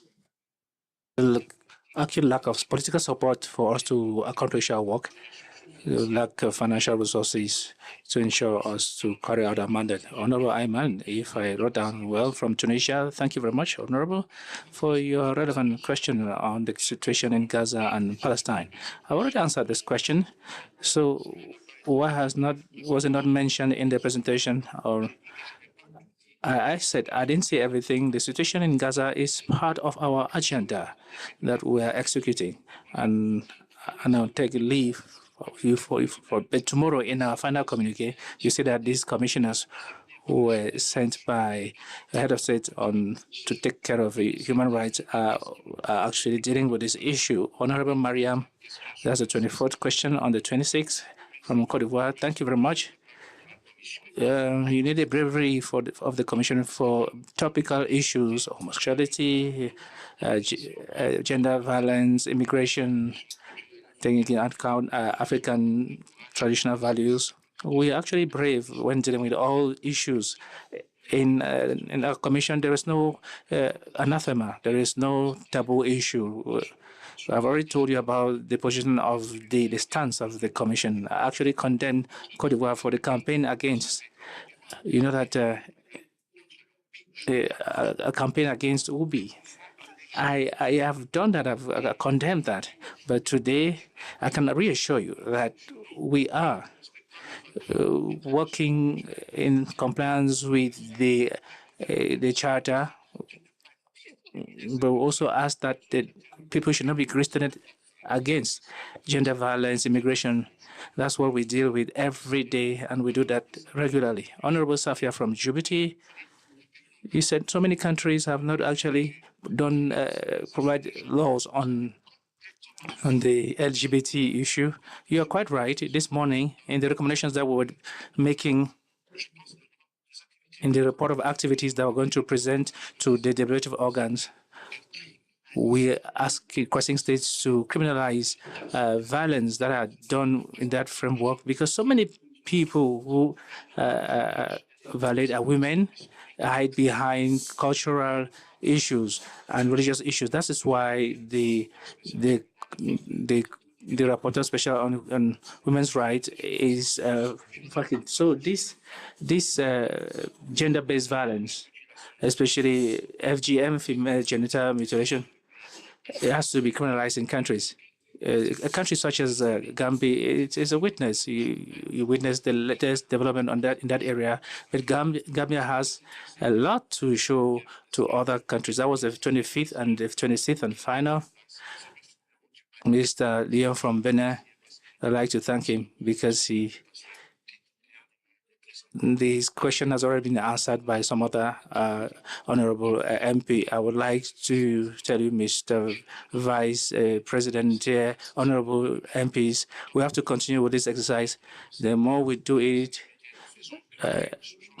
we also do annual brainstorming. We need to talk about the human rights situation within the framework of the MOU that we signed with you is quite ready, and we invite you to come each year and discuss with the MPs so that together you can count on us with our expertise on human rights, and we count on you because you are the experts in the democratic parliamentary diplomacy. Is one of the skills that is recognized in the Commission, not as parliamentary diplomacy, but human rights diplomacy is also one of the skills that we deal with in articles, in accordance with Article 45 with the African Charter on Human and People's Rights. So this is what I wanted to provide to the questions put by honorable MPs. And I would like to thank them for their being frank with their questions and the relevance of these questions. Thank you very much. Thank you, honorable Chairperson. Let's give a round of applause to the honorable Chairperson. Your diction is like that of an MP, and I'd like to congratulate you. I had a few questions with me. Maybe you're not going to answer. For example, the issue put by Mariam on Cote d'Ivoire. You still found time to answer it. I thought you were going to miss out. So really, congratulations to you and thank you very much. Let's give him another round of applause, please. Thank you, Honorable Chairperson. At this juncture, we're going to invite the representative of the commissioner to answer. The Vice President of the Pan-African Parliament, for giving me the floor. I wish to begin, Your Excellency, by making a general comment, so at least we can pave the way for forward.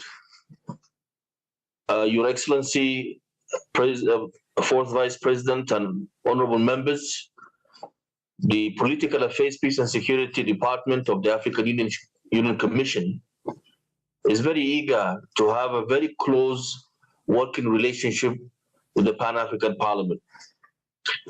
Previously, we used to have a limited relationship with the committees that are in charge of governance and human rights and international relations. But we are quite happy now with this engagement with, at the plenary level with all members of the Pan-African Parliament. And we count heavily on this relationship, working relationship, to advance and to deepen the roots of good governance, democracy, and rule of law in Africa.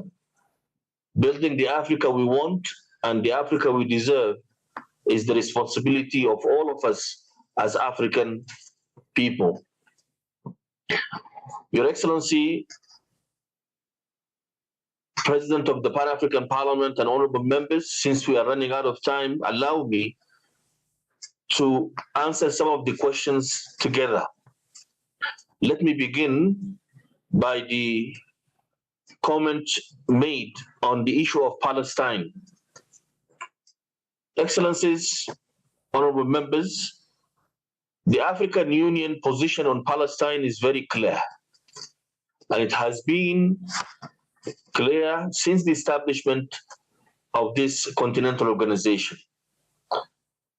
And the reason for that is Africa itself has been through a number of tragedies and a number of crises, starting from the slavery, through the colonialism, the apartheid, the genocide against the Tutsi, the Red Terror in Ethiopia, and other human rights violations in Africa. Based on that, we stand very strongly with our brothers and sisters in Palestine, and the African Union position on this issue has never changed. Every summit, the Assembly of the African Union issue a declaration in support of the Palestinian cause, calling for the establishment of the, or for promoting the two-state solution. So then the state of Palestine will live in peace with the state of Israel. And we will continue calling on the international community to support the two-state solution so the Palestinian people can have their own state and their own homeland. For the details of the report on peace and security situation, governance, peace and security situation in Africa, we have taken note of the demands for a detailed report on the situation in Africa, and we can still, in fact, respond to this demand before the end of this session. The reason for us to present to you a general overview is to have a conversation and a dialogue, so then we can enrich our approaches to dealing with, or to deal with, peace and security crisis in Africa. And that is why in my introduction, Excellencies, ladies and gentlemen, I called for a greater coordination and collaboration between PAB and the Peace and Security Council, and between PAB and the PRC Subcommittee on Democracy, Governance and Human Rights. These interventions will enrich the African Union approach and interventions dealing with violations and dealing with crisis and also with violence and conflicts in Africa. We did not really want to speak about one issue, because we have a number of issues that are currently on the table that the African Union is dealing with. And singling one country over the others will not do justice to the other countries. But let me assure you that the report that we will be sharing with you before the end of this session will address all the concerns that were raised by the honorable members. We have benefited, Excellencies, ladies and gentlemen, from the experience in Rwanda the Gashasha courts after the 1994 genocide against the Tutsi. That resulted in the development of the African Union Transitional Justice Policy, which is a policy that is currently operationalized after its adoption by the Executive Council. And this policy deals with countries that are still in conflict, but also post-conflict situations, hand in hand with the post-conflict and reconstruction policy and center that is based in Africa, in Cairo, Egypt. The situation of peace and security in Africa is quite tense at the moment, as we all know, with a number of conflicts due to many reasons: internal conflicts, ethnic conflicts, lack of diversity management, climate change, poverty, lack of employment, and the list is very long.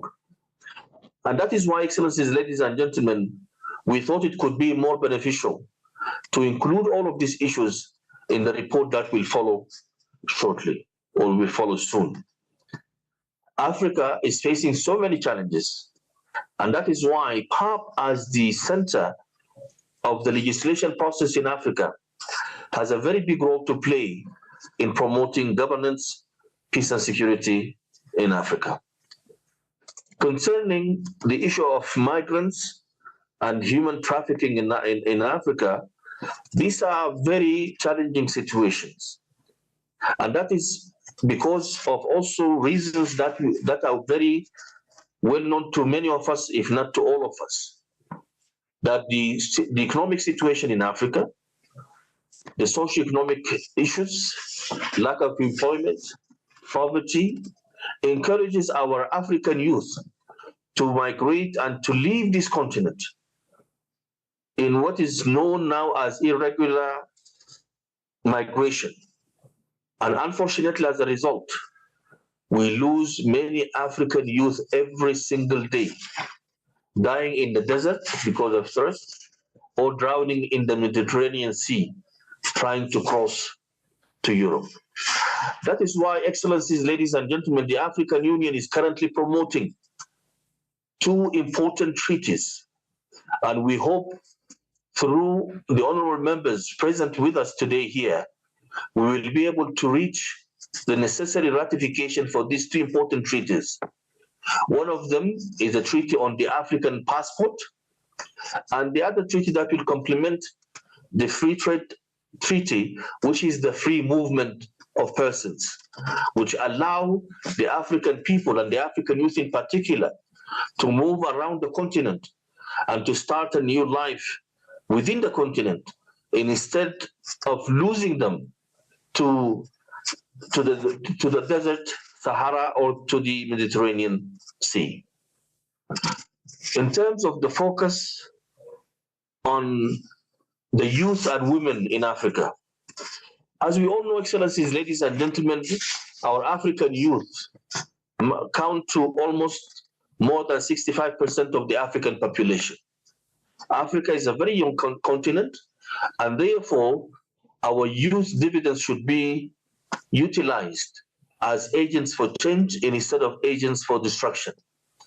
That is why we introduced the Youth Charter, followed by the Youth Engagement Strategy, as well as the Women Empowerment Strategy, so we can attract African youth to be part of the electoral cycle at the national level by being candidates, or by selecting candidates, or by voting and encouraging others to vote as well. That way we will ensure the African youth participation in the electoral cycle, and also we will ensure that the African youth are participating in the governance affairs at the national level. This leads me also, Excellencies, ladies and gentlemen, to the need for greater coordination and collaboration, as has been mentioned by a number of the honorable members that intervened, that we need to do better in our election observation missions. We need to enhance our internal coordination as organs of the African Union. We need to also follow the rules to make sure that these elections reflect the desire and the needs of the African people. That way, we will certainly prevent conflicts from happening, but also prevent more coup d'etats from emerging in Africa and in African countries. Last but not least, Excellencies, ladies and gentlemen, I want to conclude by assuring you once again that we stand ready in the Political Affairs, Peace and Security Department to work very closely with the Pan-African Parliament to share information, best practices, but also to involve the Pan-African Parliament in all the affairs, in all the activities of the Pan-African, of the Political Affairs, Peace and Security Department of the African Union Commission. So then we can ensure that we collectively are promoting and protecting human and people's rights, and we are collectively promoting good governance, democracy, and rule of law in Africa. I submit. Thank you very much for the opportunity.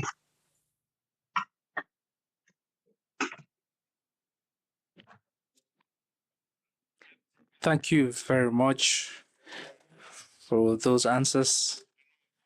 We have taken note of all that you just said with regard to this report. So at this juncture, I'd like to invite the clerk to tell us thank you once again. Let's give him a round of applause. Thank you. So you can. Thanks. Thank you once again.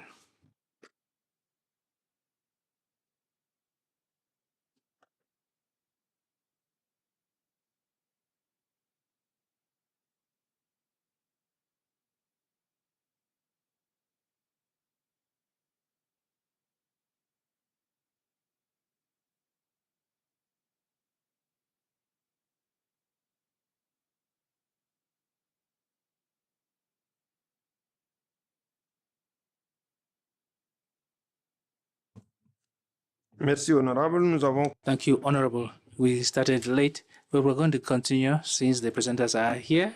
At this juncture, I'd like to invite the clerk to read the third item that is on the agenda. Thank you, Honorable President. The third item on the agenda is on the presentation and debate on disaster risk management in Africa. African risk capacities, role, achievements, and challenges. Thank you. So I would like to invite the representative of the Director General of African Risk Capacity to their presentation. The floor is yours, sir.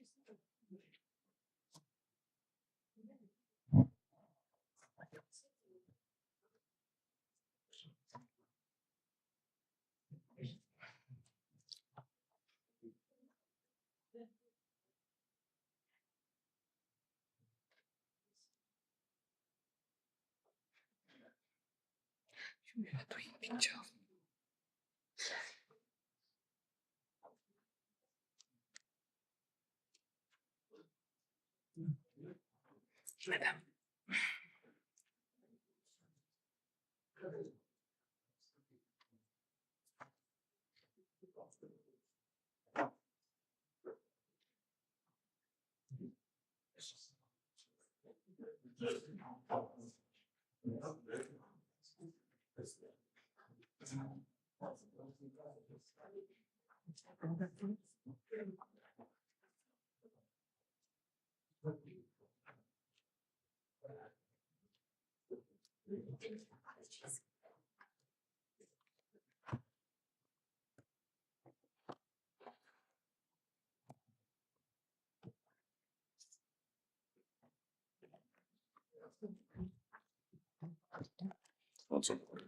Thank you.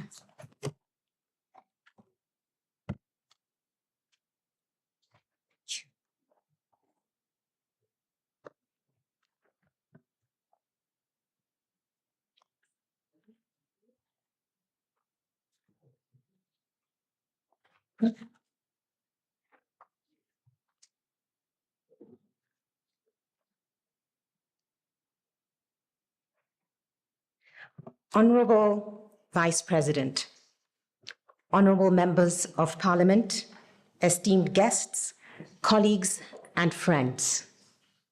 My name is Eva Grace Kavuma, and I'm the Acting Group Director General for the African Risk Capacity for the group. And I would like to take this opportunity to, first of all, thank you for inviting us here today to give you an overview of who African Risk Capacity is and how we, as your Africa's response to disaster risk management, work for you. I will go through an overview on disasters in Africa, talk to you about ARC and give you a description of what we do, share ARC's defining principles, mandate, mission, vision, and goal.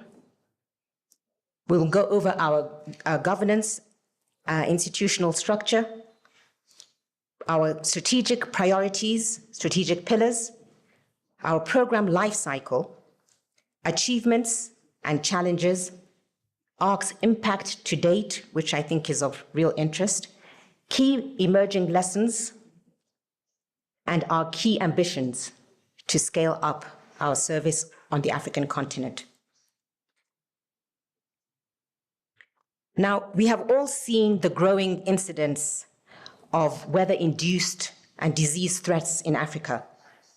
In our own lifetimes, we have seen the frequency and the severity of disasters on the increase, namely droughts, floods, tropical cyclones, locust infestation, disease outbreaks, etc.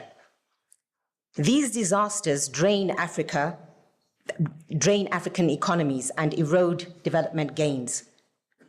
Climate disasters in Africa have increased from a low of 40 in 2014 to 55 in 2023, and the cost to African countries is exorbitant. Over $18 billion has been incurred in damages over the last 3 decades, and losses in 2023 alone were at $8 billion. The vulnerable are the most affected, especially women and children.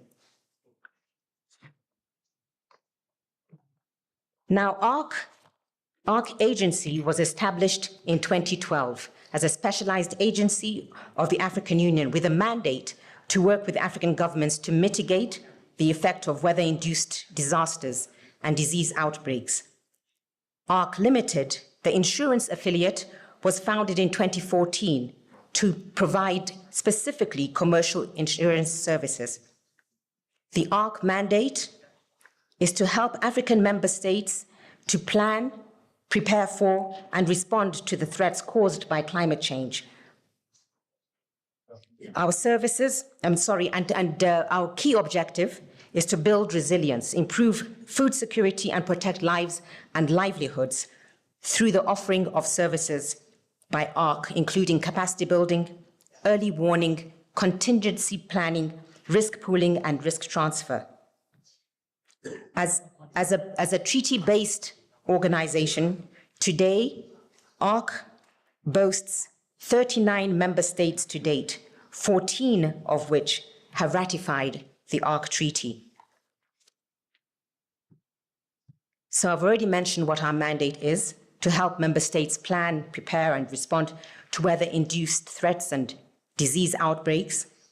Our vision is to be the development partner of choice, leading innovative Pan-African disaster risk management solutions for climate and disease resilience in Africa. And our mission is to promote harmonized resilience solutions for protecting African lives and livelihoods. And our ultimate goal is for ARC member states and their partners to provide timely and targeted responses to protect the lives and livelihoods of the most vulnerable.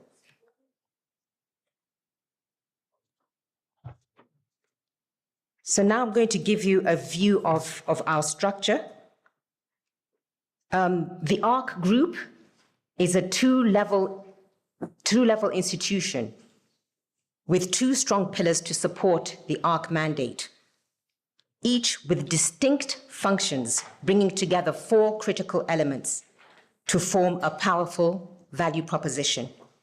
The ARC agency provides contingency planning and early warning, while ARC Limited, the affiliate, provides risk profiling and risk pooling services. As I mentioned, ARC agency is a specialized agency of the African Union and is responsible for the whole gambit of country engagement in our member states, as well as providing capacity building and operational monitoring. Whilst the affiliate, ARC Insurance Company, is a regulated commercial insurance company, and its main responsibility is to carry out ARC's risk pooling and insurance functions. From a governance structure perspective, ARC is governed by the Conference of the Parties, which is comprised of all ARC member states. The Conference of the Parties is a supreme governing body for the ARC group and has the final say in all key decisions. It is through the Conference of the Parties that it was decided to create ARC Insurance Company, and the Conference of the Parties is also responsible for the selection and the appointment of board members.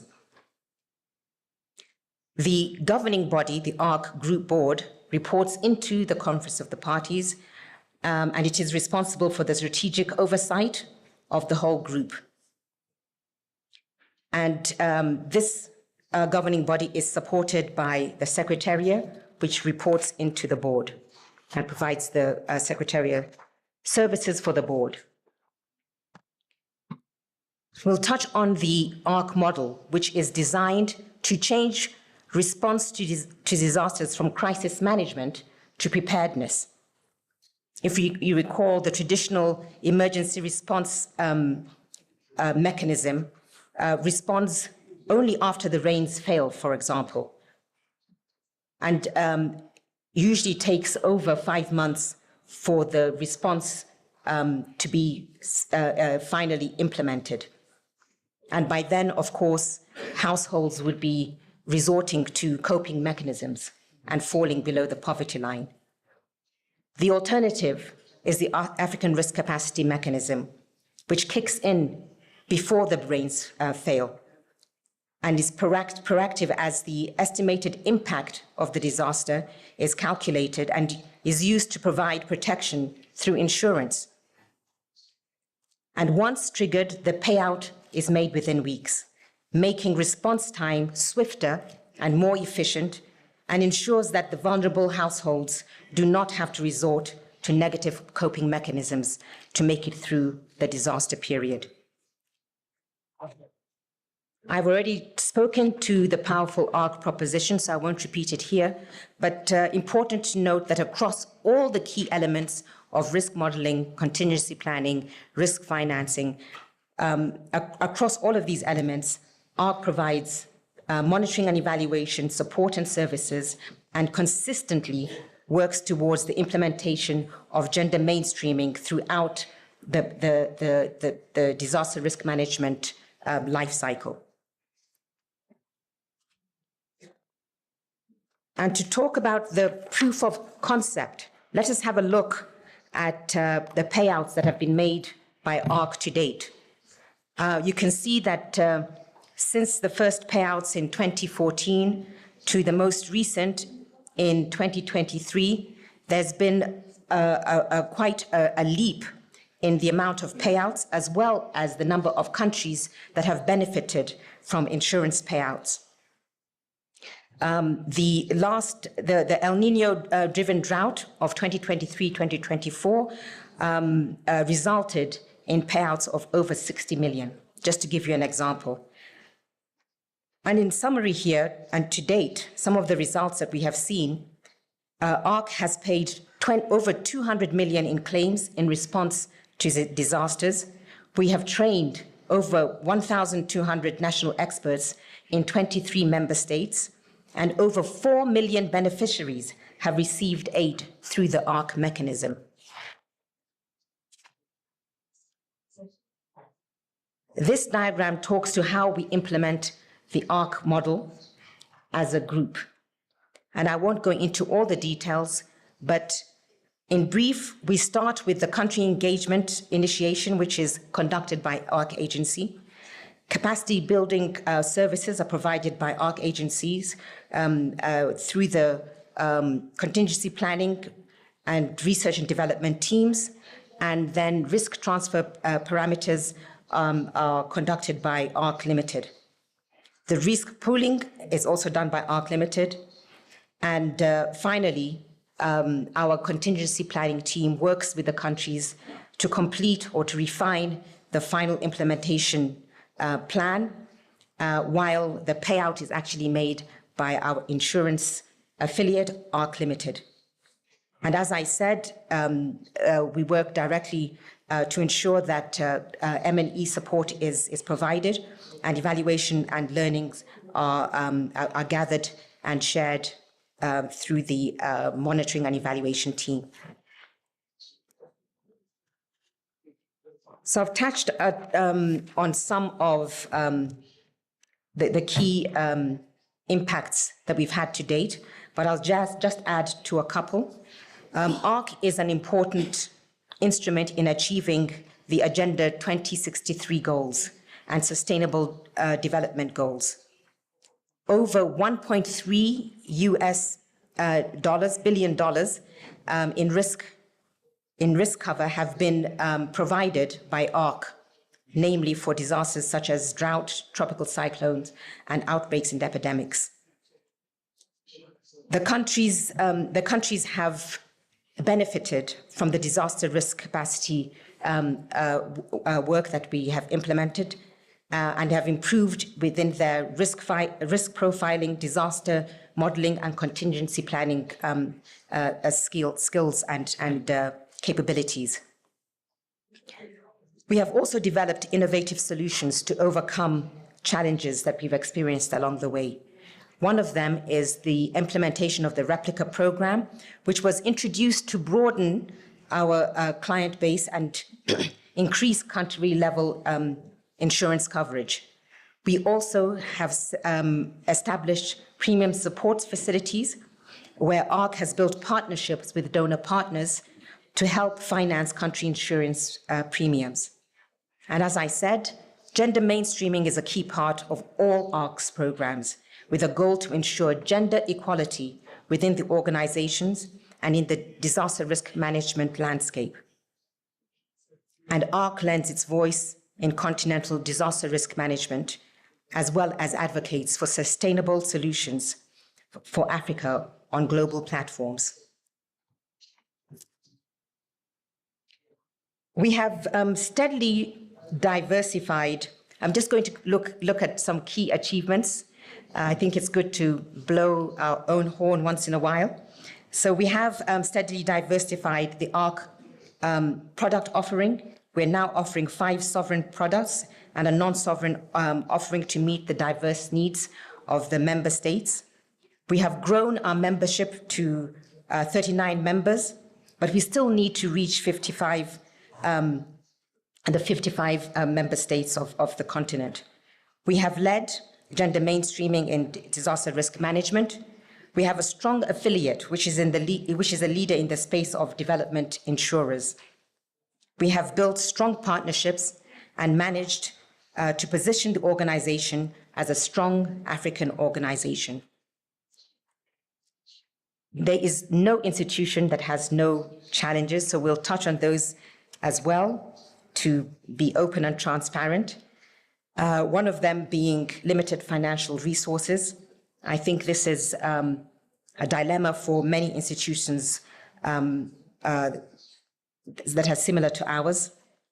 The disaster risk management landscape is ever evolving and therefore our challenge is to ensure that we remain relevant within this space. The financial sustainability of the organization is threatened. We have data challenges, and sometimes these challenge our services. And changes in governments, as well as in change in our technical working groups, do continue to challenge our ability to continue our program effectively. Key lessons learned through the implementation of the ARC mechanism over the last 14 years include the importance of political commitment. It is absolutely essential. So ARC fosters policy dialogues and ownership of response. We have proven that the ARC solution is cost effective. And the ARC solution is but the ARC solution is more effective as part of a more comprehensive financial protection strategy. And through the ARC mechanism, we have also learned that upfront payment of premiums facilitates proactive risk management.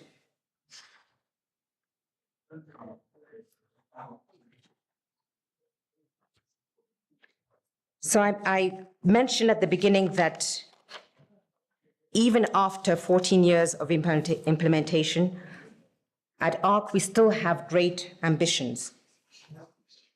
If you see, on the map here, we are currently in 39 country member states. But our ambition is to service all 55 African countries.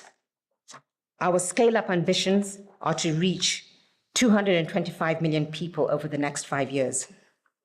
And we continuously review our product offering to ensure that we remain relevant and we can customize our offering to the country's needs.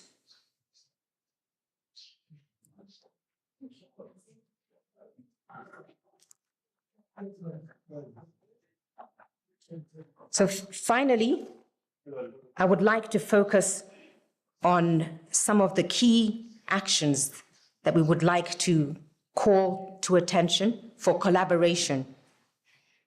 And we humbly request from the Pan-African parliamentarians. The first one, we seek humbly your political commitment to collaborate with ARC to strengthen political support for ARC's initiative and to encourage your members to formally express political support for collaboration with ARC, affirming your commitment to advance disaster risk management on the continent. Today, we also ask that the Pan-African Parliament advocates for the adoption of ARC by African member states as an African solution to African problems by promoting ARC as a pillar of African-led climate resilience solutions. We implore the Pan-African Parliament to join us in strongly urging African governments to sign and to ratify the ARC Treaty for those who have not yet done so, by encouraging treaty endorsement among member states. And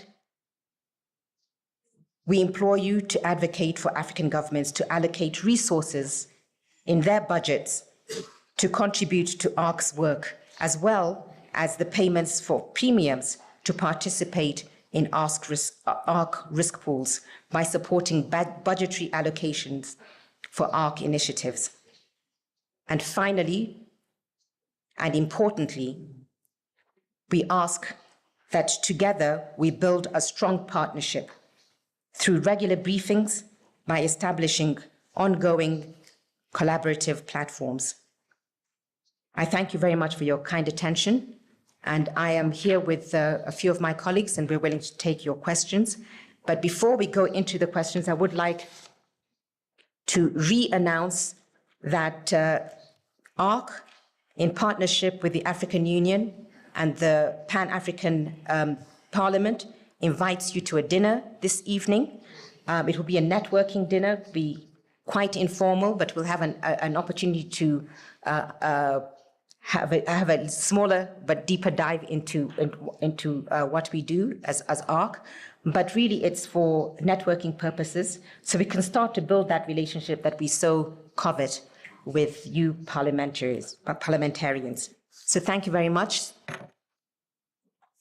Merci, madame. Merci pour. Thank you, ma'am. Thank you for this rich report, which requires a deep debate with the parliamentarians. Maybe we give her another round of applause.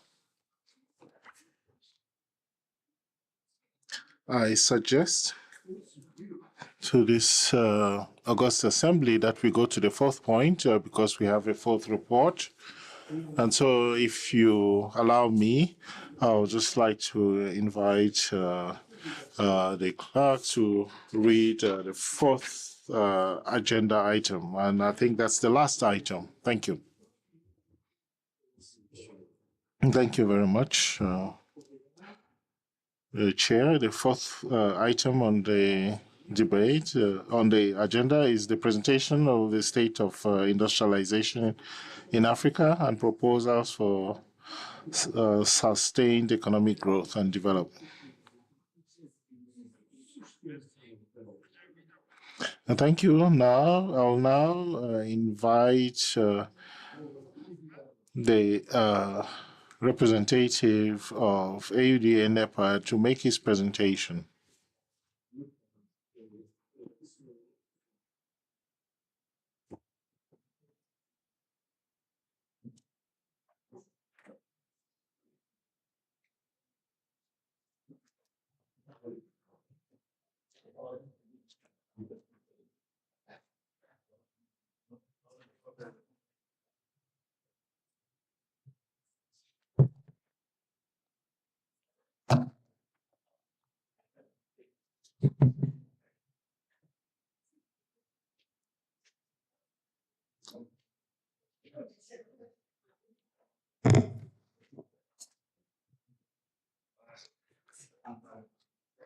Good afternoon and good evening to the Vice President, President in absentia, and to all members of the Parliament.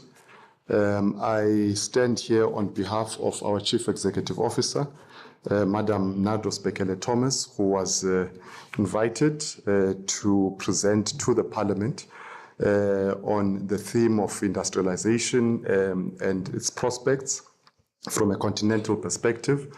She sends her apologies. Unfortunately, she could not personally be here with you today, but she has requested myself, Chief of Staff, and my colleague, Dr. Mustafa, who is Head of Trade and Trade Facilitation, working at AUDA NEPAD, to be with you and to present the perspectives of the continent in relation to the work that we are doing on industrialization. We are cognizant of the time and the challenges of time, and I suspect that we don't have much for us to do the presentation, so we will work to try and deliver it relatively quickly. From a contextual setting perspective, we wanted to address 7 distinct issues which will culminate into very concrete proposals to members of Parliament in terms of the work that we think should really define your engagements around the theme of industrialization, and it would be informed by the elements of the presentation that we are going to make. Those 7 elements, one, is really a conceptual discussion around why we prioritize industrialization as an engine of growth for the African continent. 2, we are cognizant of the changing structural formation of African economies and the global economy at that. where there is a predominance of the services sector, and a question mark really being raised on whether or not we should continue focusing on manufacturing or redirect or reorientate our efforts towards the services sector. We will speak briefly in relation to that. The third issue is strategic priorities that we think are critical for the national industrial development agenda and what countries ought to be focusing on. 4 is key discussion points for setting national policy for industrial development. 5 is what are the key indicators that are going to tell us whether or not we are making progress in relation to the subject of industrial development within the African continent. And I think critical for us from an institutional perspective is to share with members of parliament and parliament at large in terms of what it is that we are doing as AUDA NEPAD to support the continental efforts in terms of supporting industrialization from an African perspective. And the 7th issue is, of course, as I said, would be what member states and in particular national parliaments should be prioritizing as they try to navigate this very complex and difficult challenge of industrializing the African continent and changing its industrial structure. So firstly, as I said, our first priority is really to position why is it that we focus on industrialization. And one listens to almost every single discussion and debate, both continentally and globally. And the emphasis is for Africa to industrialize. And if Africa is really going to address the fundamental challenges of development, it would do so at the back of a radical industrial development strategy. But this is not just premised on rhetoric or premised on outside of a lack of body of evidence.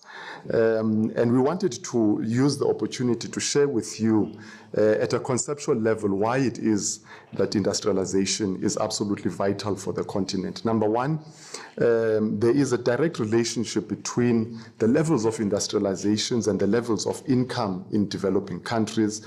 And over the past 50 years, developing countries that have invested and grown their manufacturing sectors have been able to reap the benefits through increased manufacturing sector employment. 2, the shift from agriculture, which is happening in the African continent and unfortunately has not fully transitioned over the past 40 to 50 years.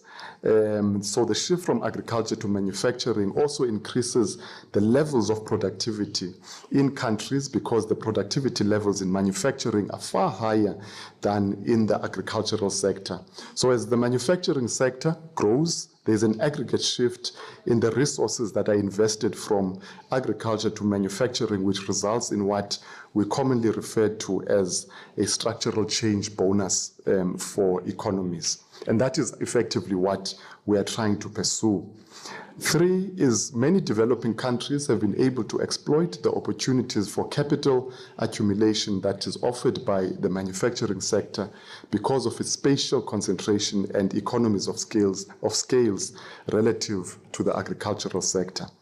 Number 4 is technological development and innovation are embedded within the manufacturing sector, and they are not limited to the sector but diffused to other sectors, thus driving the technological progress across the entire economy. And manufacturing is therefore critical for the development of national innovation ecosystems, which will further propel the development and the productivity of economies. 5 is that manufacturing creates opportunities for backwards and forward linkages in other sectors and subsectors of the economy, which are an important ingredient for national economic development. And those 6 points, I think, are the anchoring and foundational arguments that we make in relation to why it is that industrialization and industrial development is critical for moving forward the continental economy. There is a study that has been conducted across 89 countries that has demonstrated quite clearly that there is a strong correlation between GDP growth and manufacturing growth. And that is what one of the things that we are trying to advance by the work that we are doing in relation to manufacturing sector growth. And equally important is not just the focus on GDP growth, but also the manufacturing growth enables economies to engage further in export growth that is anchored on manufactured products. So from a conceptual perspective, those are the main arguments that we have in terms of the work that we are proposing and what Africa is engaged in through its IDA strategy, Africa Industrialization Development Strategy, which is a continental framework for the work that we are doing on this area. The second point that we said we wanted to focus on is really a discussion between whether or not we should be focusing our attention on the services sector rather than manufacturing. And this is something that is often posed. And we'd want to rebut even the proposition or the positioning of that argument, because our view is that critically what we want to do is to develop the services sector, which is organically developing within the continent, and we're moving towards a knowledge-based economy. But it has to be grounded on a firm footing around the manufacturing sector or the industrial sectors of the economy. Because the argument that we make is that services that is not rooted in a productive economy remains vulnerable to shocks in the main. And we wanted to make one or two examples in relation to that. For example, in the retail sector, the dynamism of industry is what really drives the consumption that happens at the level of retail and the rest of the services sector. So if you don't have a strong industrial sector that is able to absorb labor and be able to generate employment, you have a lack of dynamic growth at the level of the productive sectors of the economy that is going to fuel the expenditure in the retail sectors of the economy. Therefore, there's a direct correlation between a strong productive sector or industrial sector and what happens in the economy in terms of the services sector, in terms of longer-term sustainability. The second point that we wanted to make to demonstrate that there is a strong collaboration that needs to happen between services and industry is, for example, in the tourism sector, because the data shows us that the contribution of the tourism sector to GDP is far less if tourists are consuming imported products in a particular economy. So the stronger the industrial base and the productive base of the economy, and that goods are produced in that economy, tourism has a double effect in terms of the economy. It's the effect of the income coming in through the tourists, but also secondly, it would be the consumption of locally produced goods, which would further fuel some of these key elements and indicators in terms of the industrial structure of the economy. Therefore, our argument is that we have to prioritize both, because both of these are complementary to one another. So it's not a choice of one of countries having to choose one over the other. Then what in the work that we have done in the industrialization or industrial development space, there is a preset of issues that have really emerged as the basis around which countries need to look at the strategic priorities of national industrial development. And we wanted to present these as a framework in terms of thinking through what are some of the critical interventions or the intervention areas that countries need to prioritize as they think through their national industrial development plans and their strategies. And one is really to have a very dedicated approach in terms of developing sector strategies, because if you speak at a macro level in terms of industrial development and you don't have dedicated sector plans, master plans and strategies that are very clear in terms of medium to long-term opportunities for growth and to some element the investments that need to happen in relation to that, the plans of industrial policy, they remain relatively vague, and it's that level of detail that sits in the master plans that becomes critical for us in terms of the work we do on national industrial development strategies. Two is, I think, is a key issue, which is making available industrial financing for new industrial projects. And this is something that we'll probably talk about a little bit later in the presentation, particularly when we think about the adoption of the special economic zones in the continent, and how do we finance these becomes a central theme in terms of industrial, in national industrial development and policy making. Therefore, the issue of industrial financing and using national instruments for financing, such as the development banks and all of these, both from a national but also from a regional context, becomes absolutely vital in terms of driving the industrialization agenda. Three is really developing an appropriate trade policy to promote industrialization. And it's critical for us to look at, and this is a point again that we'll touch on a little bit later, that when we talk about industrial policy and industrialization within a country context, that we look at it from a holistic perspective in terms of the policy instruments that are available from a national perspective to enable the implementation of those industrial policies. For example, you can't think about industrial policy, but you don't have an enabling fiscal policy that is going to support it. You don't have an enabling trade policy that's going to support that, an enabling monetary policy that's going to support that. And one of the challenges that we've really picked up in the work that we are doing is that, to a large extent, we talk about industrial policy, but we forget about the supporting instruments that are going to drive the industrial development of our economies. And that is a critical point. And I think from a national parliamentary discussion, I think is something that we'd want to convey to members of parliament, that this is a critical element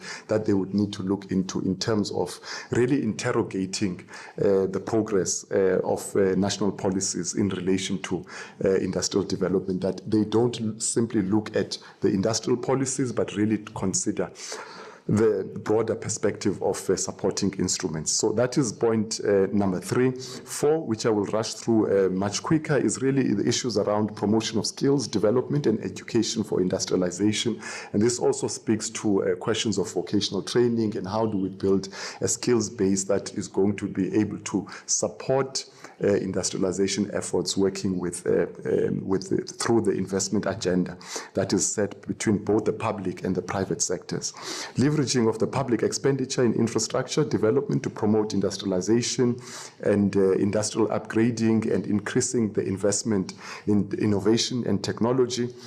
Supporting small enterprise development. And within the context of the discussion of supporting small enterprise development, I think is the issue of building a very clear localization strategy. Because what we've observed over time is that, and there are many country examples that we can pick. One can choose, for example, the issue of Rwanda now, where they've established their first auto assembly plant. So the cars are now being manufactured in Rwanda.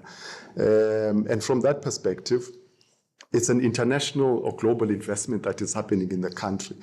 But over time, what we want to do is to transform the dynamic between the international and local capital and make sure that the investments that happen at an international level through the channel of international capital are actually building local capacity for local companies to start playing a much more meaningful role in terms of the percentage of value that is added into the products that are produced in that particular country. So the question of a localization strategy and assisting countries to build the technical, financial, management skills and capacities to transition from predominantly assembly plants, but to actual production centers from a global perspective becomes absolutely vital from that perspective. Then 3 more issues is focusing really on questions of coordination for industrial policy and how national institutions work together in harmony and seamlessly to advance and drive the industrialization agenda, which is linked to this whole concept around using different policy instruments to advance our industrialization agenda. Then how the country can leverage of the regional and African industrial and trade frameworks. And I think that's the discussion now that has become embedded within the conversation of industrial development in the continent. And it's been anchored around the work that we've all been doing in terms of unlocking the African continental free trade area, and that how do we then move that conversation forward and really look at how, because the free trade area on its own is nothing without manufactured products. So it gives us access to a much wider market from a continental perspective. And how do we engage with that market? And I think the question is, how do national governments, national parliaments work to try and ensure that the national policy landscape or setup is one that really contributes and unlocks the potential from a national perspective, regional perspective, to participate in the African Continental Free Trade Agreement. And the last issue is, I think we've touched on, is a question of coordination of the different policy instruments to drive implementation of industrial policies.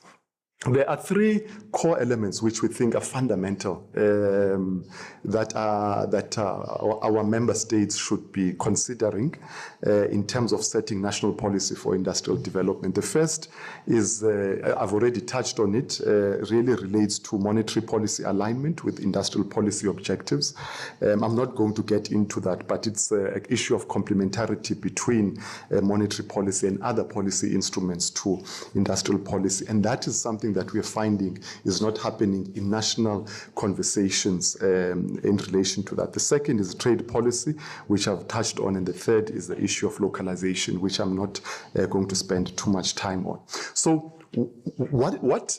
having considered all of that, the critical question is then, how do we sense when we are moving forward in the industrialization agenda? What are some of the matrices that parliamentarians ought to be looking at as they engage with their national actors and in particular authorities in terms of the industrialization agenda? What are these key matrices that are going to tell us we are making progress? And there are three that we think are critical that member states, and in particular in the context of this conversation, parliamentarians should be focusing on. One is manufacturing output, which is the share of manufacturing to GDP from a country perspective. Two is the share of employment that is attributed to manufacturing. And the third is the share of exports that are attributed to manufacturing. So those are the three anchoring matrices that would really tell us whether or not as a continent we are moving forward in relation to the industrialization agenda. And we will use those three matrices later on in the presentation to give you an indication of where the African continent is in relation to the topic that we are touching on today. But before we do that, we wanted to indicate that despite some of the many challenges that we have, of which we will touch on later in the presentation, there are also very positive developments that are happening in terms of our industrialization agenda in the continent. And you see these across many countries where I think there are very good industrial capacities that are being established that stand ready to propel the continental economy towards the next level in terms of its dynamism and its complexity in terms of the manufacturing products that it delivers to the rest of the world. And we wanted to maybe pick out a couple which are not, of course, exhaustive of all of these, but because of time is limiting it to maybe 4 or 5 examples. One is, I've already indicated to this, is the work that is already happening in Rwanda, particularly through the development of its auto sector and seeing that there is a domestically built car that is rolled out of the lines of Volkswagen in Kigali in 2024. The work that is happening, for example, in Nigeria as it relates to boosting oil refinery capacity, which is critical in terms of actually looking at expanding our value addition in one of the core minerals that we have in the continent. there's an established manufacturing base that has really been anchored around the auto sector in South Africa, and that is beginning to diffuse technological innovation into the rest of the economy. Mauritius has developed a robust textile and garment industry, becoming a vital exporter to global markets, and countries such as Ghana and Cote d'Ivoire which are the world's largest cocoa producers, have really increased investments in processing plants to ensure that there is greater and greater value addition to primary products from a continental point of view. And there are many other success stories that we can point out in various sectors, such as pharmaceuticals, metals, food production, and others. Notwithstanding those positive developments, I think in the whole, the data tells us quite clearly that the industrial structure of the continent remains relatively underdeveloped.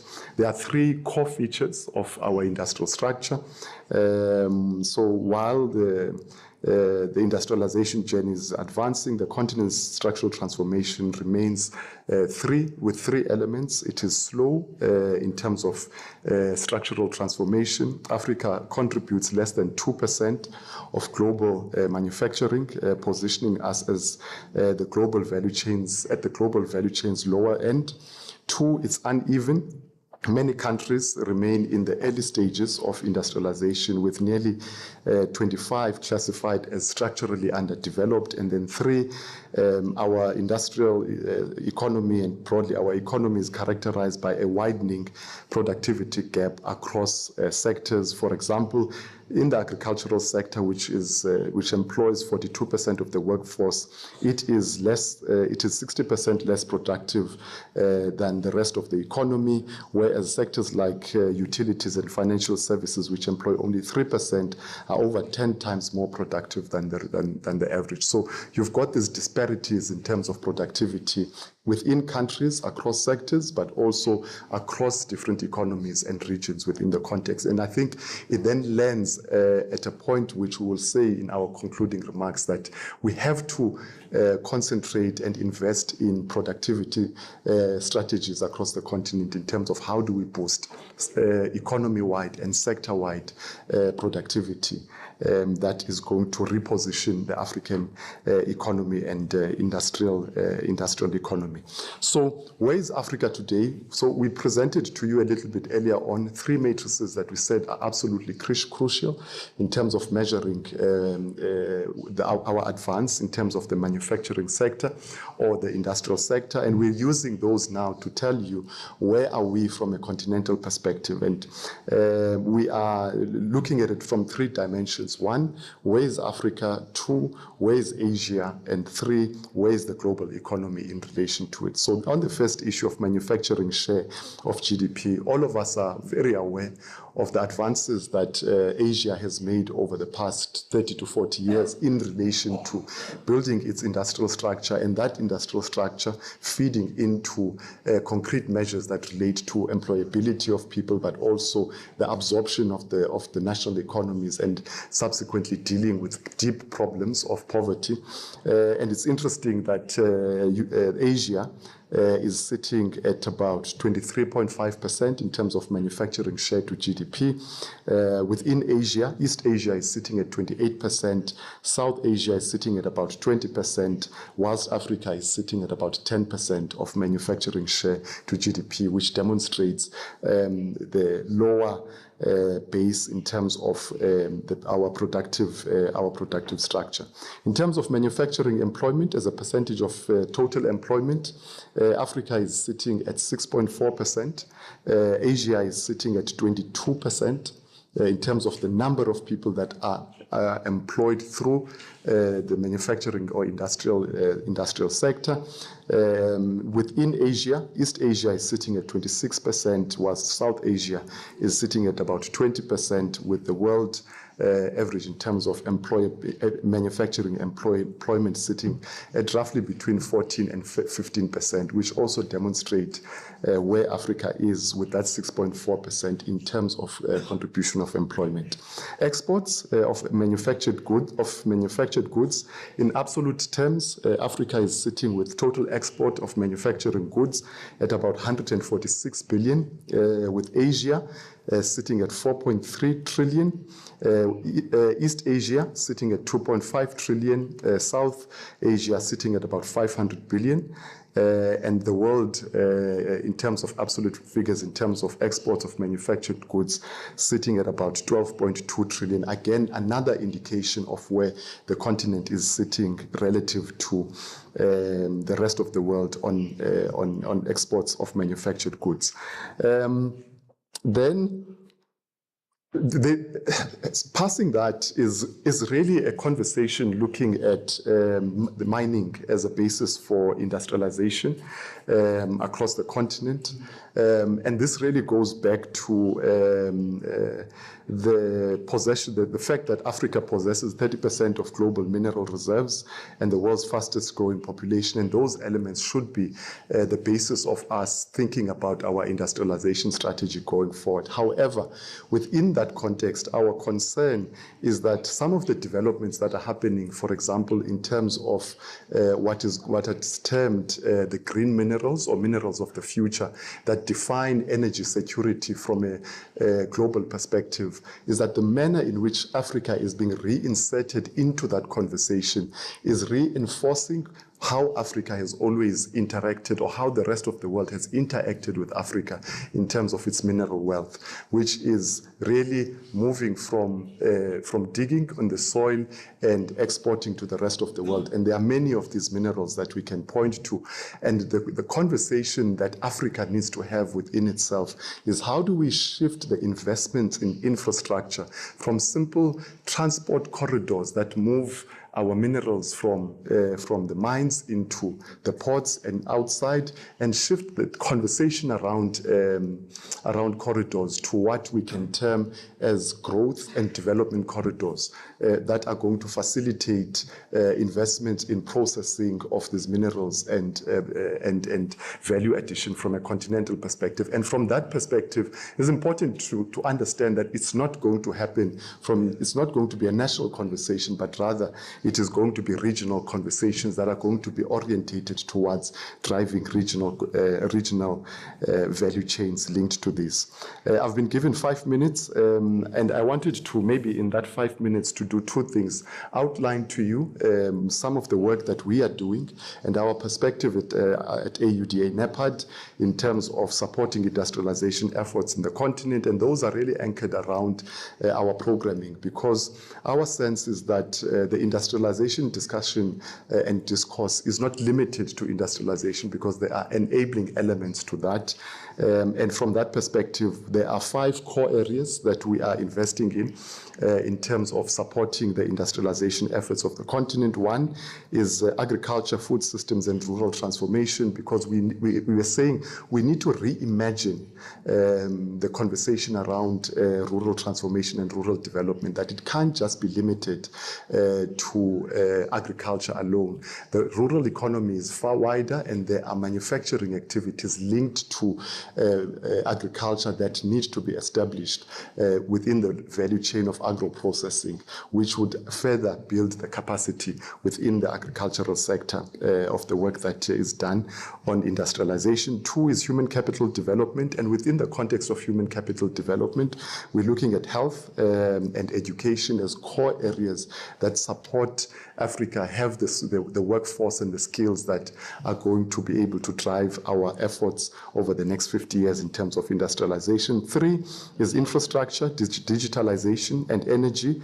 4 is industrialization and special economic zones. I don't have much time to expand particularly around the work we're doing on special economic zones, but there are a number of special economic zones that have been identified at a continent-wide level. But we understand those SEZs require investments in terms of setup. So what we are doing is really looking at creating a special mechanism that is going to support countries unlock pre-feasibility and feasibility studies that will allow the projects to advance towards a financing stage in terms of the SEZs. Of course, the last bit, which speaks to the productivity agenda, is science, technology, and innovation. I will skip the rest of those slides that go into detail in relation to those elements and leave you with 7 thoughts that we are saying you should take into consideration as you discuss the matter of industrialization, both from a member state perspective, but also as national parliaments.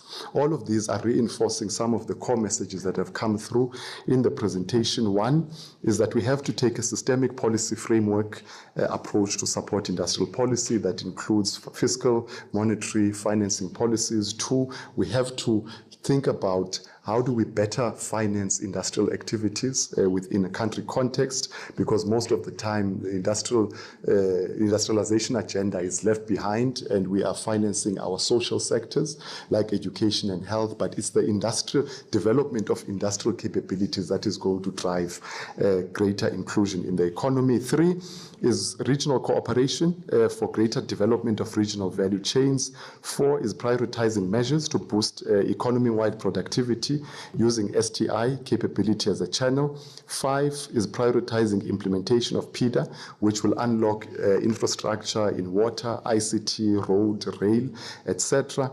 6 is work that we have to prioritize in terms of trade facilitation between countries to ensure ease of movement of people and goods between countries, and the discussion around one-stop border posts becomes a crucial one, which requires collaboration between countries. 7 is understanding that manufacturing is the base of AfCFTA's success. Without us producing our own goods in the continent, we will not be able to trade under the AfCFTA, because the primary emphasis of the AfCFTA is that we must trade what we have produced. We are not going to import from China and trade imported products amongst ourselves. So manufacturing is the real base and the anchor of AfCFTA success. Number 8, we must move beyond transport corridors that reinforce old Africa's place in global value chains and move towards growth and development corridors. The last, which is number 9, is that Africa's industrialization has to address 2 dynamic priorities and sometimes can be seen as conflicting. The first is productivity and using technological adaptation and adoption to drive productivity, but yet at the same time making sure that our industrial strategy remains labor intensive and is able to absorb the large skills base that sits outside of our economies and that is not productively used. So those 9 elements we think are at the core of the discussions that members of parliament should have in relation to the work around industrialization in the continent. Thank you very much, Chairperson. Thank you.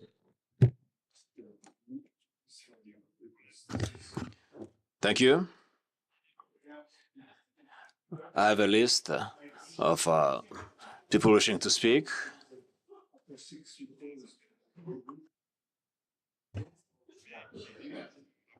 Maybe some will have changed their mind, but let me invite the president back to his seat.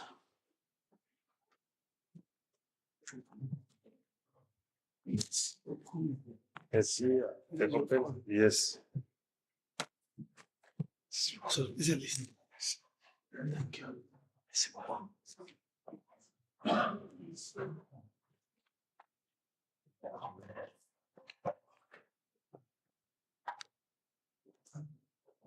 Merci beaucoup, Deputy President, Honorable Jida. Now for debate.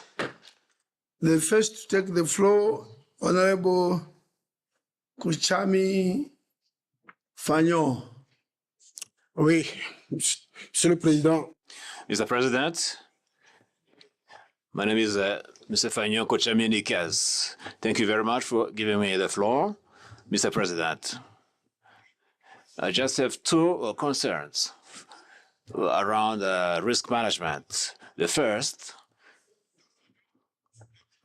while I salute the pertinence of this effort, I'd like to request the agency, and especially the PAP, to establish a work group that will allow us to reflect on the strategies and also come up with a formal partnership of cooperation and be able to come up with a budget.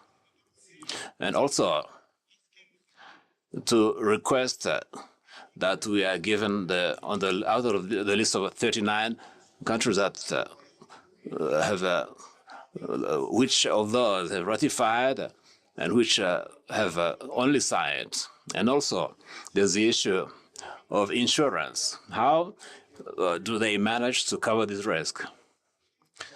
When there are catastrophes, these affect the agriculture, the farmers a lot, as in the case of Chad and Niger and Benin, Burundi, and other countries. So how do they do that? Mr. President, as you said, we'll have time to discuss this.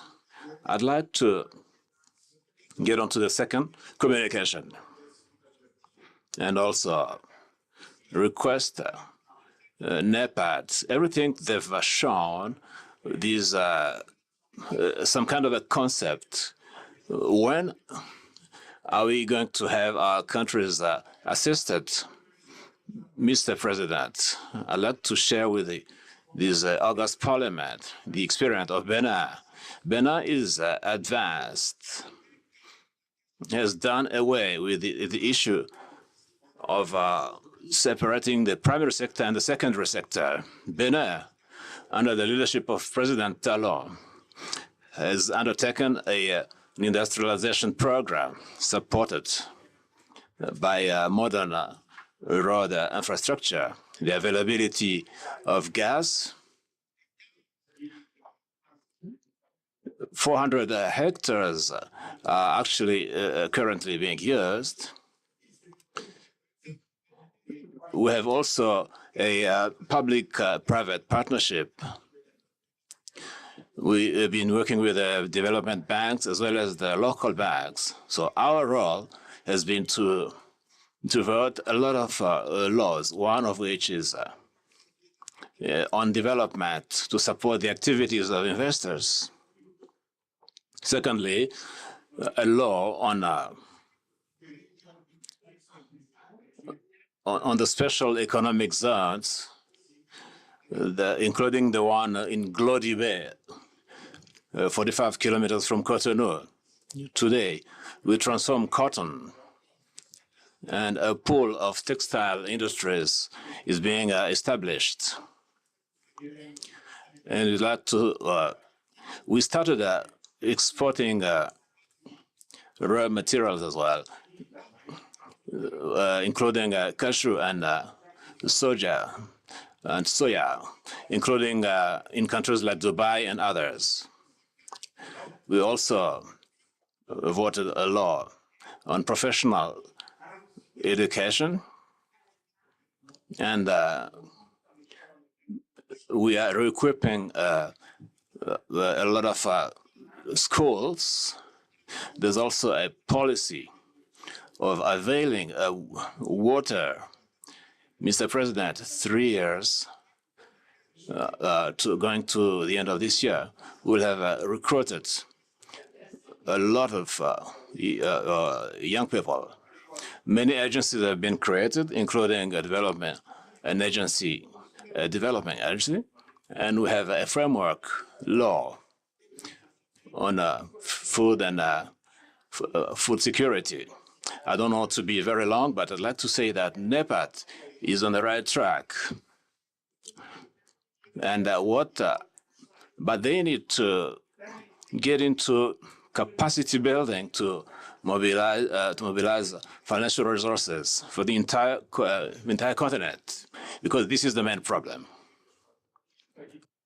They have a good project, but I have not seen a strategy of financing, so they may need to organize another workshop that will allow us to get into the real work around this. Thank you. Thank you, Honorable Chenit Aotif, Mrs. Tunisia.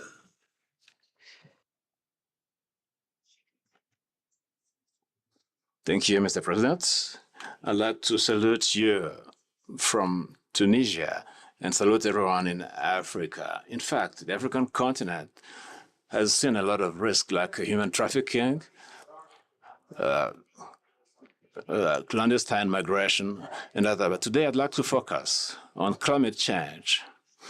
In fact, the climate change issue is associated to flooding, to drought, and to famine. And I would like to say, Mr. President, that climate change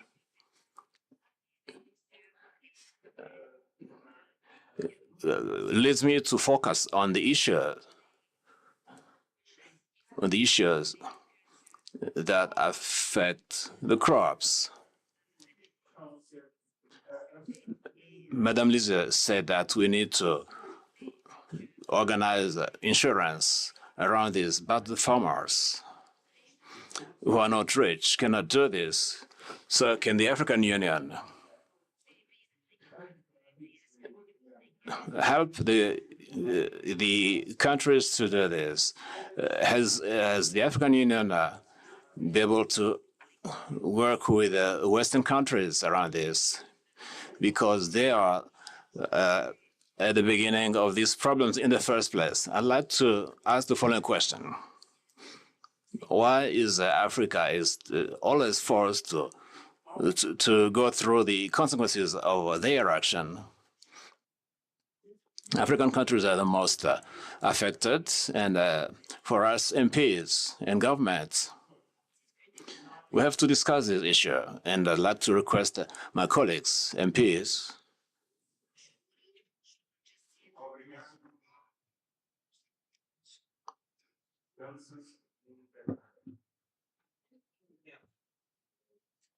Asante sana Rais kwa kunipatia nafasi. Thank you very much, Chair, for giving me the floor. I would like to ask Honorable who has asked about the Risk Capacity Act. My question is that I'm one of the 47 senators in Kenya who were designated, and we represent constituencies. My constituency is in floodplains. 2 days ago, we had a lot of disasters. We were flooded and we lost our properties, our fields. We had Red Cross and WFP. Our president of our Republic of Kenya, His Excellency Ruto, our government and other organizations who came to assist us. And today is the first time, Chair, I hear about ACA, which is the Agency for African Risk Capacity. Where were you before? I'm not the only one, and there are so many countries here that went through this.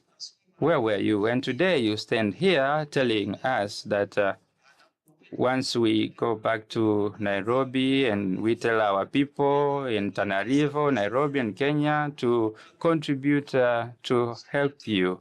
Where were you? I want to know, what is your task to help us?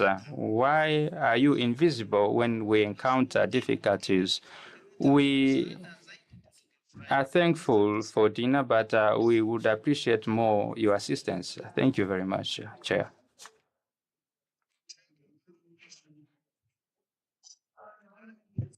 Tunisia.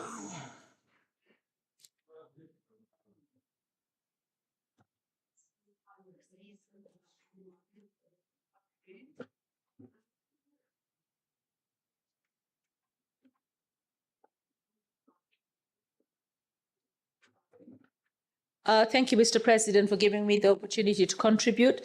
I think it's a very noble idea, and it was very progressive for the African Union to think about risk mitigation and to come up with an organization that could actually mitigate when it comes to risk. I went online to have a look at what programs you have, and I think your incorporation looks like your first video on social media was in 2021. It's a very good idea. The question is, what is the expected premium? And because it's going to be like an insurance policy for the African countries to contribute, and then you come in and you help. I wanted to know whether you have an office in Kenya or where, because I only saw the Johannesburg office. And as my colleague here, Senator Danson Ngatana, asked, where were you when we had the floods recently? Which African country have you actually mitigated on that is a member? Is it, who are the underwriters? Because you obviously need to have big underwriters to be able to provide this service. It's a good initiative, and I'm glad that you're also going into pandemics, because we're preparing for the next big pandemic. I also wanted to contribute to, there was the one on NEPAD. NEPAD, we've heard about NEPAD. It's been around for so long. Every African country seems to be moving ahead on its own. I just want to know, how do you integrate? Are we having clustering of countries so that we don't all overproduce the same item? And are we hoping to sell within Africa as well, because we've got 1 billion people? Or are we just looking always to sell abroad? Because I feel that we have to penetrate the African market as well. NEPAD used to have desks in every ministry, but that stopped. So I just feel like NEPAD is this body that is grinding to a halt. Thank you, Honorable Tafanana Joe. Thank you very much, Mr. President, for giving me an opportunity to contribute on the debate. Mr. President, my questions are directed to the presenter from the ARC. ARC is a child of African Union, which is around 54 countries. Only around 36 are members, and only 14 ratified the ARC Treaty. What could be the causing other countries to stay away, given that climate change and droughts have high chances of recurring? My second question, Mr. President, your insurance has maximum cap for about 30 million.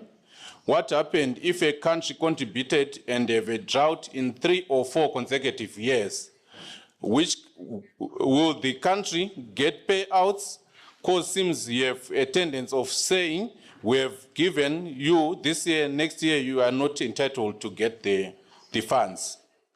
My other question, my country, Zimbabwe, was supposed to receive about 32 million, and 16 million was supposed to be given to the government of Zimbabwe, and the remainder to the other partners like FAO and the World Food Programme. How do you measure significance and the impact of such a payout, considering issues like population size and the intensity of drought? My other question, are there any chances that you can pay premium and you will not receive payment because of the risk view committee feels the drought is not severe upon their own judgment, when actually the country feels that there is need for payout? You said you have... Thank you. We are not adding seconds this time. Honorable Jonathan Daka, Zambia.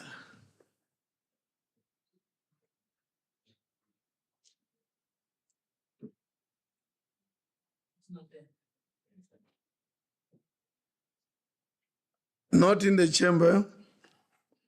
Honorable Jennifer Wibabara, Rwanda.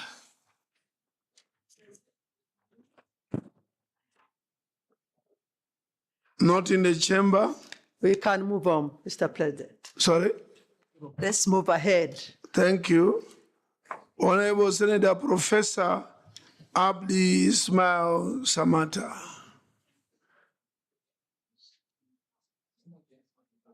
Not in the chamber. Honorable Senator Anita Ndaize, Burundi. Thank you, Mr. President.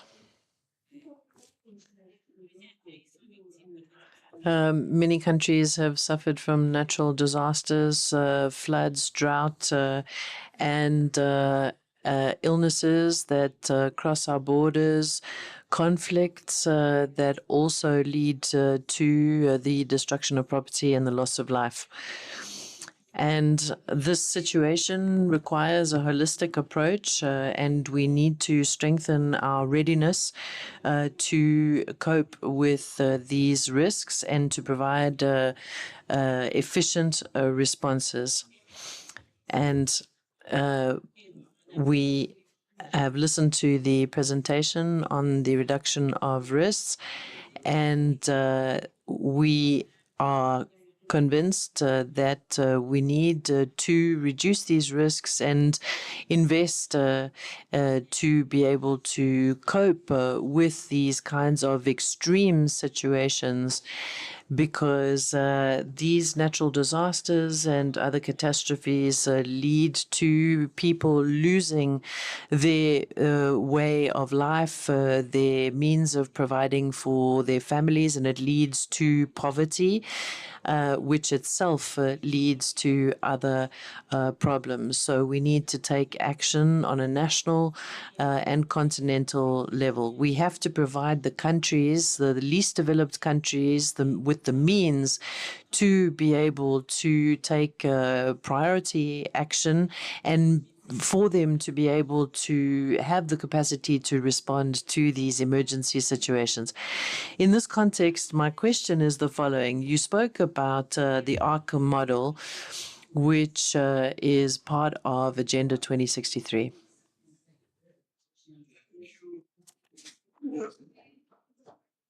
Honorable Senator Jean-Marie Nibiratinje. Merci, Thank you, Mr. President. I just have a quick question, clarification. I would like to ask ARC if they are waiting for natural disasters to happen, or whether you have an early warning system to alert you to potential disasters that are happening. And I would also like to ask NEPAD whether they encourage public-private partnerships and do they assist industrialists in terms of manufacturing and producing products. Honorable Bawab Yusri, Tunisia. شكرا سيد الرئيس. Thank you very much, Mr. President. I will try to be very brief.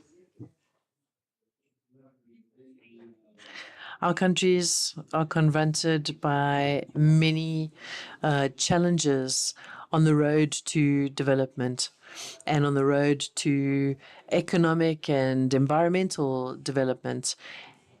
And we have inherited our land, our countries, and also many issues that we have to face in the future in terms of natural disasters, in terms of pollution and other challenges. And we have to deal with climate change, greenhouse gases, because this will continue to change our natural environment. We need to adopt green policies, and we are also confronted by sanctions that exacerbate the situation, very often imposed on countries that are already economically weakened. So what are the strategies to fight against climate change? What are the strategies to assist countries who are in need of help for development. What about the assistance to those countries who are wanting to develop industries like the pharmaceutical industry? Thank you. Honorable Epimo Chidziwa.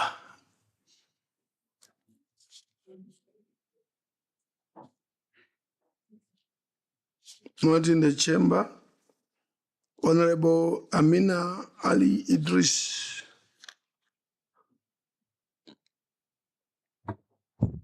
Thank you, Honorable President, for giving me the opportunity. My thanks to Her Excellency Moussa Faki, African Union chairperson, for encouraging message that is full of hope.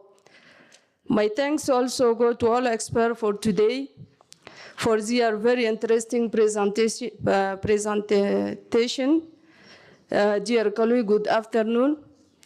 Honorable President, I would like to speak about industrialization in Africa and the prospect of economic growth and sustainable development. I remind the plenary that promoting sustainable development is the economic, social, and cultural level, as well as the integration of African economies, is one of the objectives of African Union. African leaders, we had a good speech, but the concrete actions are far from the reality. It is the time to act in order to impact our continent, Africa, with durable results.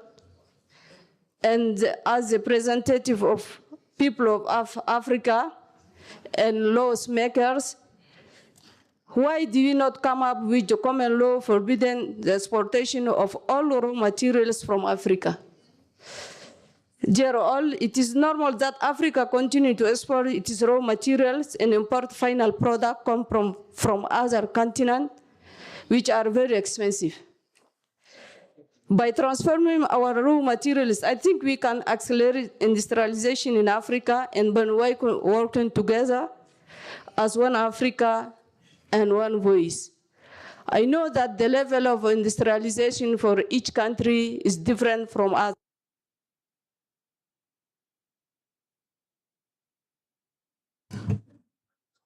Honorable Cheniti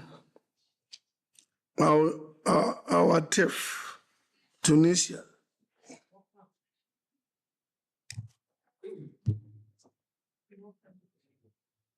Not in the chamber.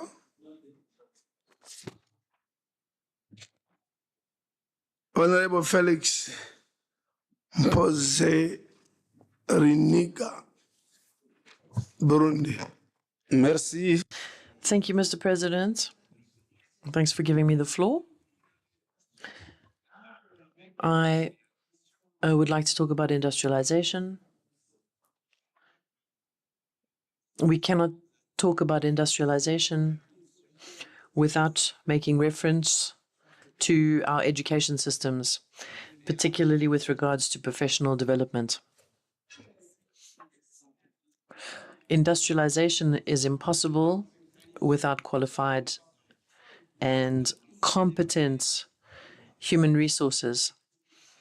And therefore, I would like us to include this in our education curriculum so that we are able to respond to the market needs with the young people that we turn out and qualify. And so we absolutely need to have qualified, competent, skilled labor. Thank you. Honorable Safia Elmi Jibril. Merci, Monsieur le Président. Thank you, Mr. President. I would like to congratulate the two speakers for their excellent and really rich presentations. I would like to make a comment about industrialization. And I would like to remind those present here that in Africa, we are blessed with enormous wealth in terms of natural resources, enormous wealth that is currently benefiting other continents and other nations. And we are facing enormous difficulties, especially with our youths leaving our shores, looking for better pastures when there is so much wealth here on the continent. So what are the obstacles that are preventing us from reaching industrialization with this incredible wealth that we have? And how do we help countries to develop their industries so that they are able to transform natural resources and create employment for our youth so that they do not seek other pastures? Thank you. Thank you. Honorable Zain El Abidin Ahmed El Hadi, Mauritania. شكرا سيد الرئيس. Thank you, Mr. President. I would like to begin where my colleague ended off. And I'd like to say that I am very optimistic because Africa abounds with natural wealth and so many resources. Africa has so much potential. We have 1.5 billion people, more than China or India. And we have the potential for enormous growth. Africa also has so many natural resources, but we need to take these natural resources and transform them to contribute to Africa's development. And I would like to speak about Mauritania specifically. We have enormous resources in fish and in the meat industry, and we have many, many other minerals and natural resources, and we contribute with our natural resources, our environmental natural resources to producing oxygen and hydrogen to fight against greenhouse gases.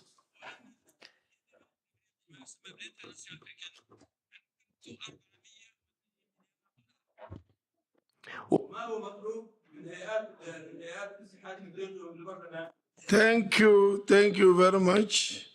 Honorable Jolie Nsengekeli Jokis. Merci beaucoup, monsieur. Thank you, Mr. Chairperson.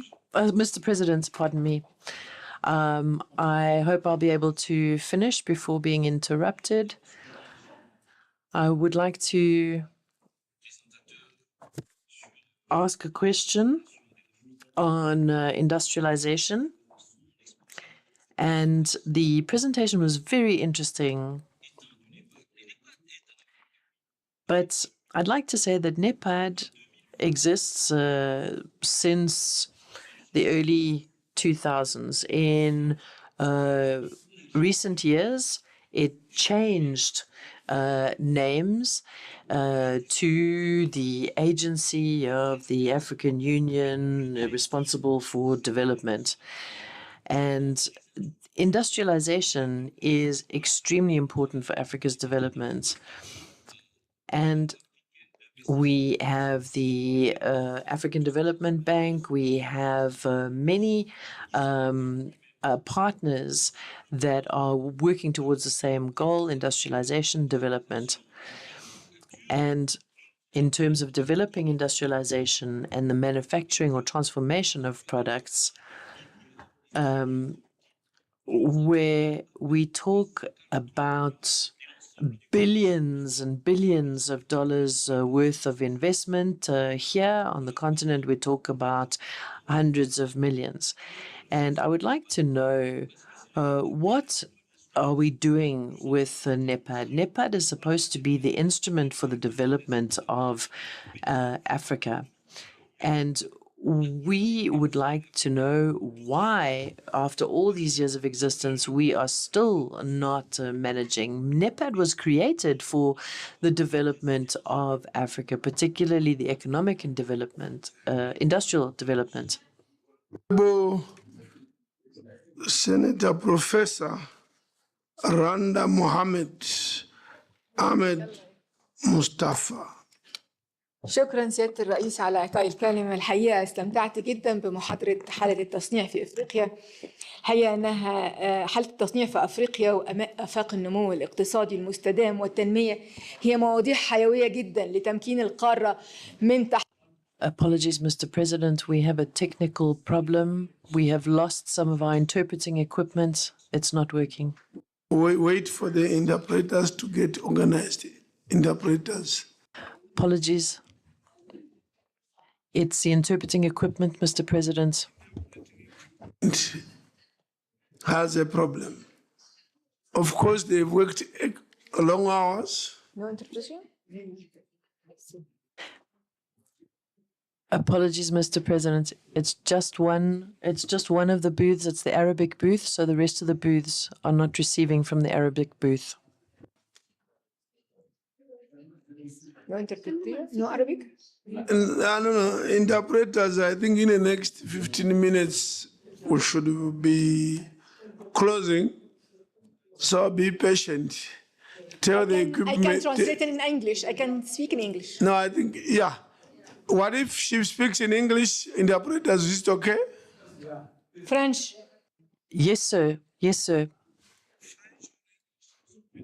It's only Arabic booth which is not linking up with other booths. Is it okay? So switch to French. Mr. President, this is an objection for the Arabic translation should be respected. This is one of the most important language in the PAP. So for the industrialization, actually, we can see that our people, most of the African people, sell the Mike. We can see in Africa they sell the crude industry, crude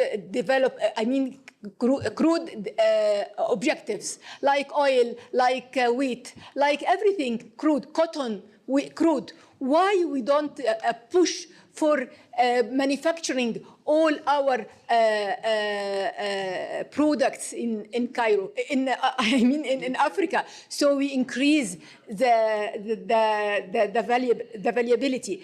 Also, the technical education. I think this is very important now to focus on technical education. I mean the technological universities, the technological schools to help and to produce good people that can train others. And I think Egypt is focusing on that now. And now we are trying to even export our trainee to all Africa to help Africa. Also, the roads, also all the infrastructures is very important for Africa to facilitate the transportation of goods. And I think Egypt also has a good experience in that, because since 10 years back, we are focusing on establishing a good network of roads. So I hope next time when we will talk about Africa as one voice. We will talk about industrialization in Africa. We will talk about free trade between all African countries. Thank you very much. Thank you, Senator Professor Margaret Kama.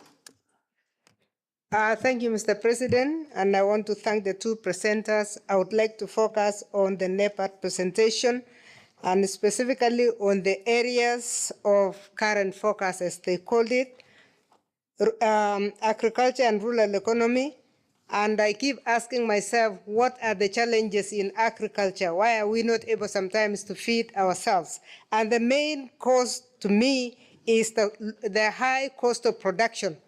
How can they turn around the cost of production? I didn't hear him talk about areas of industrialization aligned to production of fertilizers. Because if we can get fertilizer, it will reduce a lot of our cost of production. The other one on human capital development, which is the area of focus, how do we standardize the technical training in Africa?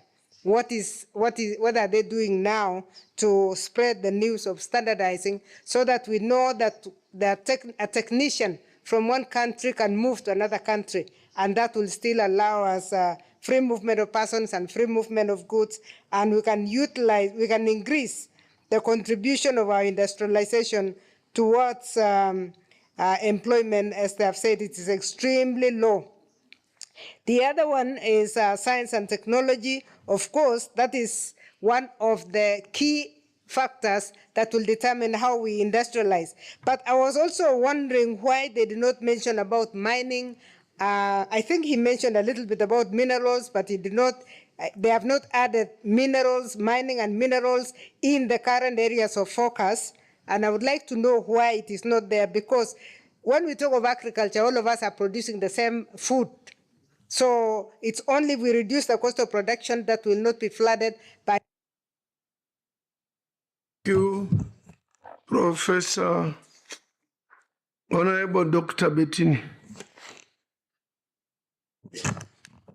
After Dr. Bettini, we go to the last one. Then Merci beaucoup. Thank you, Mr. President. After Honorable Felix and my neighbor, I wasn't going to take the floor, but I'd like to come back to the definition of industrialization. When we talk about industrialization for Africa, I think that we need to talk about education, and particularly professional and technical training, because the quality of our labor is based on the type of education and training they have received. If we are talking about something, industry or business that comes and implants itself in Africa, we're not talking about in the industrialization of Africa. We are talking about another country or power bringing in companies to our countries. We need to develop our own industries. And that is why we are stressing about this definition. If that is the definition of bringing in companies into our countries, then that is not the industrialization of Africa. We need to train our youth. We need to have competent, skilled labor, and we need to have professional schools and training colleges so that we are able to build our own African industry instead of importing from other countries. Thank you very much, Mr. President. We really need to put this issue of professional development and training on our agenda. Thank you. Thank you, merci beaucoup. Honorable John Bones Bideri. Thank you, Your Excellency. I want to thank the presenters that I'm going to talk about, the industrialization team from NEPAD, for a good presentation. I hope we shall be able to get your presentation because time was too short. My intervention is based on the fact that Africa is very diverse. We have countries that are landlocked, and we have those that are the coast or coastal countries. We even have countries that have advanced, far advanced in terms of industrialization, while the others are on the way to industrialization. So I was trying to find out from you if you have different models for industrialization so that countries can be able to make a selection or choose what model is suitable for each of the countries based on their level of industrialization. Number two, the SMEs, which are mainly driven by youth and women, seem to have taken advantage of the guided trade initiative under the AFCFTA.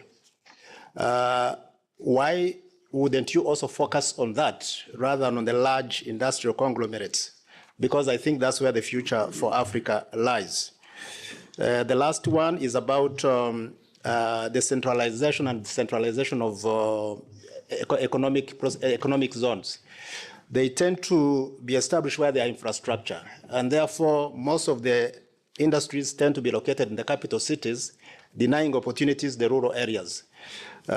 Wouldn't it be prudent for you to perhaps provide some guidance on what could be done so that all the countries can be developed equally? I mean, all parts of the countries can be developed equally. Thank you. That's my contribution, Mr. Chairman. Thank you.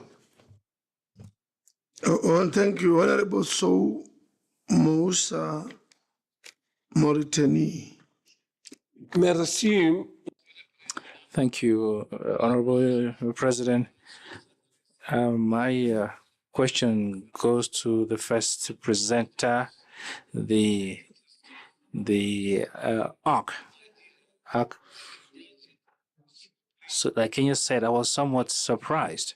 That was the first time I heard about this agency, whereas it has been existing since 2014.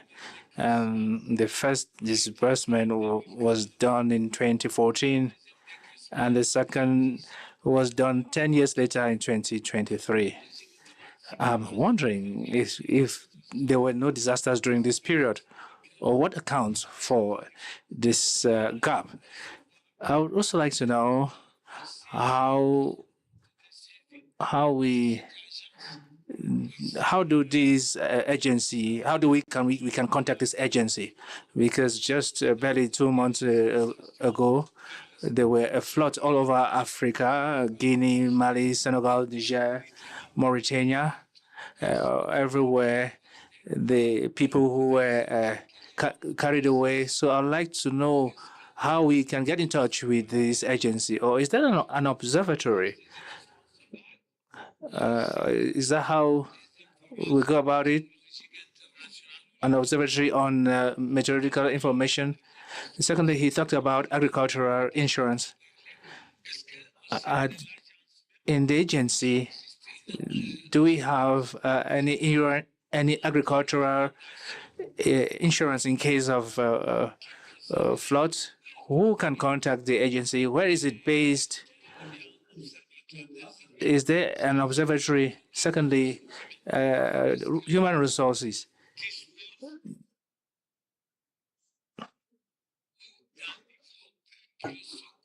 Does it have any rescue mechanism with regard to Nepal? We are still doing talking. It's still a talk shop, so we'd like to have things, see practical things from Nepal. Thank you very much. We now give opportunity to presenters, but because of time, we have gone beyond 7 p.m. Presenters ask 2-3 minutes maximum, you respond. And then after NEPAD.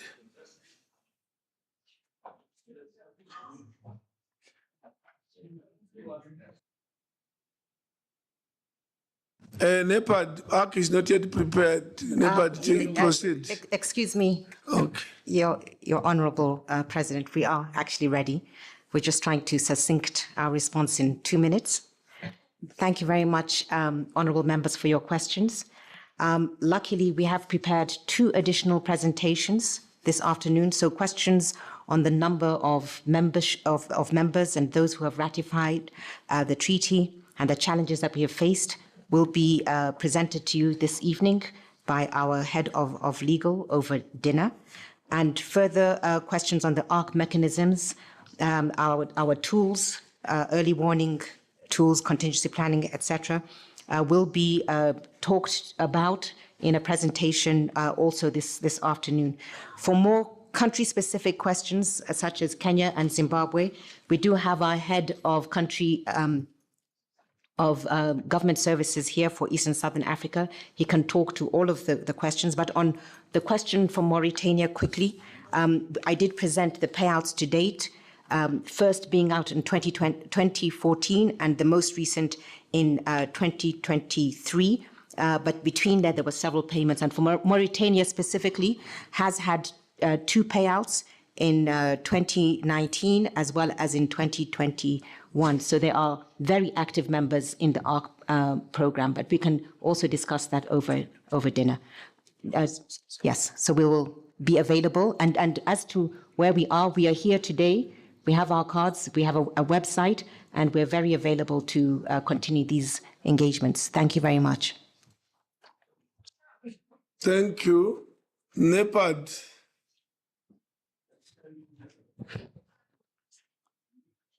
Thank you very much, President. I've just counted, we have 22 questions. I don't think we'll be able to fit them in 120 seconds. Sorry? You know the problem, most of them are repetitions. There may be 22, in essence there are 3. Yeah, thanks, President. That's what we've tried to do, to maybe cluster them. Maybe first comment is perhaps from our side as AUDA NEPAD. I think we need to strengthen our communications within the continent, because this morning I was sitting in an STC for science, technology and innovation.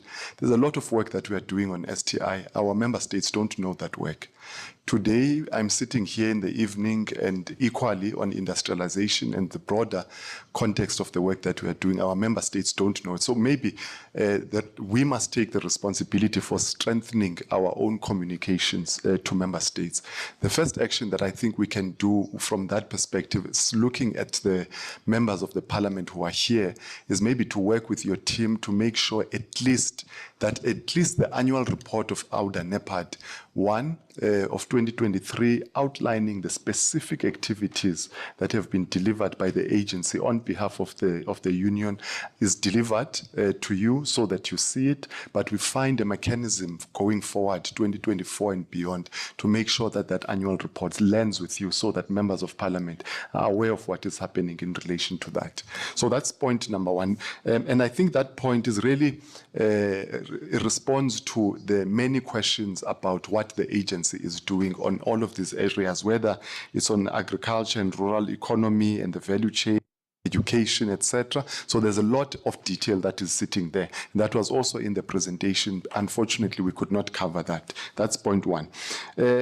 Point number 2, I think I would like to respond specifically to the issue of the pharmaceutical sector and say that I think it's one of because of COVID, we realized the position as a continent that we found ourselves in terms of access to some basic drugs and vaccines, and also some of these supplementary instruments that are used as part of the medical process, like sanitizers, etc. And out of that, Africa took a resolution that it's going to develop its own pharmaceutical manufacturing capacity. And out of that process was born the Pharmaceutical Manufacturing Plan for Africa, which targets about 20 medicines that in the next 10 years must be produced in the African continent. And there's work that is underway, particularly from that point of view in terms of unlocking that. That's on the pharmaceutical sector. Then the last issue is there is an overarching question around why is Africa not industrializing despite all of the efforts that we are making? I think there are 2 answers to that. The first is a political question. It relates to the insertion of Africa into the global value chains and how the rest of the world engages with Africa in terms of the assets that it holds. So that has got how Africa engages itself with the rest of the world, but how the world engages. I think we need to defy that. We need to defy the old logic of how Africa is inserted into the international political economy. And that can only be done through the voice, for example, of platforms such as the parliament, but also national parliaments, but also working with our government. That's at a political level. Then I think in the presentation that we did touch on a number of technical issues that do require our attention. So we look at it from two perspectives. One is political issues. Second is technical issues of financing, of alignment of policies, etc., etc. But all of those things are anchored in the presentation. Thank you, President.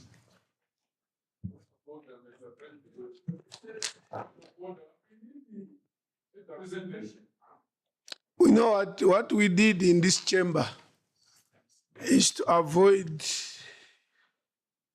going backwards like we used to do in this chamber, where we are proceeding very well.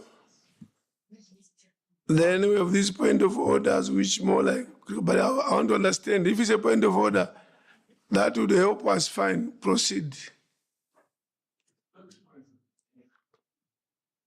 Thank you very much, Mr. President. Mr. President, I think my questions were not answered here, all of them. Like number 2, I raised a question about the maximum cap for about 30 million. So I want to understand, Mr. President, that what happened if a country contributes. I think they've got my question. They need to answer that question, Mr. President. Thank you. It's easier if you just put it across. Yeah, it's faster.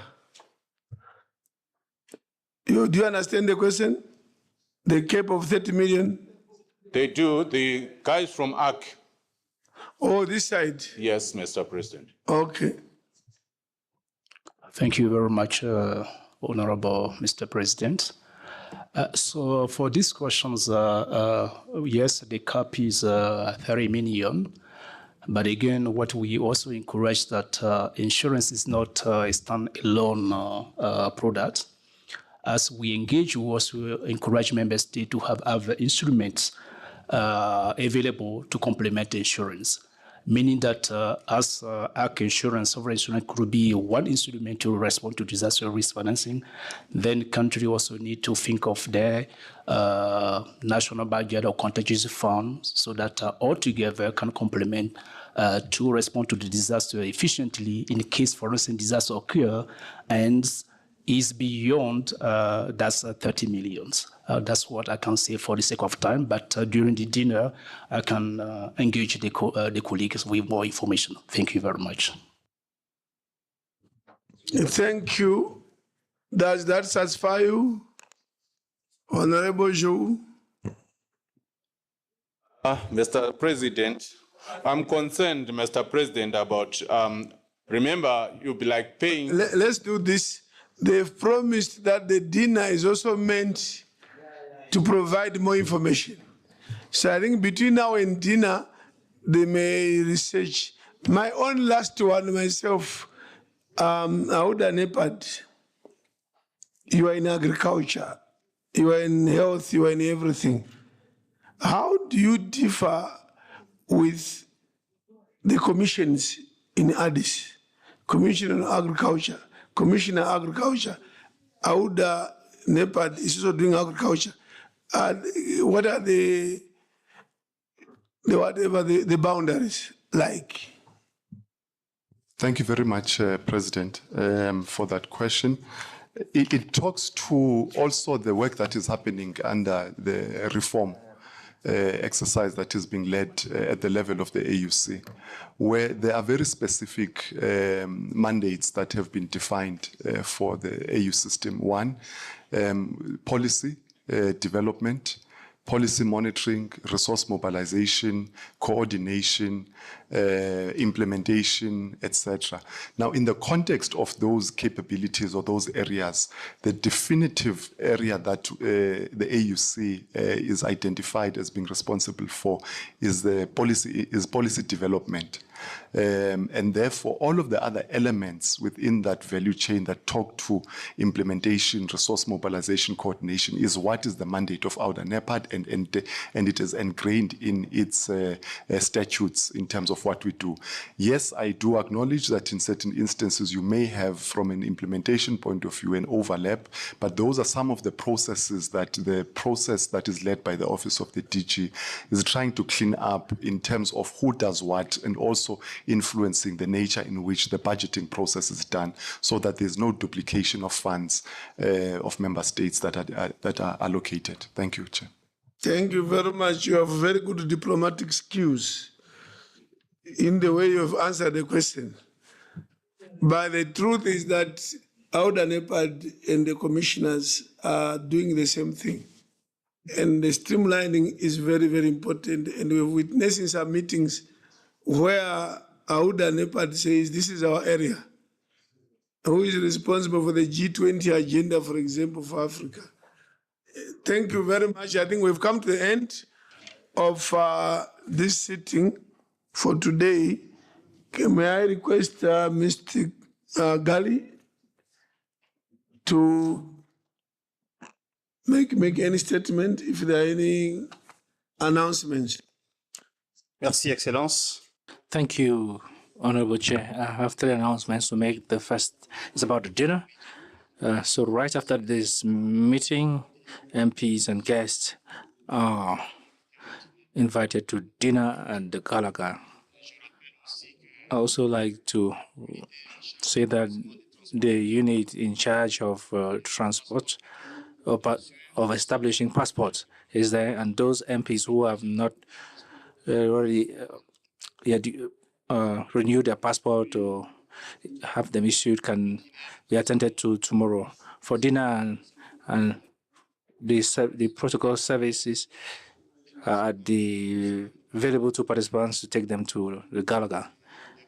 Tomorrow we have committee sittings following based on the following schedule. You have it in the schedule before you, the agenda before you, and we like all MPs to stick to the schedule and for their respective committee sittings tomorrow. Thank you, Honorable Chair. So from here, we transport outside to Galaga for dinner, and then this house stands adjourned until Thursday, 7 November 2024 at 9 a.m. on Thursday. We meet back in the chamber. Thank you.